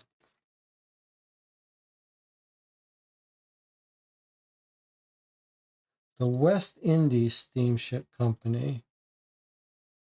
Here's someone telling us that we don't understand the difference between West Indies and India.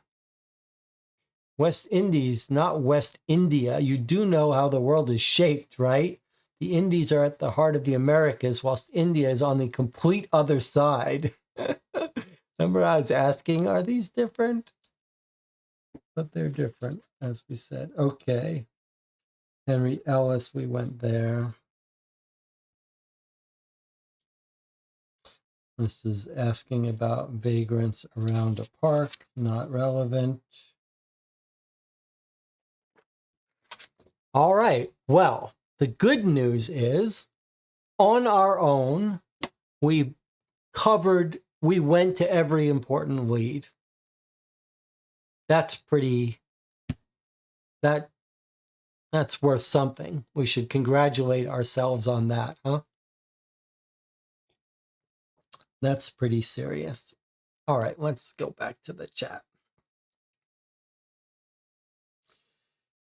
According to the title, there's a house of this mysterious M, and that could refer to Moran's hideout, which means M is Moran.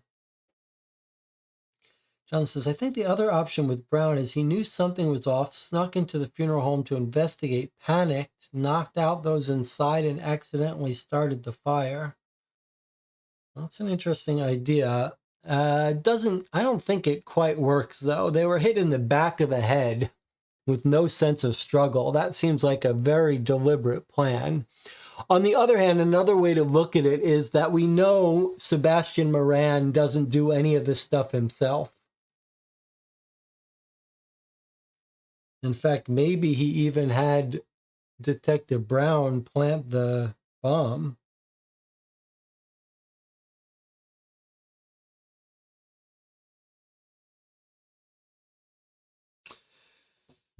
All right. Well, let's everyone get on the record. If you're playing this at home, here are the questions that you should write down the answers to. I have done a very bad job with my handwriting. That gives me a little bit of an excuse to fudge it, but let's see if we can run through these. We're going to go through these ourselves. Everyone in the channel, I want you to get on the record. Who or what is M? It's either Moriarty or Moran. I'm going to say it stands for Moriarty, but this seems like a silly kind of question. We know both of them are involved, but that puppet thing was the most important thing. Moriarty is puppeting Moran, and Holmes is more interested in Moriarty than anything. Jonathan wants us to take a pause, wait, says, can we triple check the boot prints are different or the same at the warehouse and the funeral parlor? Okay, let's do that. So the boot prints are here where the crown was. So 39 Southeast. It's pretty impressive that we discovered all the places on our own. All right, let's see about the footprints here. The warehouse. Creaking large wooden door. Pitch black. Lots of dust. There's a window. Suddenly we stop dead in our tracks. Through the thick layer of dust would normally point us towards thinking it had not been used. But we see heavy footprints starting at the front door, pacing around the entirety of the building. Large boot prints made by a man with a tall stride.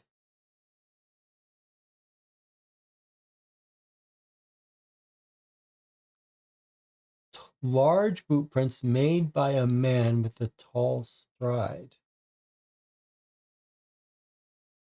The prints continue. We find a dusty table. Why are they pacing around? Dusty table. Next to it is hardly covered in dust. Below it, there are lines dragged into the dust from each chair leg. The table itself has been wiped clean next to where the chair stands. A single ring-shaped clearing with a diameter roughly an adult-sized head. Whatever lay there had been placed once, picked up again. It's a weird scene. Like, what does it mean? You drag a chair over, you empty the crown, you show it to someone.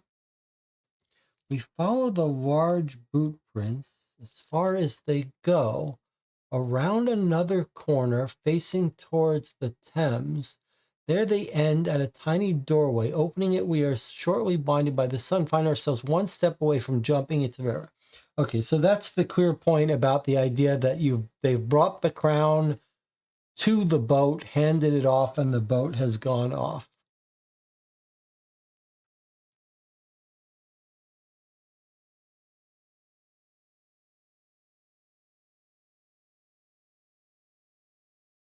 But I don't know who we match this to. Who do we know who's a man with a tall stride?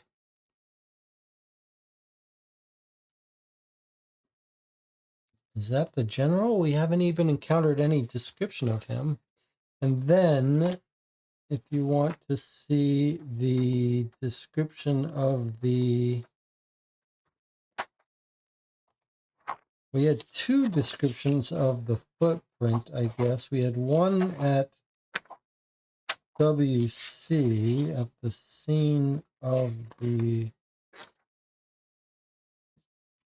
funeral home.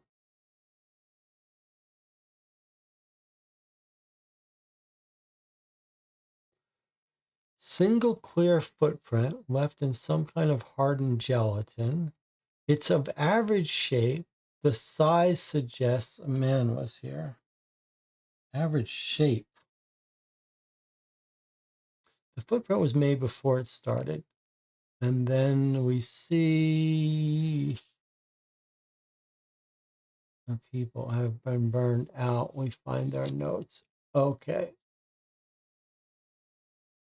He got forced into early retirement due to bad behavior. That's our cop. Our inspector. Okay, and then the other place where the shoe print was described was by not Jasper Meeks, but Murray, 22 Southwest.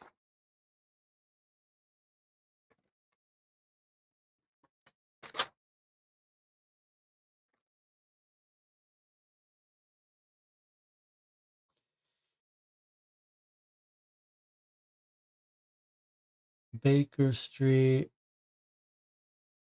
Single explosion.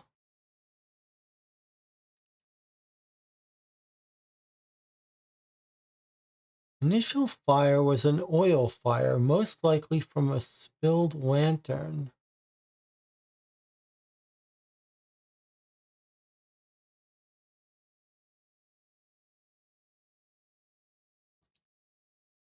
Explosion.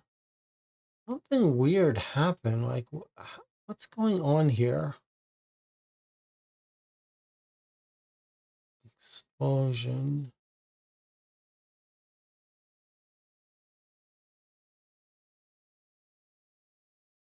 Had to be big, not something you could throw through the window.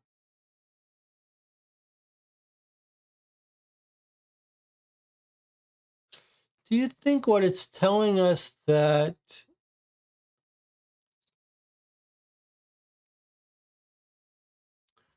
can we think about this for a second?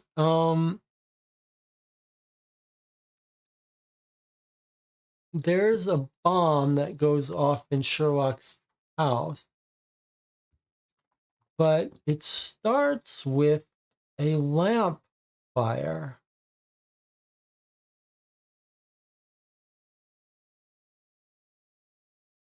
He says,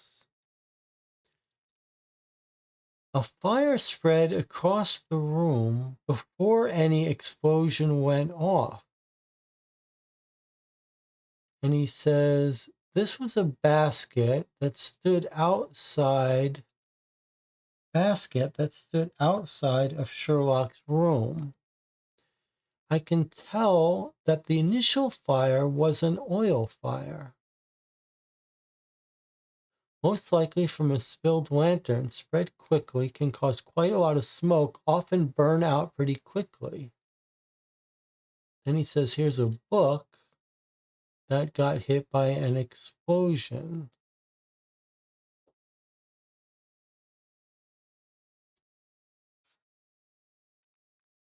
What's the deal with the basket?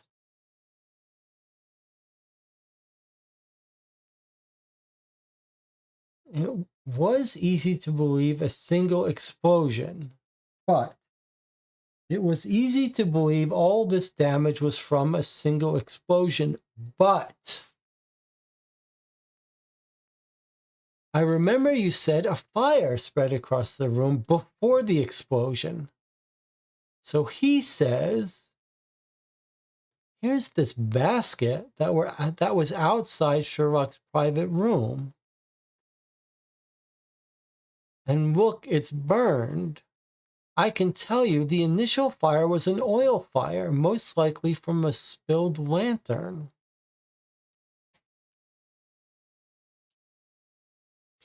Is this suggesting that... Okay, so let's put this together. I do believe that Moran has planted an explosive inside Sherlock's office using the key stolen from Watson. But now, how is it triggered? Are we thinking here that Sherlock discovered it, discovered the explosives, and set it off himself to make it look like it worked? That's what Anna is now saying, and that's kind of what I thought all along. So is it that he's got this bomb planted in his room, and he figures he has to make it look like it worked and killed him? So he purposely starts the fire in a way that would let everyone escape and then lets it go off so that Moran thinks he succeeded in killing Sherlock. And so then in that case, our answer is that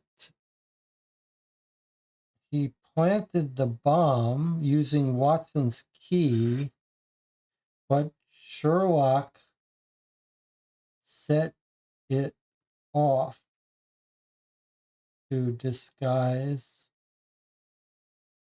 death, to fake his death.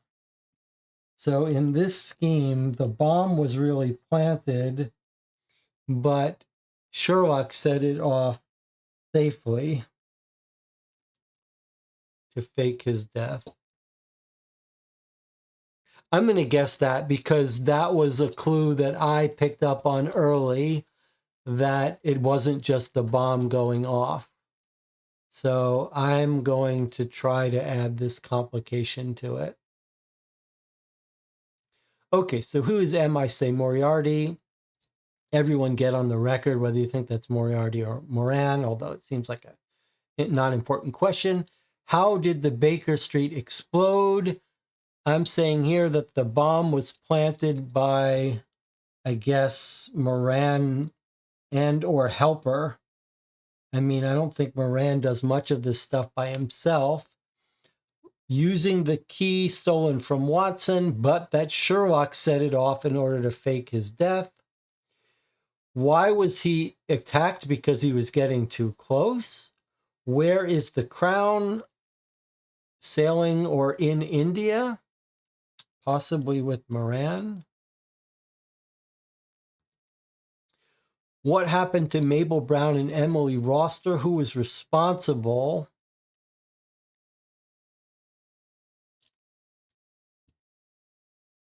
I guess the question is, would Moran have a motive to kill them off? I mean, he did talk to them, but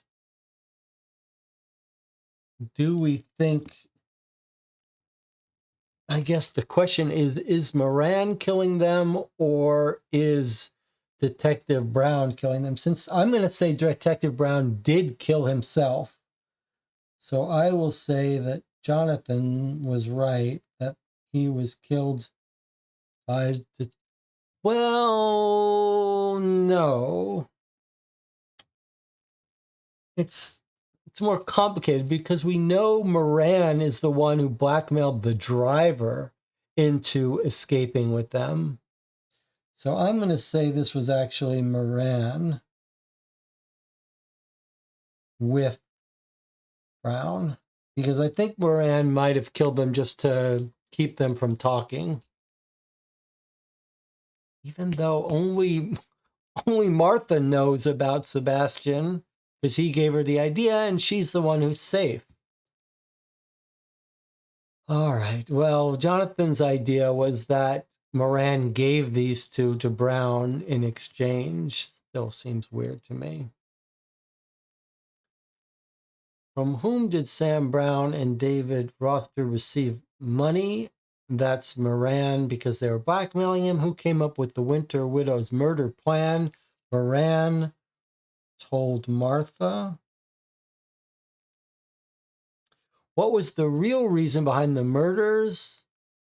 Two of them were killed because they were asking for too much money. One of them was just killed as part of the plan. John, this is... I have a theory to consider briefly about the location of the crown. Mycroft has a big assistant, and we saw the big footprints at the warehouse. Could Mycroft have been ahead of Holmes and set up a fake buyer with an agent and bought the crown so it's still in England with the tall agent? That's a very interesting idea. We were told about Mycroft's tall agent, but didn't we see it walk over to the window?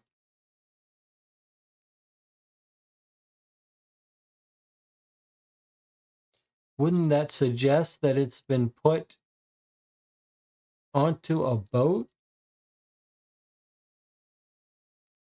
Another theory is that it's down under the water outside the window.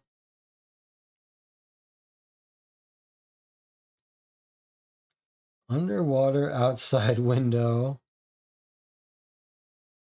On boat to India.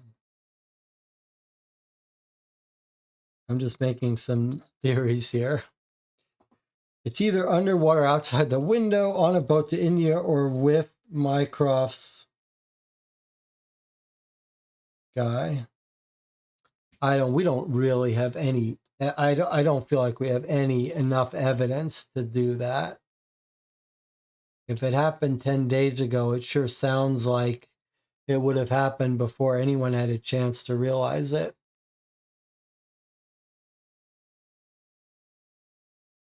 This just seems to me like it was the meetup where Gerard brought the... It sounds to me like that scene...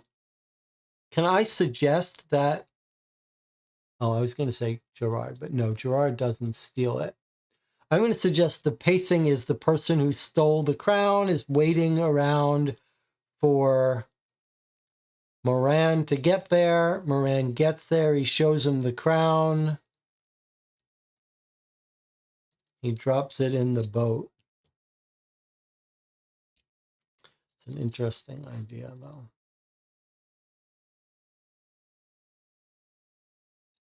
Anna says, I don't think the big man is Mycroft's assistant. I think he's the reason Mycroft can't speak to us, so maybe a government guy or even Moriarty's spy. I don't understand that at all. That seems like it was Mycroft's bodyguard. I don't understand how you can say that he's Moriarty's spy. That doesn't make any sense to me. Who started the fire at Clarence Robinson's?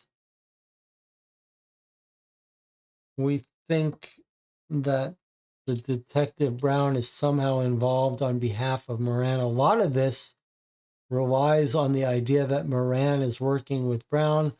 I'm still uncomfortable about this because he was investigating this, so I don't understand how he's investigating the funeral home and he knows about it enough to kill them.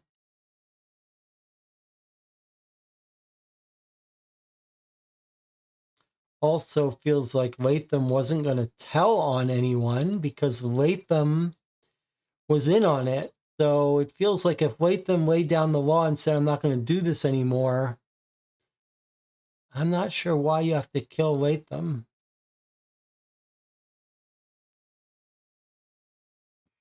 Any other reason, though?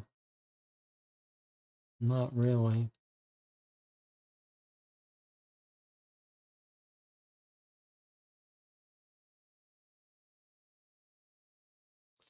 All right.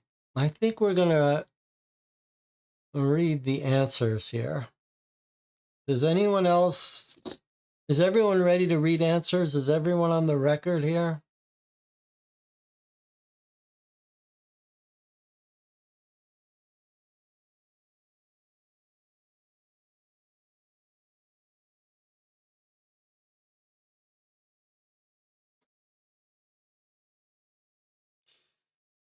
The one thing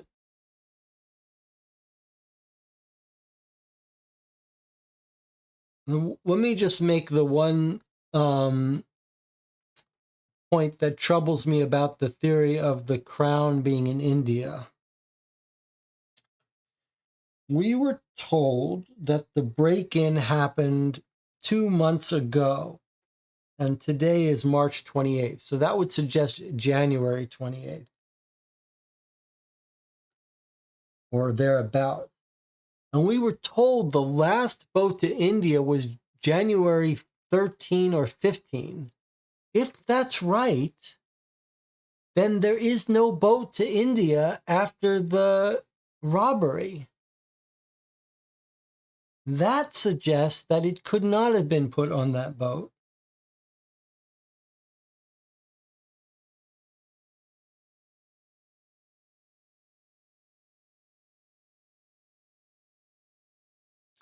That's troublesome. That's very troublesome to me. So I am going to guess that the crown is, well, who knows where it would be if that was 2 months ago.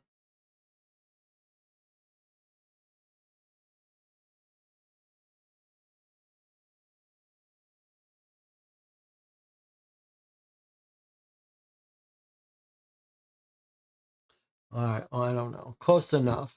2 months, 2.5 months. Okay. All right, let's read the solution. Let's see how much of this we're going to get answers to. Is everyone ready? Should we take a break and then read the solution, or read the solution and then take a break? I guess we should read the solution and then take a break. All right, are we ready for this? Okay, here we go. All right, so who is M? It's Sebastian Moran, right-hand man of Moriarty. So Anna was right about this. I was wrong, but I don't think it matters. What about the bomb? It was planted by Moran. Moran was aware Sherlock figured out the coded newspaper, thus knew about the theft. Well, we got that right because Sherlock was getting too close. Somewhere in India, where is the crown? Somewhere in India, the one in Buckingham Palace is a fake. Okay. I would count that as correct. Okay. What happened to Mabel? We know James Piper, most likely murdered. Okay, we got that right. Who did Sam Brown receive money from? They were receiving money from Moran to stay quiet about what they saw in the park. We're not sure where they saw it, but okay. I guess we did know that. Moran gave Martha Jameson an idea at the Cavendish Club. Okay. Sam Brown and David Roster were asking for money. He refused and used the wives against it. Jameson was not a target of Moran, but was killed by the women. Okay, that's exactly what was said here.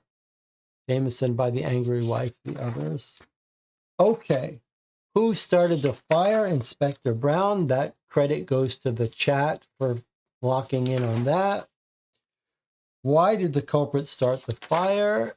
As a payment to Moran for eliminating his brother's killers. Okay, so Jonathan was basically right here, that it was a trade. Moran killed the wives, and so the inspector kills the men. That seems weird.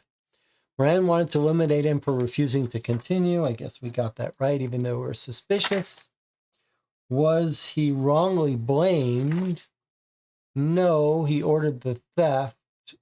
Was unrelated. Well, we got that right. We just said he wasn't guilty of murder, but he did steal. So I'm going to count us around that. Okay, so the only question we got wrong, really, was this silly one about whether the M stands for Moriarty or Moran. I think maybe they said Moran was tall at the Cavendish Club. All right, that's possible. That's quite possible. All right, let's read the solution. We've got 2 full pages of solution here. All right, and we're going to discover Holmes is alive here too, which will be nice. As we enter the Diogenes Club, we slowly make our way up to Mycroft's private room. In the hallway just outside, we take off our coats and hats and hang them on the nearby hangers. Just then, a loud gunshot blasts from behind the doors, and the heavy thud rings our ears. We drop our coats to the floor and rush into the room.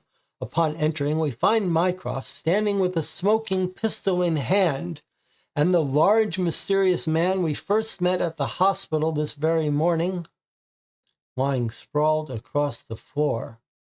Slowly, the red pool below his body starts to widen.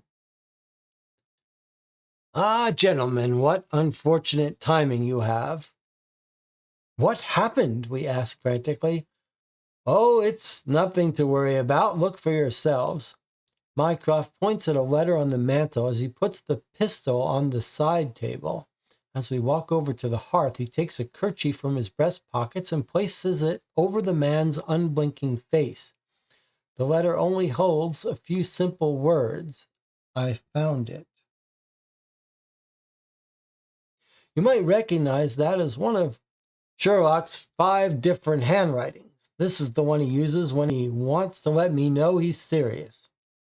We stand for a moment looking at the dead man laying on the floor and the completely calm and composed posture of Mycroft when 2 men rush into the room.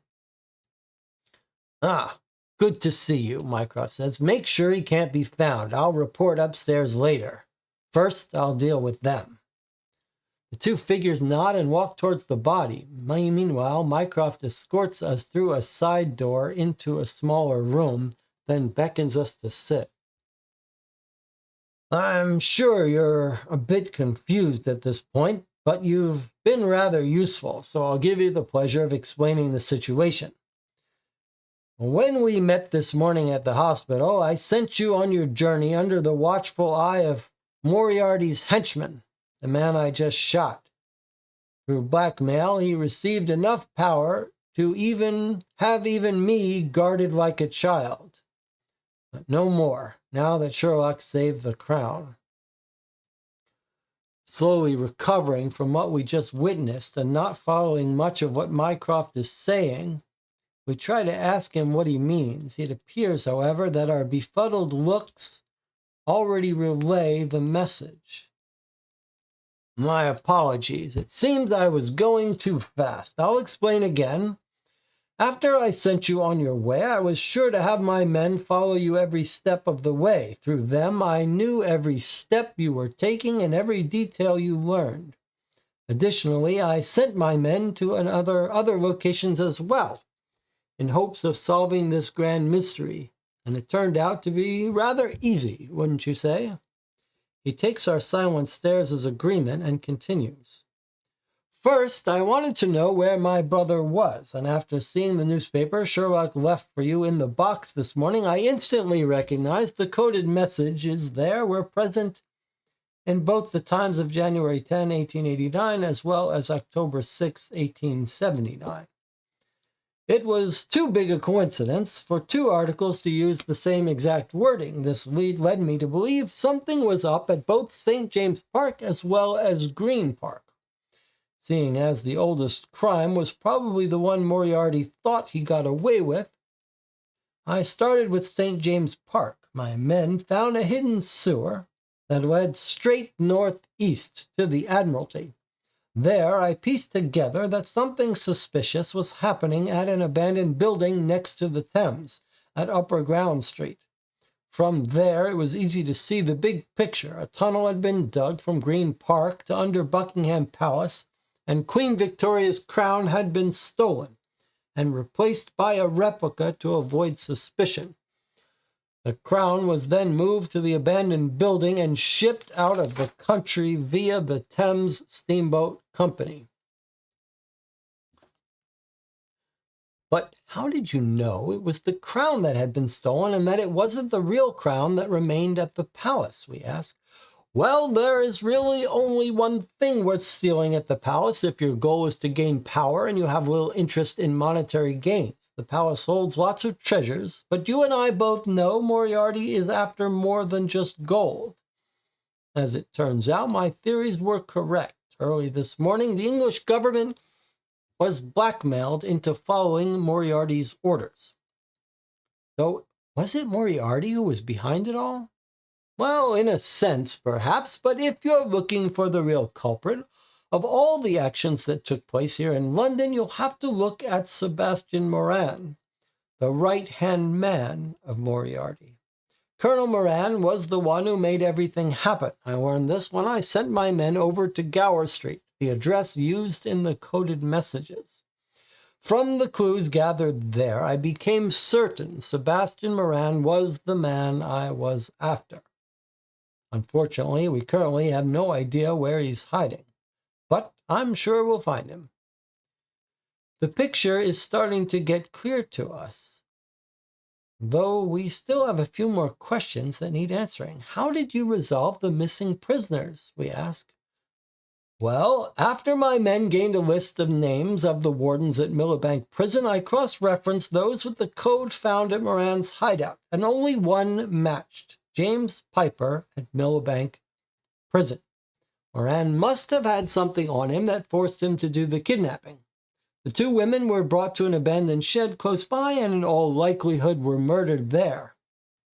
To see the connection, I needed Martha Jameson's side of the story. Apparently, she knew about the money Sam Brown and David Roster were receiving from an unknown source for the last decade, and also that she had gotten the murder plan from a mysterious man that could only have been Moran himself. If you combine the hidden income and the activities of Moran 10 years ago, one can only assume that Brown and Roster saw something at St. James Park all those years ago. They were receiving money to stay quiet, but must have started asking for more. Meanwhile, Moran gained access to the Winter Widows' correspondence and learned of their hatred toward their husbands. It was the perfect opportunity for Moran to get rid of the two greedy witnesses without having to draw any attention to himself. But then, why would Moran attempt to have the three women murdered as well? For that, we need to look at the last puzzle piece, yesterday's fire at Clarence Robinson's. I sent my men to the parlor, and it soon became clear that what Martha Jameson said about her brother-in-law was true. Inspector Brown had been spotted in the vicinity of the parlor, and his drive for revenge must have been connected. It's not unreasonable to think that if Moran was able to contact a hateful wife and inspire her to murder, that he would contact a vengeful brother and strike a deal. My theory is that the inspector had to burn down Clarence Robinson's in trade for Moran getting rid of the Winter Widows. This is further corroborated by the fact both crimes happened within a day of one another. But what did Moran have to gain from burning down the entire building? With the information my main men gathered from the funeral parlor, I paid a personal visit to Quentin Hogg, the reporter for the Police Gazette. My bodyguard had no clue I wasn't there to exchange pleasantries. With Hogg's information, it became clear that Walter Latham was living a double life.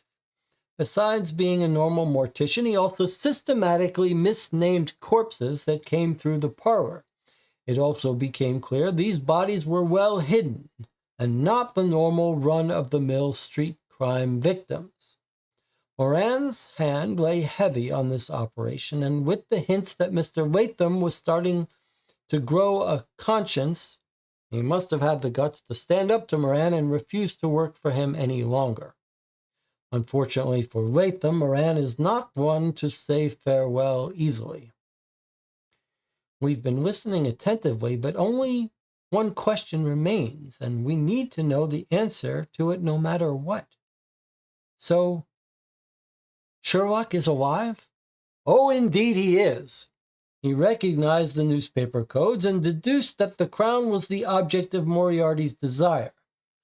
Unfortunately for him, and you as well, Moran was on to Sherlock's discoveries. I guess Moran must have had Sherlock followed for some time now, maybe even Watson, Lomax, and any other associates, including you. Yesterday evening, Sherlock found some kind of explosive in his room. In those precious few seconds he had until it would explode, he concocted a plan, set fire to the apartment, to chase you out of harm's way, fake his death, to give him time to escape London and travel to India to reclaim Queen Victoria's crown. As it turns out, his entire plan worked out splendidly. Now Moriarty has nothing to use as blackmail, and we are free of his terror for now. So the system for the idea that Holmes found the explosive and set off a fire was true. I feel good about that.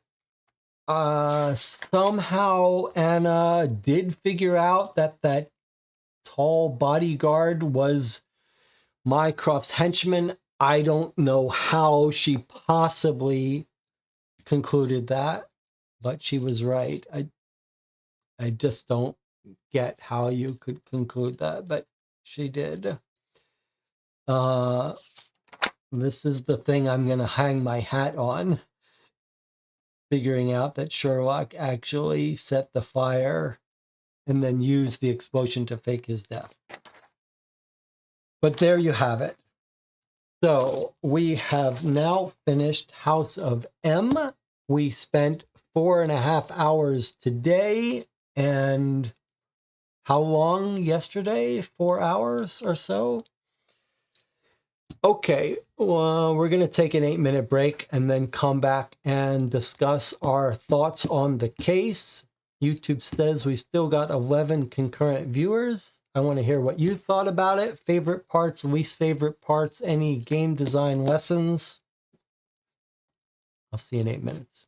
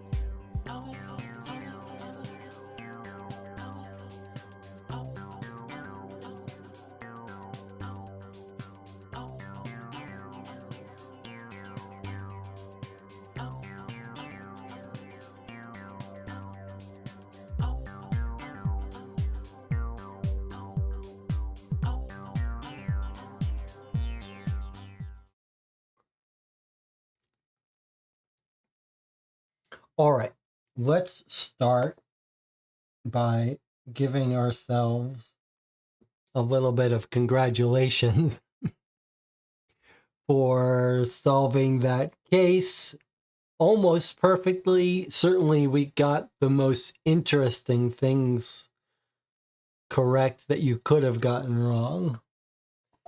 All right, let's talk about the experience. Let me check in with the chat first. Yes, Anna makes a point about Mycroft being cautious about talking to us. Jonathan says, fun experiment, tying together two previous cases with the new one, largely worked, had some fun twists, some good scenes. Stolen Crown plot was a little cartoony. I wish the previous two cases had been able to be tied to it more directly. Felt like connection between the previous cases and Moran was a little fuzzy.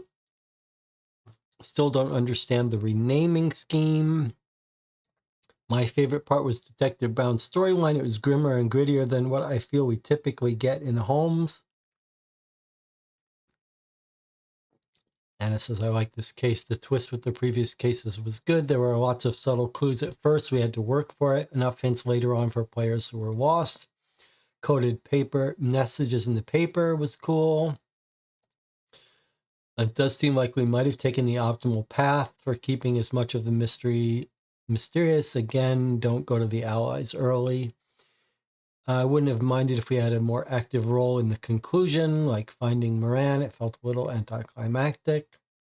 DJ Moneycut says this case was pretty fun. Jonathan says, I would have not have minded a few more obscured leads like the one found in the code where we really had to figure something out to find a lead. Other than the body switch thing, it made sense, which is more than I can say for a lot of the real cases. Not a fan of searching multiple newspapers, but that's part of the game. The name thing never really made sense. Other than that, it was a very well-constructed adventure.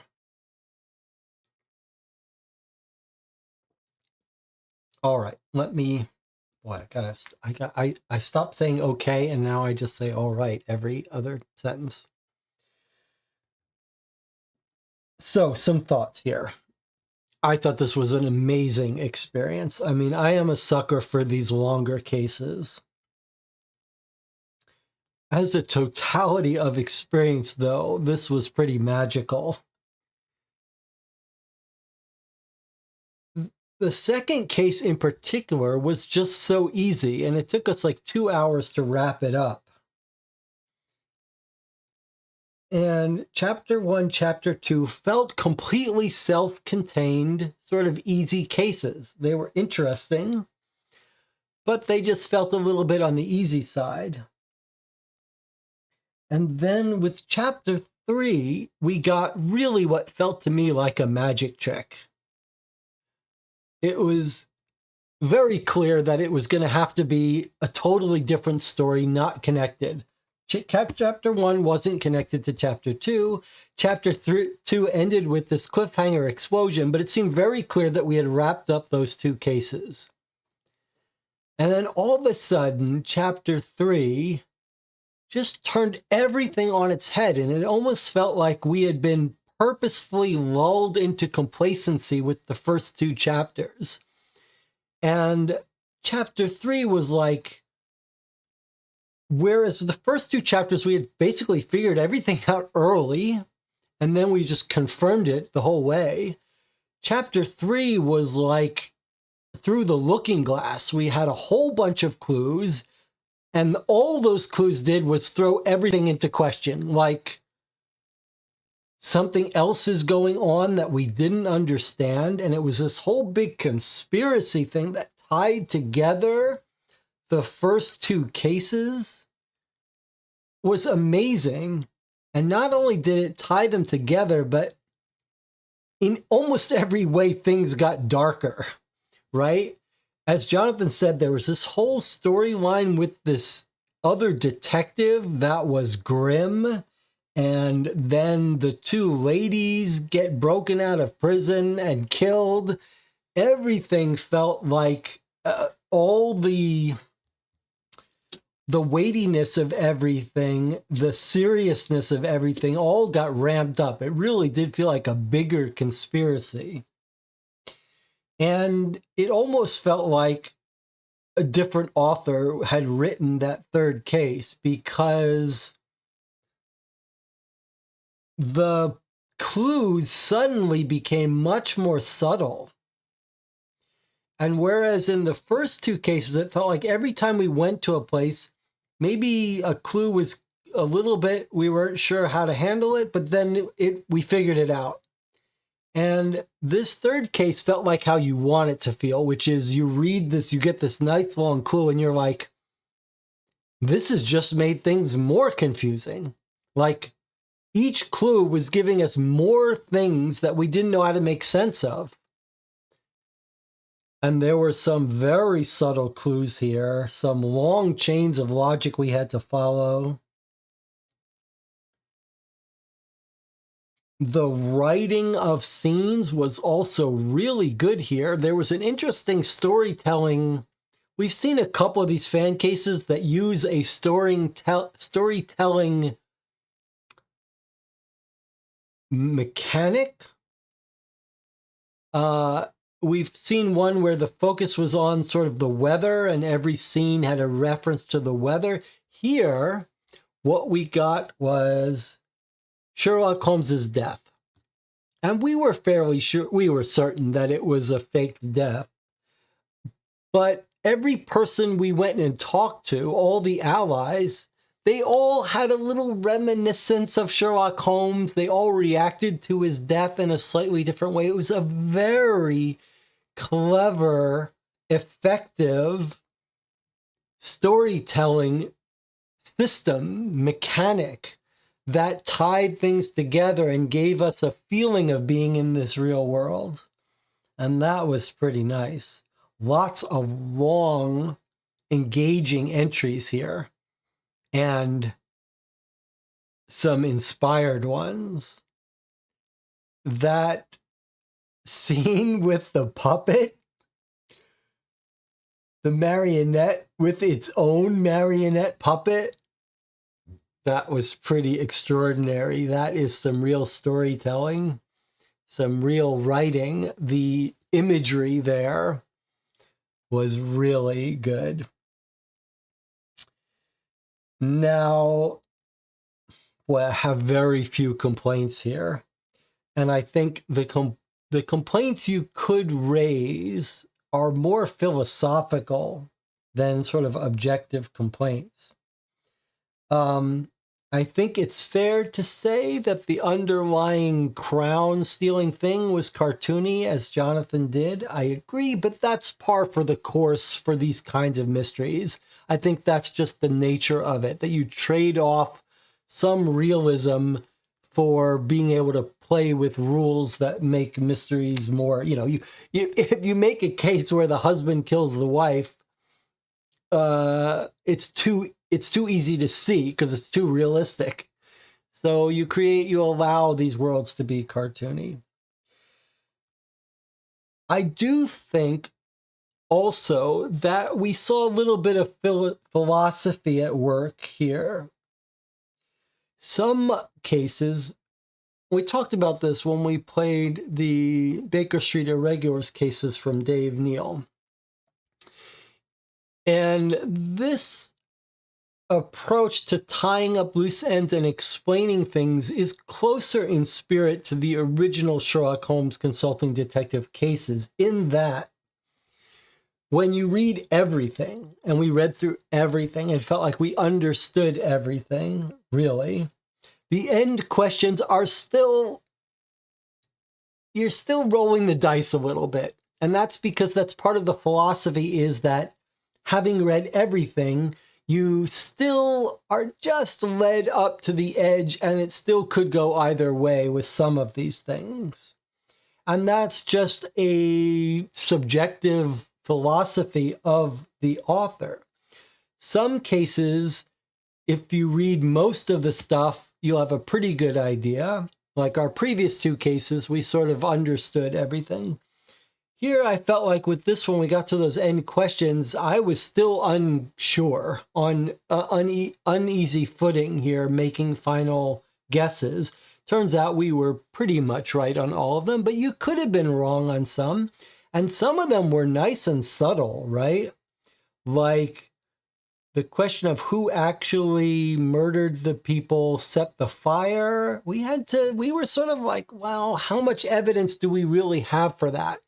And it rested on some tiny piece of evidence. The people getting hit on the back of the head with what an object that could have looked kind of like a billy club from a detective. That was enough for us to make some of those decisions.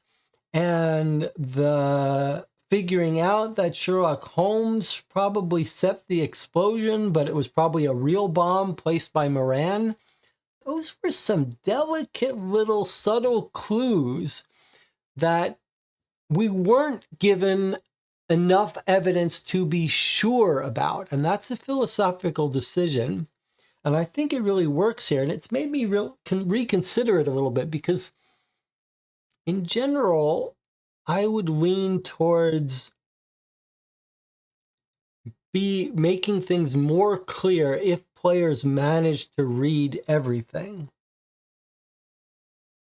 It's delicate to make these questions make you unsure of the answers even after you see everything, but I think it really works here. But so many little subtle things here. The recognizing multiple articles were the same. That was a fun moment. Understanding the clue about that.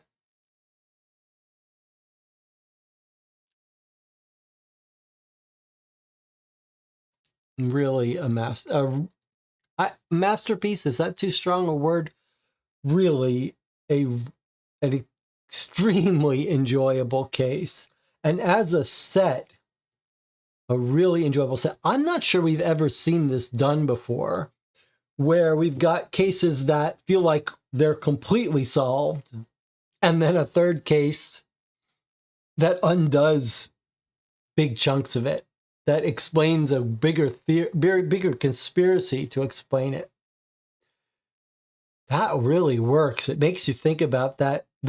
If you're writing a campaign case like Gumshoe or like New York Noir, that's a very intriguing, appealing formula, to have cases that feel like they got resolved and then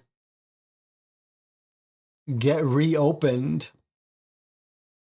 I really wonder if the author had planned it all from the start. You also get a little bit of a feeling, again, from a philosophical standpoint, like we all got to the end of this and said, we don't really understand this name switching. And I almost feel like the author might say, it's not important. Like, you're not meant to understand all of it. You don't have to understand exactly what happened in that warehouse with the crown. Maybe you don't really, it's not that important that the game explain what's happening with the names. Maybe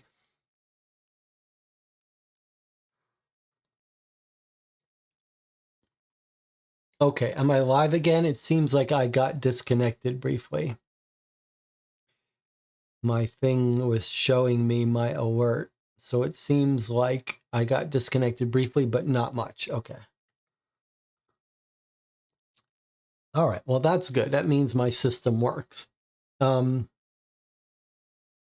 Anyway, all I was saying, I think if I got cut off in the middle, is I think this was an example. The part with the not being able to understand what was happening with the names is a good example of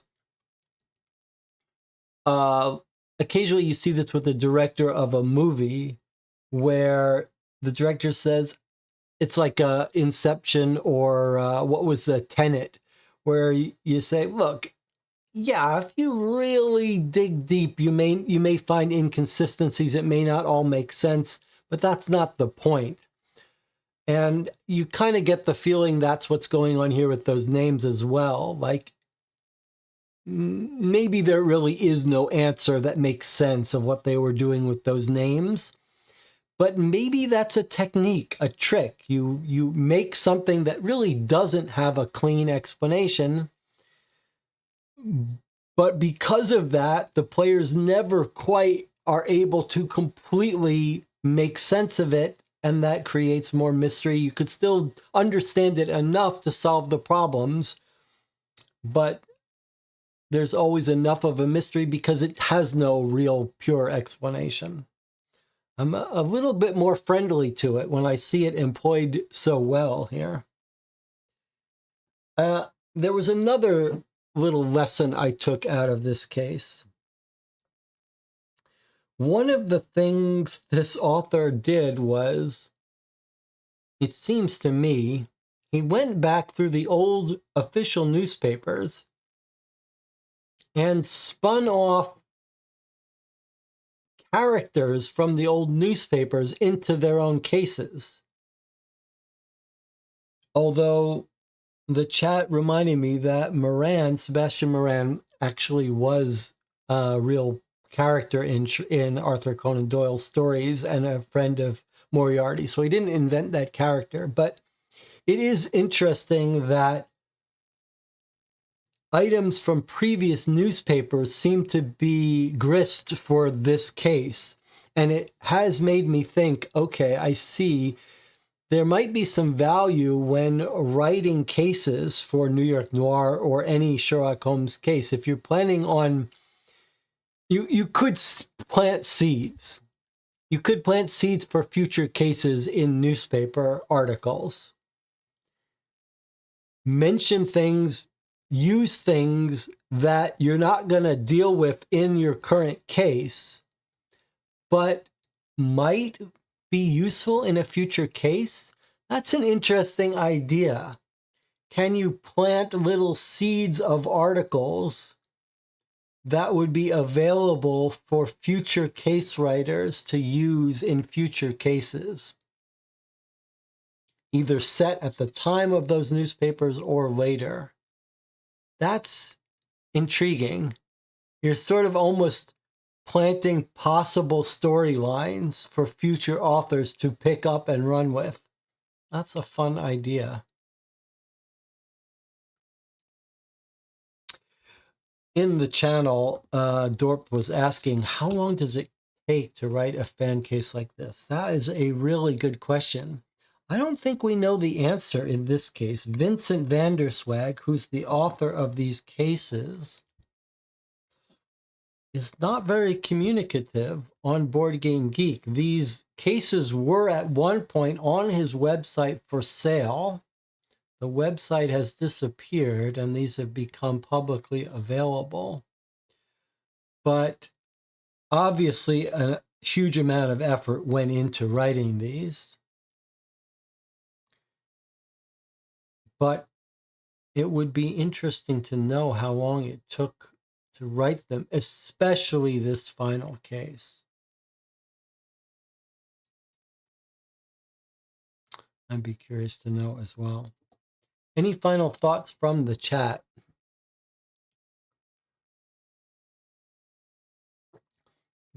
This almost felt like one of the big expansion cases, like Queen's Park, Adventures by Gaslight. This did not, this third case felt like an extra long case, not like a normal case. And then if you put these three together, I think you put these three together, you basically have like a Adventures by Gaslight Queen's Park. Like this as a set is equivalent in scale to Adventures by Gaslight or Queen's Park. Maybe not as satisfying when you play case 1 and 2, but by the time you tie them all together, I think it's right up there. It's actually, we actually got a third big expansion. Queen's Park, Adventures by Gaslight, some of my favorite experiences in Sherlock Holmes Consulting Detective because of how epic and long they are. And I thought that was over for us. There was no more left. we've actually gotten a wonderful gift. The set of these that we've played in close succession really has given us another one of those. And I would absolutely highly, highly recommend this set. If you've played those two and you want one more, play this. There's a lot of English grammar typos. You have to be willing to skip over that and not let it bother us. It didn't bother me at all, but might be worth someone taking another crack at it. Maybe the graphic art redesign did address some of that. I don't know because we played the original here. All right, last comments from the chat. Jonathan says, good warm-up for Blood Alley. Anna says, this was a real pleasure. We made a good team. Thanks for the great experience. Yes, another great teamwork effort. These cases where we can discuss and debate theories and spend an hour recapping some of my favorite experiences. It is making December feel special. Thank you all for joining me. I will see you possibly on Saturday for Masters of Crime, although maybe we just want to sit with this for a couple days and not play something again so soon. But we will meet for sure Sunday afternoon to play Improv New York Noir case. Stay tuned on the channel for my review of Box 2. I hope everyone is looking forward to a Merry Christmas or whatever you celebrate. I'll see you next time.